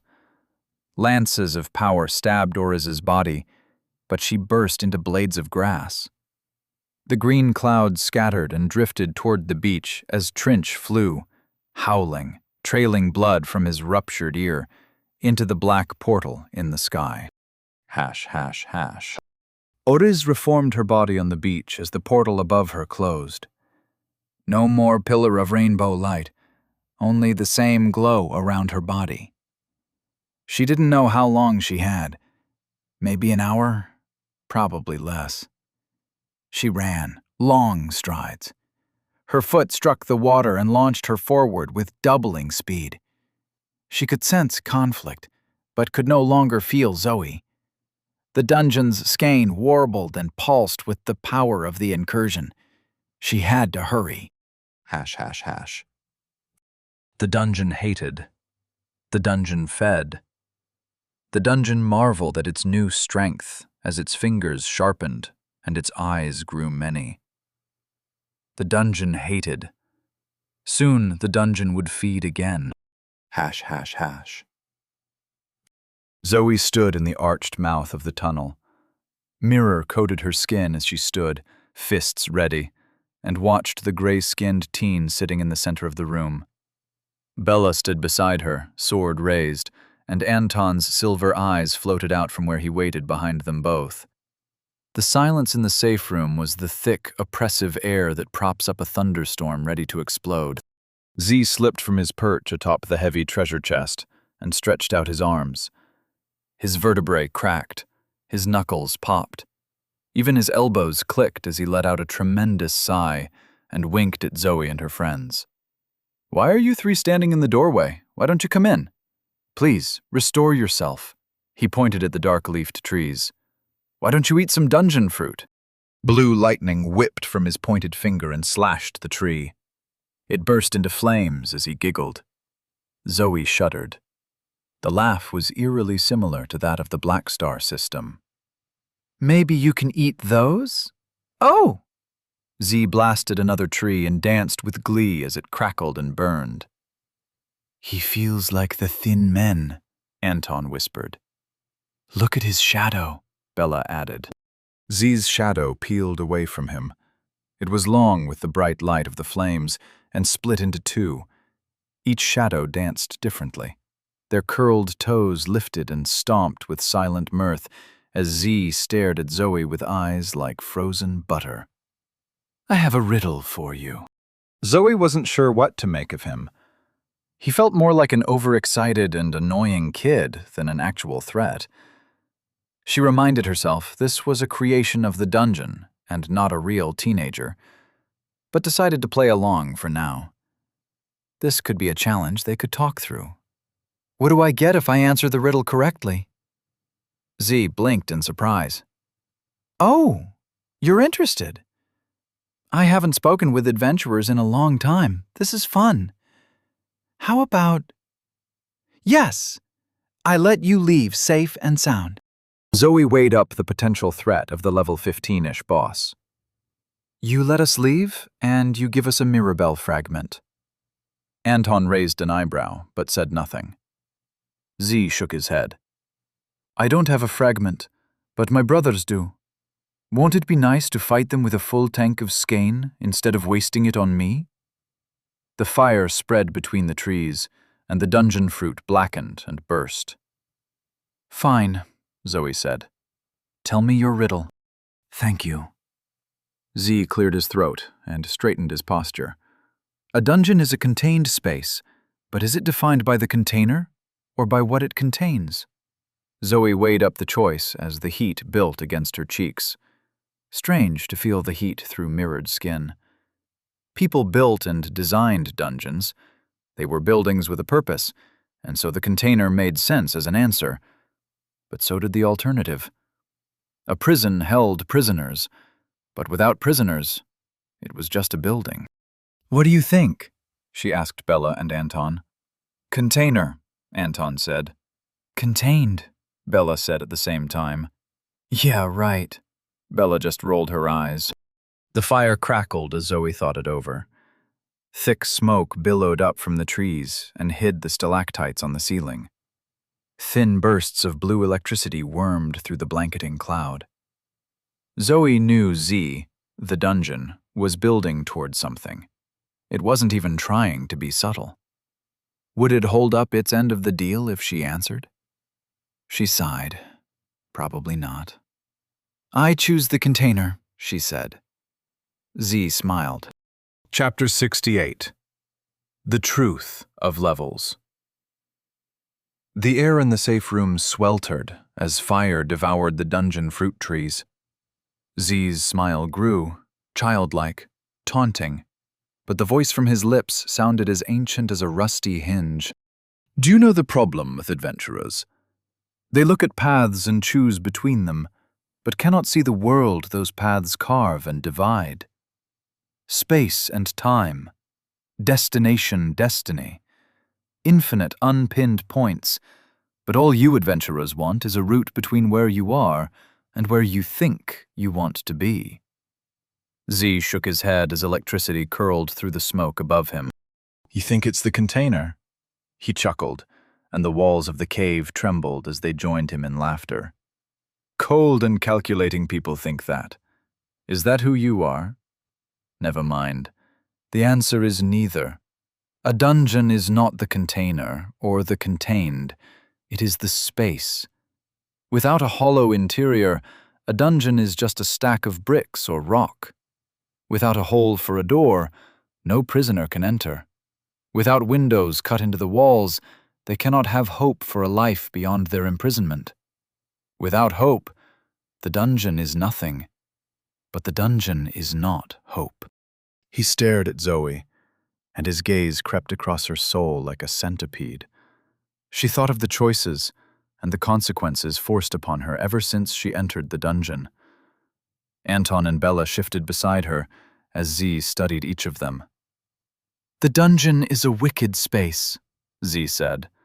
And when someone blasts holes into the sides of the dungeon, the space leaks beyond its natural thresholds. The dungeon reaches out and snatches up nice things and takes them for... Zoe leapt forward. Her mirrored fist crashed into Z's face and drove him down to the ground. He grunted and coughed blood. His gray nose crunched flat against his gray face. Her mirrored fist blasted out the reflection of her strike. Z's head shattered. Gore sprayed across the cave floor, and Zoe stood heaving above the headless corpse. She unclenched her fist, knuckles creaking as she flexed them out.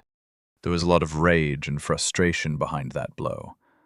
Coupled with her high might, the gray flesh and blood didn't stand a chance. Cool energy flowed up her wrist as Bella and Anton advanced into the room. Anton's eyes floated around the treasure chest, while others examined the spattered brains and skull fragments floating in puddles of blood. "That was easy," Bella said. "But do you mind saving some experience for the rest of us?" Anton shook his head. "There's still something here," he pointed up. "There's still lightning in the smoke. I'm detecting something malicious, but there's too much interference." "We'll be careful," Zoe said. "But I want to see what's inside this box." "I don't think that's a good idea," Bella said. "How can we trust this?" Zoe nodded and pulled back her hand from the latch. The padlock hung there heavy and locked. "There must be a key." She knelt and patted down Z's robed body. Her fingers felt the wiry flesh beneath the thin and coarse fabric, and she told herself he wasn't real. She found an iron key in his pocket. Static electricity burred the key, and she gripped it tight with her mirrored fingers. "I'm going to try the lock. I should be fine with," self-reflects the world. "But you two get back. Last time we touched the water, it summoned the mirror dials, so go back to the tunnel." Anton placed a hand on her shoulder. "Just because you open the chest doesn't mean you get to keep everything inside." She shook her head. "It's not like that." "Good." Bella and Anton retreated to the tunnel mouth and hid behind irregularities in the rock. The fires in the trees were still bright, but the leaves and thin branches were long gone. Now the trunks stood as upright pillars of flame. They burned hot and true, and without her raised vitality, low though it was, Zoe was sure she would have collapsed. Thick black smoke obscured the ceiling. The dark, rippling cloud lit up by bright blue arcs of electricity. Zoe kept an eye on it, but so far it seemed nothing would come. She had defeated Z before he could use his technique. The heavy iron key fit into the heavy iron lock.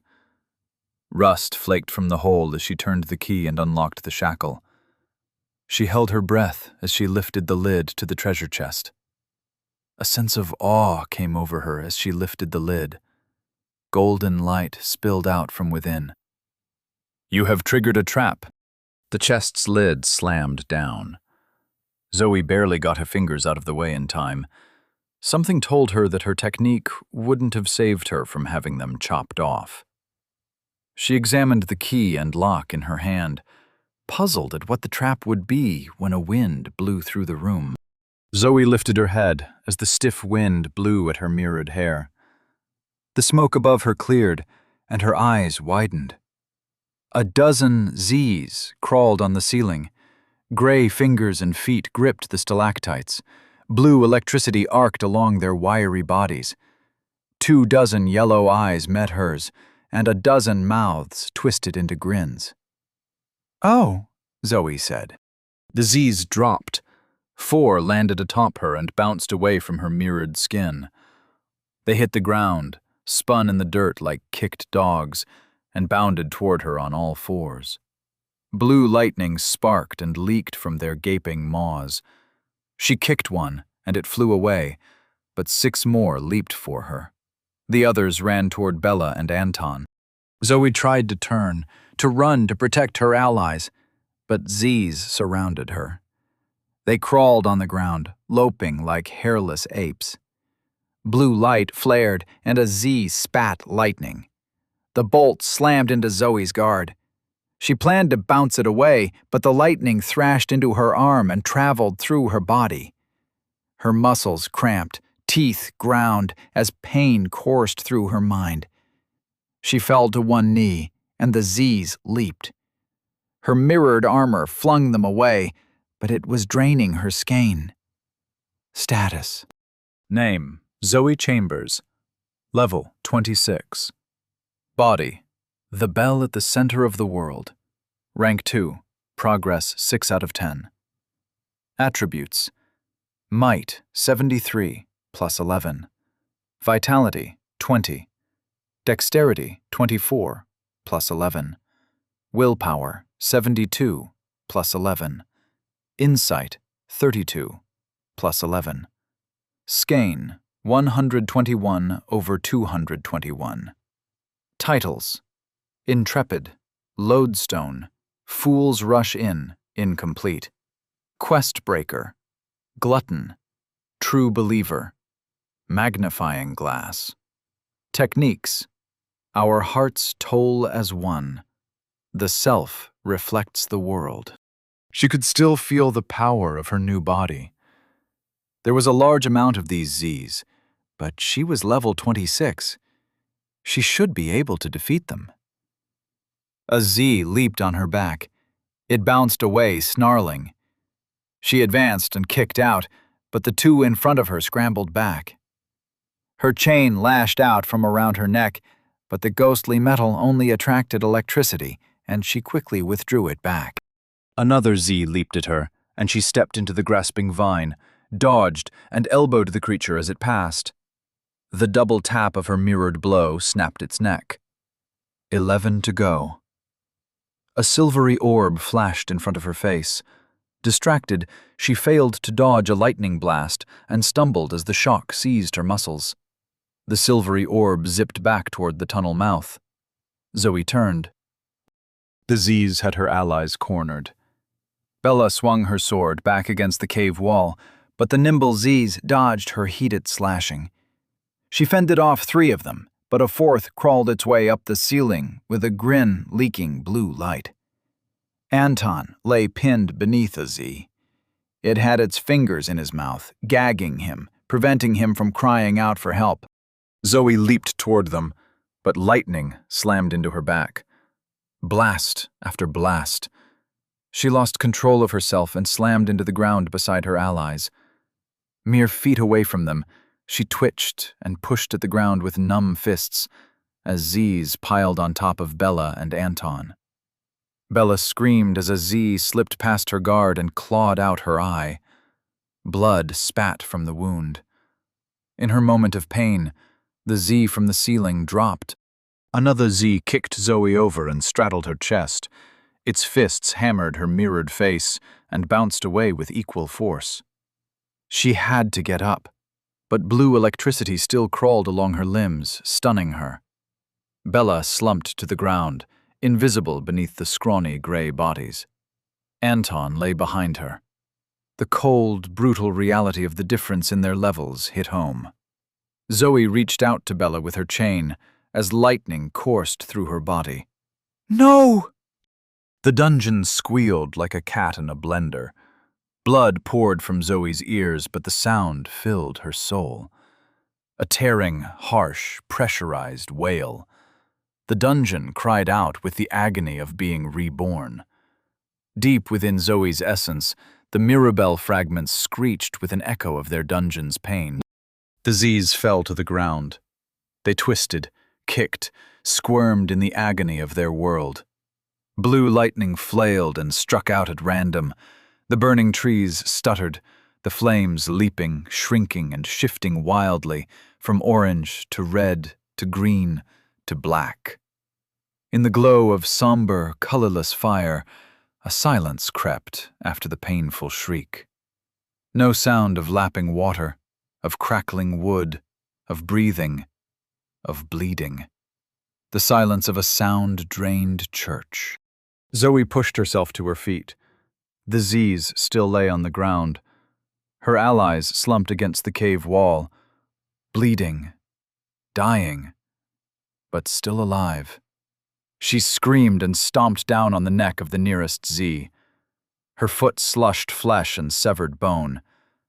Dust flew up from the impact of her mirrored foot against the cave floor. She dismissed and conjured her metal body. She ached, but she wouldn't waste her skein on incapacitated enemies. With brutal, efficient movements, she moved between the Z's and shattered their skulls with well-placed fists.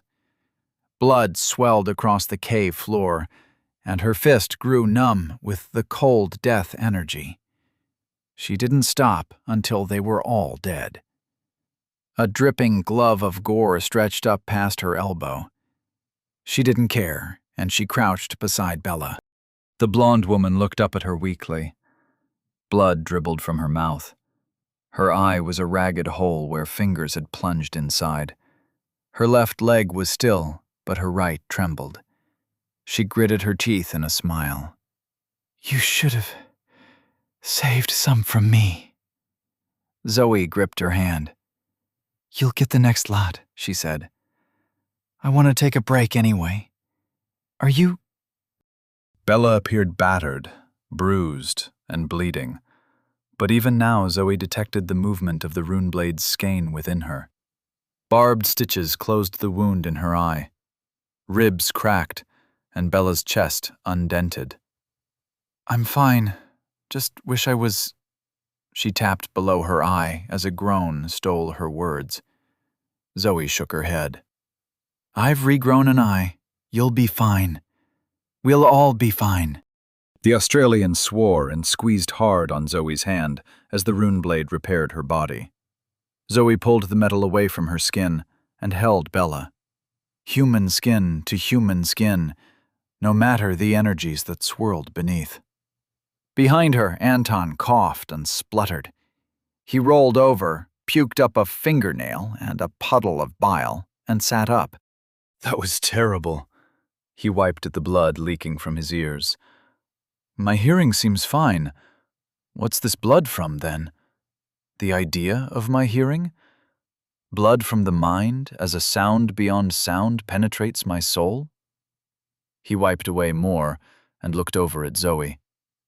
"Hey, boss, are you open to bottom-up evaluations?" Zoe squeezed Bella's hand and looked over at Anton. "What are you talking about?" Anton gestured at the 13 dead Z's and the carpet of blood flowing into the river. "This whole fighting is a team thing? I think there's some room for improvement."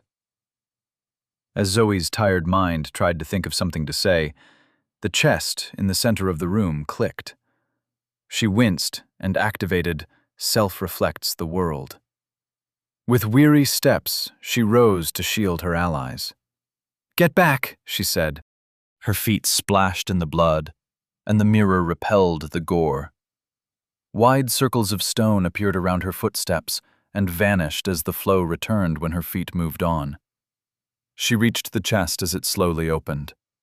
A tinkling sound filled the room like a cheap, wind-up music box. The music stopped, and confetti burst out. Zoe flinched as shredded, multicolored paper flitted down to the bloody ground. "What's inside?" Anton called out. Zoe peered into the chest's golden glow. "Treasure," she said. "Can you be more specific?" But Zoe didn't answer.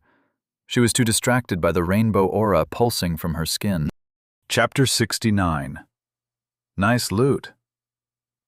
Seeing that Zoe wasn't responding, Anton activated Dandelion Gaze. His eyes trembled like soap being blown into a bubble. The silvery eyes slipped out of his own and floated about the room. They shone with mirrored essence, but at their core was sky. 9 floated about the room, looking in all directions and letting him see everything. Without the technique activated, it felt like wearing blinkers. With the death of the Z's, the black flames on the dungeon fruit trees burned low and faded, until the embers were pulsing shadows within the charcoal stumps. Soot coated the lumps and fangs of the cave ceiling. Bella lay against the wall, breathing steadily as her sword re-stitched her flesh. They had failed. Zoe, already more powerful than them, had returned like a monster from the deep shadows. Without her, they would be dead. Did it sting that he relied on her power to survive this place? If not for him and Bella dragging her back, Zoe would be fine, but without her... He searched himself. No, he enjoyed being alive. The end justified the means. Pride was for martyrs. An eye floated over Zoe's shoulder and gazed into the chest. Weapons, a helmet, and a book lay inside. The golden field of light stretched up from within, and his eye let him see the faint impression of skein in the light. He couldn't understand it completely, but it seemed to be a barrier. Permeable, but barbed. They could reach in, but it wouldn't be straightforward to reach out. "Wait," he said, though nobody was reaching inside. "The golden light is suspicious." "Okay," Bella said from where she lay against the cave wall. He spared her a glance, but no sympathy. She would be up and about soon enough. Nobody was dead. Nobody was even hurt, given the reality of vitality. He could still taste the Z's fingers in his mouth. Would vitality remove the flavor from his memory? Or did insight brand it into his mind? He limped over to the glowing treasure chest in the center of the safe room. His footsteps splashed in the gore. The Z's floated, headless, twisted, in a sticky pool of blood that soaked his pants and his shoes as he walked up to where Zoe stood staring at her hand. Aura coated her skin like rainbow flames.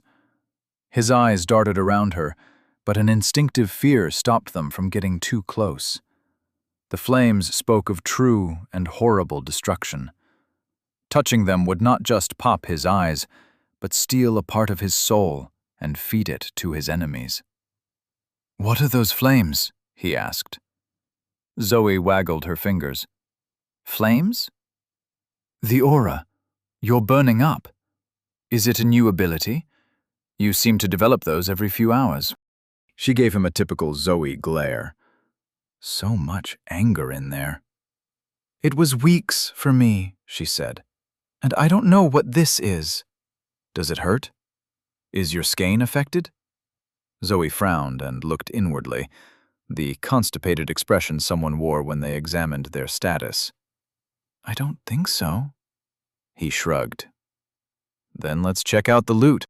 Zoe nodded absent-mindedly, but he kept one eye on her as he looked into the treasure chest. This was his chance to finally level the playing field. His reliance on Bella's sword and Zoe's power was ending. With weapons, armor, and tools, he could contribute more than a set of eyes and a pretty face. And what good even were his eyes if he couldn't see a boss lurking right above their heads? The skein had been there, thick and potent. He just didn't understand what he saw. The physical and the essence overlapped. But how could he know what he saw? He dismissed the frustration. Failures would not rule him. Instead, he focused on the future and gazed down at the golden field of light. How did this work? He poked it with a curious finger. The golden field trembled like jello, and the system whispered in his mind. "Congratulations! You have found a pick one chest. Please pick one. Etching spear. An emerald-tipped spear that inflicts acid with each strike. Helm of drowning fish. a water-breathing helmet that grows into armor when worn. Introductory Tome of the Bloody Thunder School. A book containing a treatise on the Storming Absolution spell. Living Glass Axe. An obsidian-headed axe that can regrow its shattered blade when placed in blood. Everywhere Lens.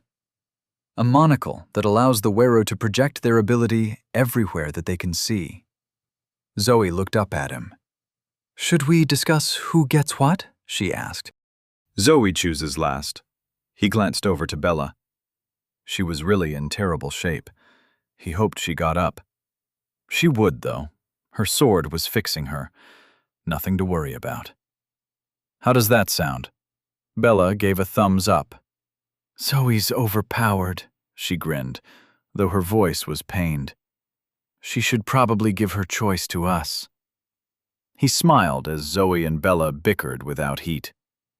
"I'm going first," he said, as he reached into the chest. Zoe stopped him. Her fingers rested on his wrist.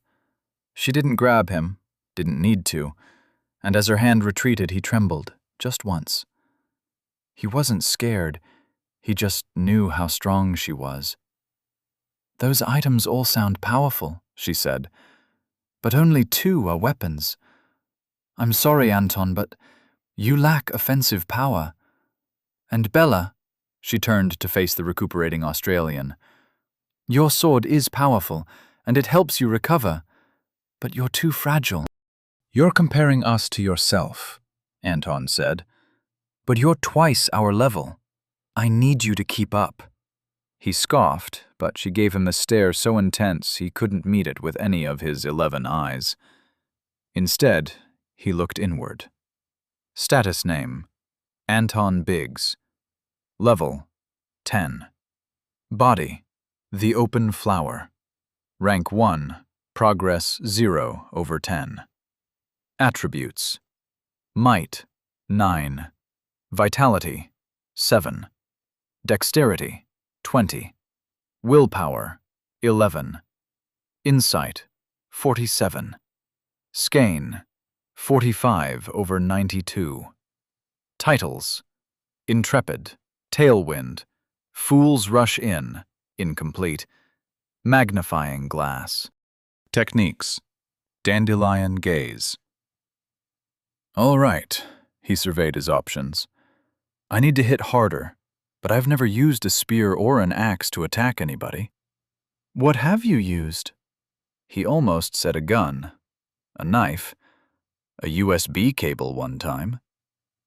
Knuckles white, his pulse quickened like high-atmosphere winds. The whistle faded. As always, he became himself once more and smiled. "I've fired guns before," he shrugged. "The spear and axe are fine, but I think the Everywhere Lens sounds the most powerful. I'm sure there's a catch to it, and I don't have a compatible technique at the moment, but still." An item that cast a technique everywhere he could see. It made him so curious. But his eyes brought him distressing news. "There's a problem," he sighed. There always was with them. "The Z's aren't dead." The dead bodies twitched. Small, sporadic movements like squirming and stop motion. Ripples spread through the flowing blood. Zoe shook her head. "I felt their death energy flow through me." She knelt and touched a corpse. "There's a heartbeat. Sporadic."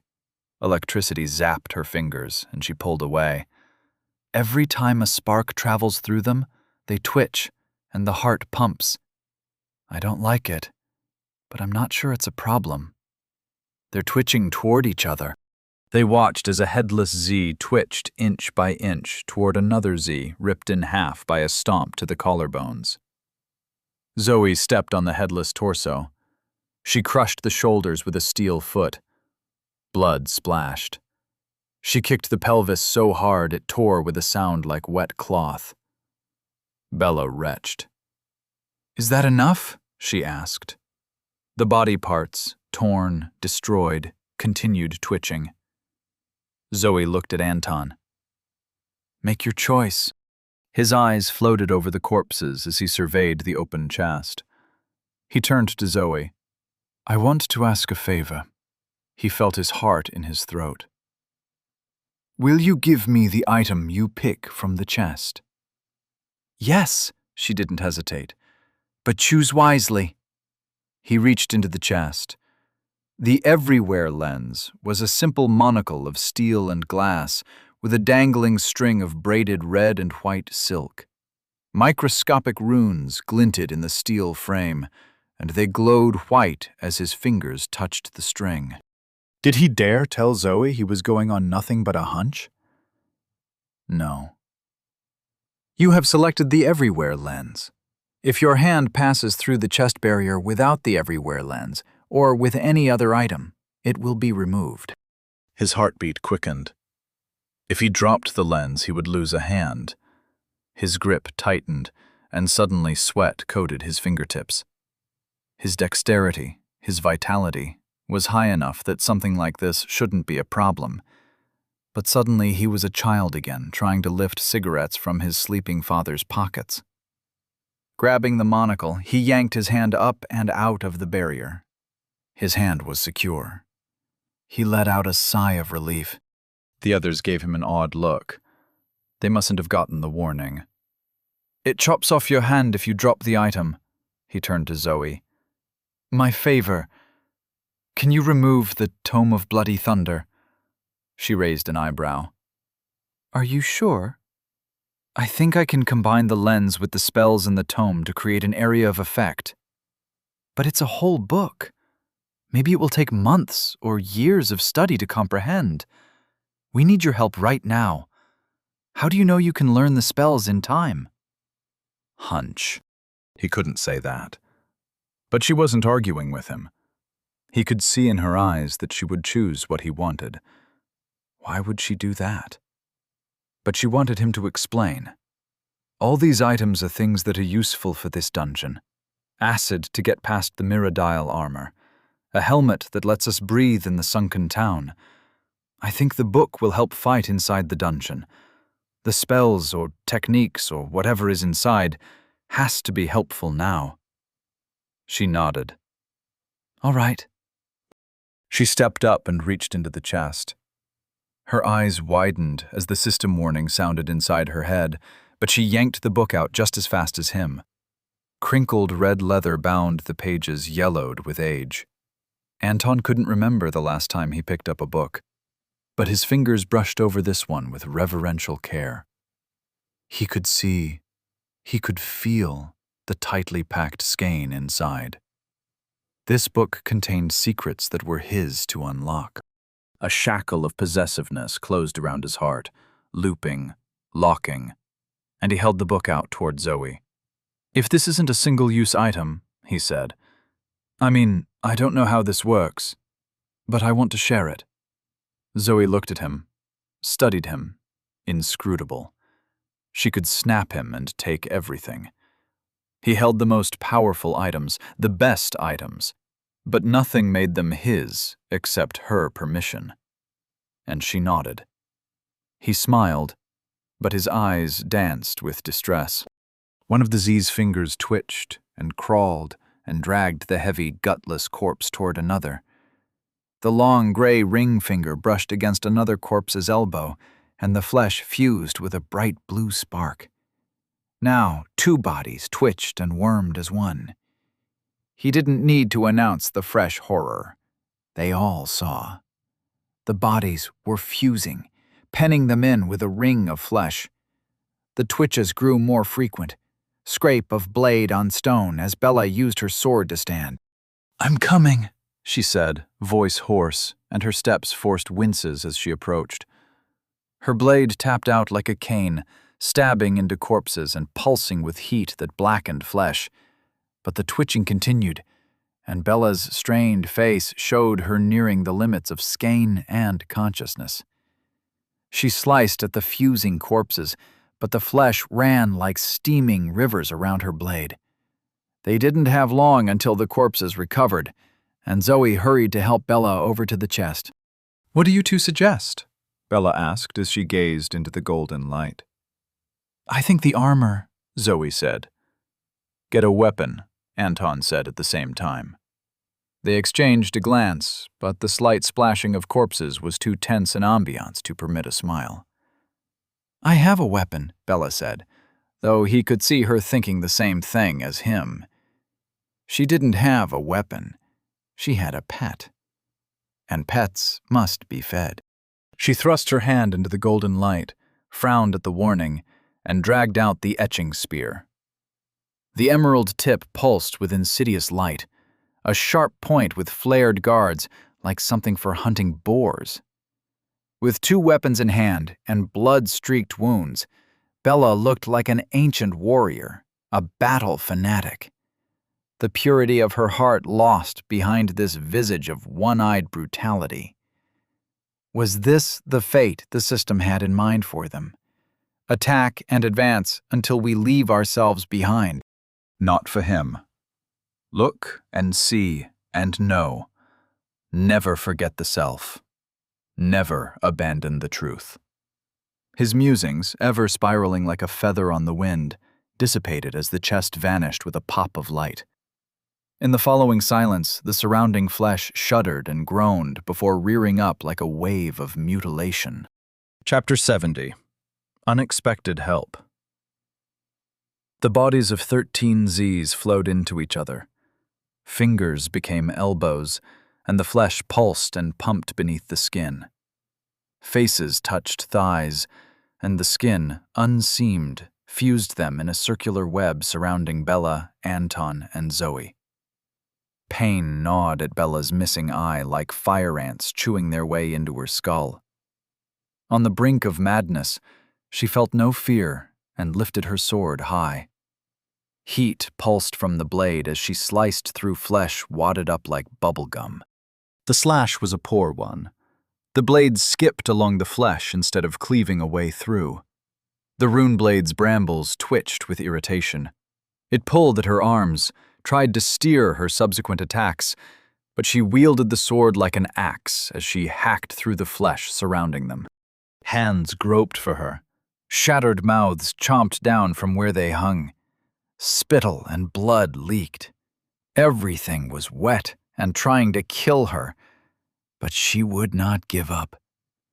Bella carved a wound as the flesh dripped and suckered. Zoe gripped the edges of the wound and tore with her monstrous strength. Bones snapped, muscles peeled. Mirror flushed her skin as the rainbow aura coursed and the pressure of her grip reflected into the meat. Chunks exploded out. A fine spray doused their faces as Zoe pulled them free. But the flesh bubbled and screeched from sloppy jaws. It split and peeled around, flopping onto them like a blanket of grasping blubber. Darkness crashed down on them. Zoe held the flesh aloft like a collapsed tent, but she was driven down to her knees, her mirrored form cancelled. In the hot and humid dark, her voice was small. "I'm almost out of skein." Bella thrust up with her blade and carved. Heat billowed. Blisters formed along her hands and she screamed through her teeth as the scalding blade sunk into the flesh above. Smoke filled her nostrils like a grill full of hamburgers. For a brief, disassociative moment, she salivated. Burned flesh fell away, and she burst out onto the blood-dampened stone. Her blade stabbed into the rock as an anchor, and with her new body path, the movement felt true. She reached back and offered her hand through the hole in the quivering mass. Zoe hauled herself out and brought Anton with her. "It's not dying," Anton said, as his silvery eyes whizzed around the monster. The sword stoked Bella's rage like a poker. "Do we fight?" she asked. The flesh collapsed, crushing the space they had held, and split as it faced them once more and reared up high. "Run!" Zoe cried, and they scrambled for the boat. It was smaller this time, a slender craft woven of reeds with just enough space for the 3 of them to sit in a row. Bella led the charge, and the second she touched her feet onto the boat, it moved. The others leaped on, Zoe near the prow and Anton at the stern, and the boat cruised down the river. She held her breath as the smoking, shambling creature approached the edge of the water and hesitated. For a single, light-filled moment, she thought they would be safe. And then the mass of Z flesh slid into the water with a hiss of steam. She understood, with the cold certainty of one who lives by the ocean, that everything just got worse. The creature coiled and reshaped itself in the water like an ink droplet before racing toward their craft. Gray tentacles surged up from the water, long ropes of flesh with jutting teeth like hacksaw blades and long fronds of hair dripping with water. They lashed at her like whips, wrapped around the boat and squeezed. The woven reeds cracked. Bella hacked, careful not to hit the boat beneath the grasping flesh, but for every grasping tentacle she cut, 2 more speared up from the water. She fought beside Zoe, beside Anton, but a sense of futility filled her. The shapeless, shifting creatures fought silently. Mouths and jaws stretched into blades. Its movements were economical, brutal, and the humans bled into the underground river. Rainbow light flooded her vision. The fresh scent of chopped grass overwhelmed everything. A sound like paper falling, and the mutilated flesh fell into chunks. Bella stumbled as the resistance to her sword fell away. Her essence rushed to the surface of her body. The rune blade's brambles coiled around her brain and squeezed. White pain laced her mind as she saw with the eyes of the sword. A single seed deep in the dark earth. What is loam but rot? The seed sprouts and crawls like a serpent toward the promise of the sun. She is the seed, the terrifying dark, the swallowing earth and taker of rot, and the blade of grass thrusting up into the air. The wind flows into the blade and is cut in 2. The rune blade purred in her veins. She blinked. The tentacles were gone, and the boat bobbed merrily along down the stream. Blood dyed the water red, but she saw the shadows of chunks of flesh sinking. Wilted blades of grass drifted through the air, spinning on the slight wind, and floated atop the water. An alien woman stood upon a long blade of grass growing from the cave wall. The slender leaf bobbed, and the woman balanced with ease as she surveyed them. Gray skin wrapped in a faded gray robe, she held her palms out in a gesture of empty-handed peace. All down the tunneled river behind her, mirror-dial corpses floated belly up like a series of stepping stones. All of Bella's senses, her instincts, told her this woman was unassuming, but she couldn't ignore the fact that she decimated the flesh of Z's without effort, and that her skin pulsed with rainbow aura, the same as Zoe. The boat ignored the silent standoff and continued floating down the tunnel toward the alien woman. "I'm glad you're still alive," she said to Zoe as she hopped onto the boat's prow. Zoe's jaw worked as though she wasn't sure what to say.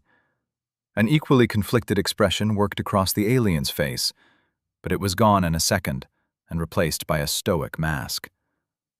Bella wasn't sure if the expressions, the emotions, were as translatable as she interpreted them, but she placed her blade between Zoe and the stranger. For all the futility of the threat, she would stand by her friend. "Your Oriz," Bella said. The woman's yellow eyes widened, and she spared a glance at Bella. "You're Bella," Oriz said. "Zoe didn't exaggerate your virtues." Rage flashed in Bella's depths. The sword had a sky to burn, and it knew this woman could guide them to that great conflagration. But Bella knew the twisted plans working behind that porcelain-featured face. She wanted to send her away, but lacked the physical power. She wanted to say they didn't need her help, but that was a lie. The boat shifted. "I'm Anton," he said from behind. "Can you help us kill the dungeon bosses and get out of here?"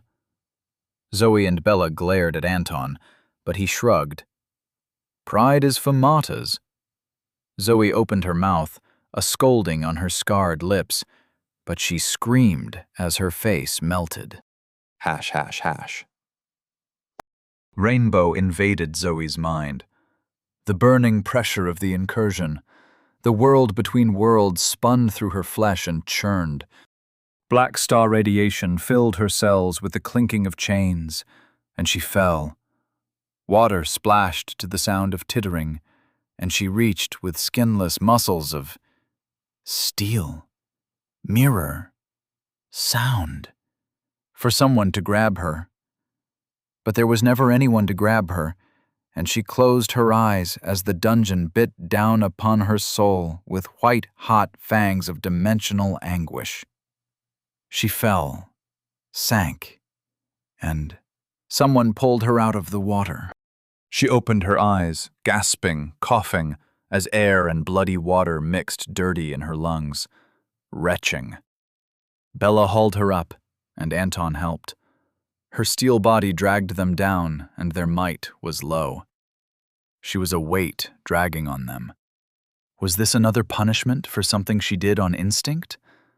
How many times did the system need to tell her she was a monster before she took the hint and ended it? Grass looped around her body and hauled her onto the boat.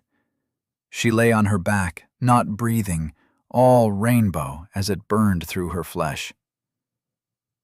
"What's happening to her?" Bella sounded so far away. Silvery eyes floated over her. They gazed into her body, into her essence, easier now that her skin dripped through the woven reeds. Her muscles jiggled under the non-heat of the rainbow aura, and soon they too would flow away. The release would not be sweet, but it was coming. The dungeon is eating the black star energy in her body. Oris's gray skin seeped the same rainbow light. She doesn't have long before the process kills her. "We need to help her." Anguish passed across Bella's face. "Can we give her our essence?" Oris's eyes widened with surprise, and a soft sound like laughter came from her lips. "You truly are new to the system that you would so readily give up your essence. But no, you cannot do that." She drew a deep breath as Bella protested. "Zoe, black star radiation corrupted certain parts of your soul. As the dungeon consumes the radiation, it burns your flesh. You are not strong enough to resist this process." She winced with pain as her aura flared. "But you can excise the corrupted parts of your soul. Zoe, you need to perform surgery on yourself." "She can't move," Anton said as his eyes floated through Zoe's translucent flesh. "She's barely even here anymore. How can she—" "Shut up," Oris snapped. "There's no time. Zoe, close your eyes and silence your mind.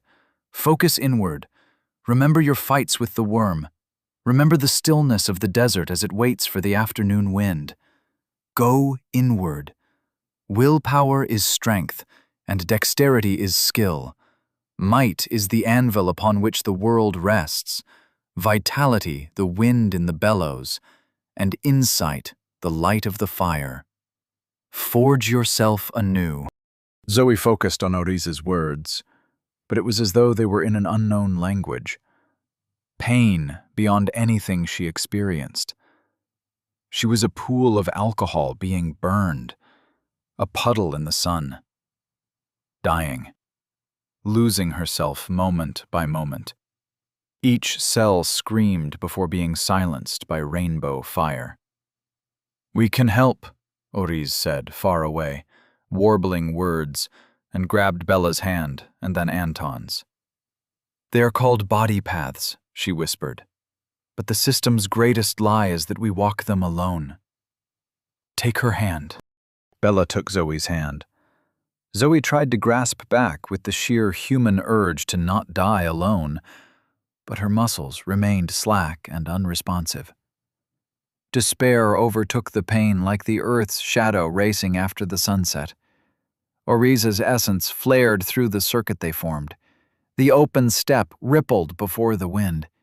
Endless grass, eternal growth, infinite blades raised toward heaven. Heaven so far above the depths, where in the darkness they knew themselves to be true. Hands tight around the chain that stretched up into a sky blazing with 1,000 suns. With such light the flower blooms, all colors, all scents, as the petals peel back and pollen races out. Spores, fluff, insects, seeds, life rides the wind into the unknown. And from the unknown, it shall spiral back to the center of the world, where a bell waits, ready to toll. Zoe's eyes, what remained of them, rolled into the back of her head, and the world vanished. .. The harsh but comforting smell of disinfectant filled her nostrils. She stood in the bright light of a surgery, scrubs on her body, a mask, gloves. She blinked, and the room rippled like a projection on fog. Not quite the surgery of her clinic, not quite the rooms from the university, something in between. The double doors opened as a nurse pushed an operating table into the center of the room. Zoe lay on the table. She blinked, staring up at herself as she stared down. Vertigo overtook her, and she wobbled, but the nurse placed a hand on her elbow. "You'll be all right, Dr. Chambers," said the nurse. "We can begin the surgery as soon as you're ready." Her voice tingled with familiarity. Zoe stared at the mirrored face behind the mask. Something sagged inside her heart as pressure gave way. A tear rolled down her cheek. "Thank you, Moth. Please, prepare the patient." Chapter 71. Smiles and Masks. Oriz burned with rainbow aura and impatience. The wicker boat bobbed down the stream, bumping into mirror-dial corpses, slowly progressing toward the flooded town and the waiting dungeon bosses. She wanted to leap from the boat, charge into the lake, and take out the bosses before her body failed. She still had the strength, but it would mean abandoning Zoe. Her disciple's long, thick hair lay in her lap, untangled with the inherent grace that comes from choosing a body path with mirror at its core. The sight stabbed Oriz, but she refused to look away. The choice Zoe made was her own. Without this body, she couldn't have escaped purgatory. Oriz had not been honest, but she had never led Zoe astray. And Zoe was only stuck with mirror essence because she foolishly incorporated the dungeon's bell. The justifications rose like a great wave and crashed against the cliffs of her guilt. Maybe, one day, they might erode the sickness she felt at what she did.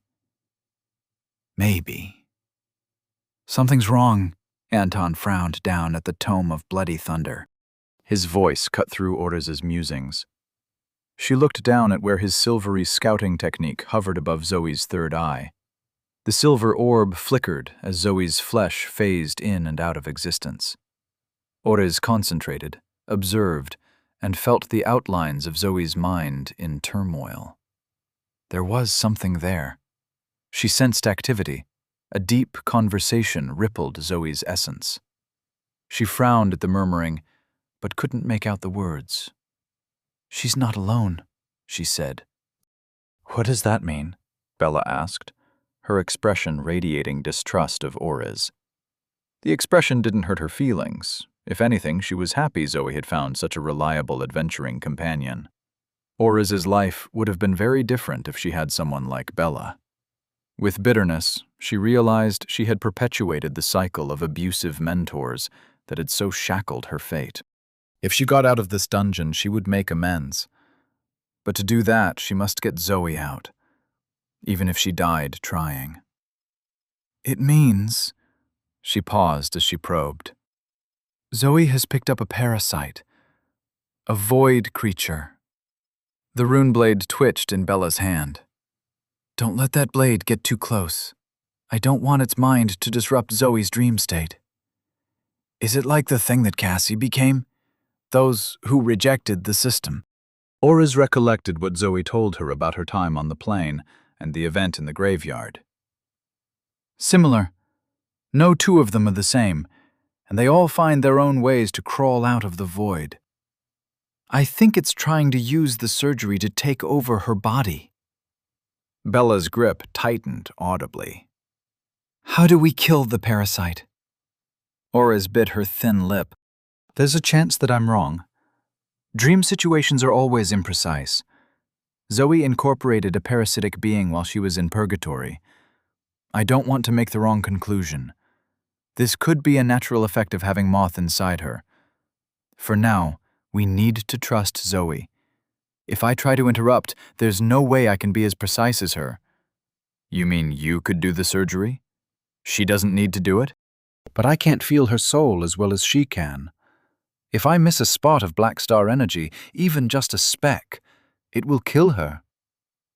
You're burning up with Rainbow, but you're not doing surgery, Anton said as he flipped a page in the book. What gives? Orez gritted her teeth. I'm completely irradiated, she said. There's nothing for me to cut out. Why don't you scout ahead? Anton glanced up and made eye contact with Bella. An expression passed between them, and Anton stood with a graceful movement as he snapped the book shut. I'll be back. He leaped from the boat, giving it a subtle bob, and landed on the belly of a mirror dial. From corpse to corpse, he hopped down the throat of the tunnel, with his silvery eyes floating before him like tracking hounds, until he vanished around a curve in the rock. Bella eyed Orez.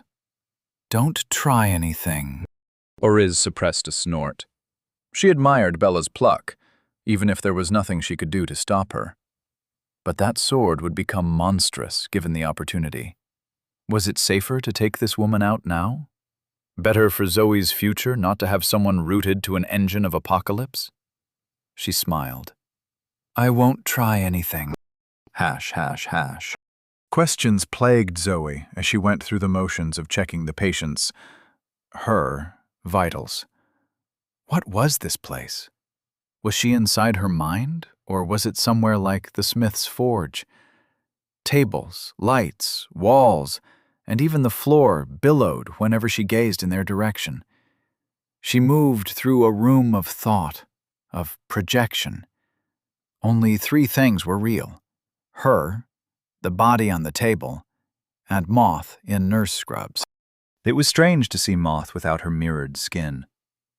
As long as Zoe saw her in the real world, though who said this wasn't the real world, Moth's skin reflected the world. Now that technique was a part of Zoe. She wanted to ask, the question resting on the edge of her tongue, but she also wanted to keep the companionable silence. For if she asked Moth that dread question, she might get an answer. But Moth interrupted her indecision with a hand upon her arm. Her eyes crinkled with a smile behind her surgical mask. You have a question for me? Zoe looked at Moth across the operating table, where her mute body lay. She looked into eyes that were her eyes, but unburdened by a life of struggle. How can one gaze so easily through eyes unclouded? Zoe wanted to know. And so, despite her fear, she asked, Is it really you? Moth nodded. It's me. You're not just a projection. Not just something conjured by my mind, so this all makes sense. But then, no matter what you said, that wouldn't matter. Moth laughed soft and sweet as she took Zoe's hands in hers. It is me. Really me. I've been watching, and I know how you've struggled. I'm here to help. As simple as that. They squeezed each other's hands, and Zoe felt a pulse echoing hers through the grip. She tried not to think about a cold stone room in a tower in the middle of a swamp, in another world, where she did something ugly and unspeakable and... Moth brushed Zoe's tear away with a finger. Don't cry for me, Zoe. There was a choice, and were it to be placed before me, I could not have chosen differently. Zoe looked away as a tear fell and landed on the body on the operating table. She felt it land upon the exposed flesh of her stomach. burning hot with shame and grief and the friction of reality's hardship. I'm sorry. I know. I'm here to tell you it's all right. There's a way forward. Zoe looked around at the room of misty dreams. Her posture straightened as the familiarity of the place settled into her mind-muscle connection. If she squinted and ignored the advances to her insight, this could be any surgery in the world before. But it wasn't. And despite the lies, Zoe couldn't make herself see. She saw no way forward. We should get to work. As Zoe turned to examine the surgical tools laid out, the crinkles around Moth's eyes faded. Her smile twitched behind her mask. She chewed, swallowing the worms that crept crawling up her throat. The bitter taste filled her mouth, but it didn't change the sweetness of Moth's voice. The creature inside Moth twitched and flexed the fibrous strings extended throughout Moth's astral form. So unfair that its sister, its brother, were born straight into the bodies of mortals. But finding Moth tethered to Zoe had been a unique stroke of fortune. With this face, with this voice, the creature could easily trick its way into Zoe. It was glad of the mask conjured by Zoe's subconscious. Without the covering, it could never have hidden its gleeful smile. Tricking brains was so much fun. They were so stupid. But this dreamlike world was only half real. No matter the pain, the mind never bled. But soon, so soon, the creature could ignore the bitter worms in its mouth. Soon, it would know the true flesh. Everything was going to plan. Hash. In the bright light of the surgery, Zoe moved and directed Moth, with the instinct that comes from a waking dream. Their hands slid over the body on the table. Another Zoe, silent, staring up with pleading eyes. A translucent mask slithered out of the fog and attached itself to the patient's mouth with an organic intimacy that sent a deeply uncomfortable tremor through Zoe's body. The opaque, ribbed hose led off into the vaporous surroundings, a vague tank attached to the wall by vague clamps, as a dream of anesthesia pumped in from the depths of Zoe's mind. Those desperate, pained eyes became glassy and doll-like. Lifeless. Zoe closed the lids as she examined the flesh as though it were any other. There was a new sense as she saw the essence running through the body. Metal ran through the muscles. Mirror pooled beneath the skin. Sound bounced, scattered, echoing through the hollow space that was not hollow. She still didn't know what to do with the sound essence dictated by her body path. "How do I find the spots affected by black star radiation?" Zoe asked. Moth smiled behind her mask. "You must look for aberrations in the flesh. This body is ours. What shouldn't be there?" Zoe nodded and turned her eyes and hands toward the body on the table. So strange, surreal, to run her hands up and down, probing, examining her body from such an outside perspective. The dark brown skin was soft, the muscles prominent, lips scarred with intimidating white lines. Even in her mind, those scars remained. She took a stethoscope and placed it against the chest, listening to the steady thump. Was this a real heart beating? Or was it a projection of her mind? A projection of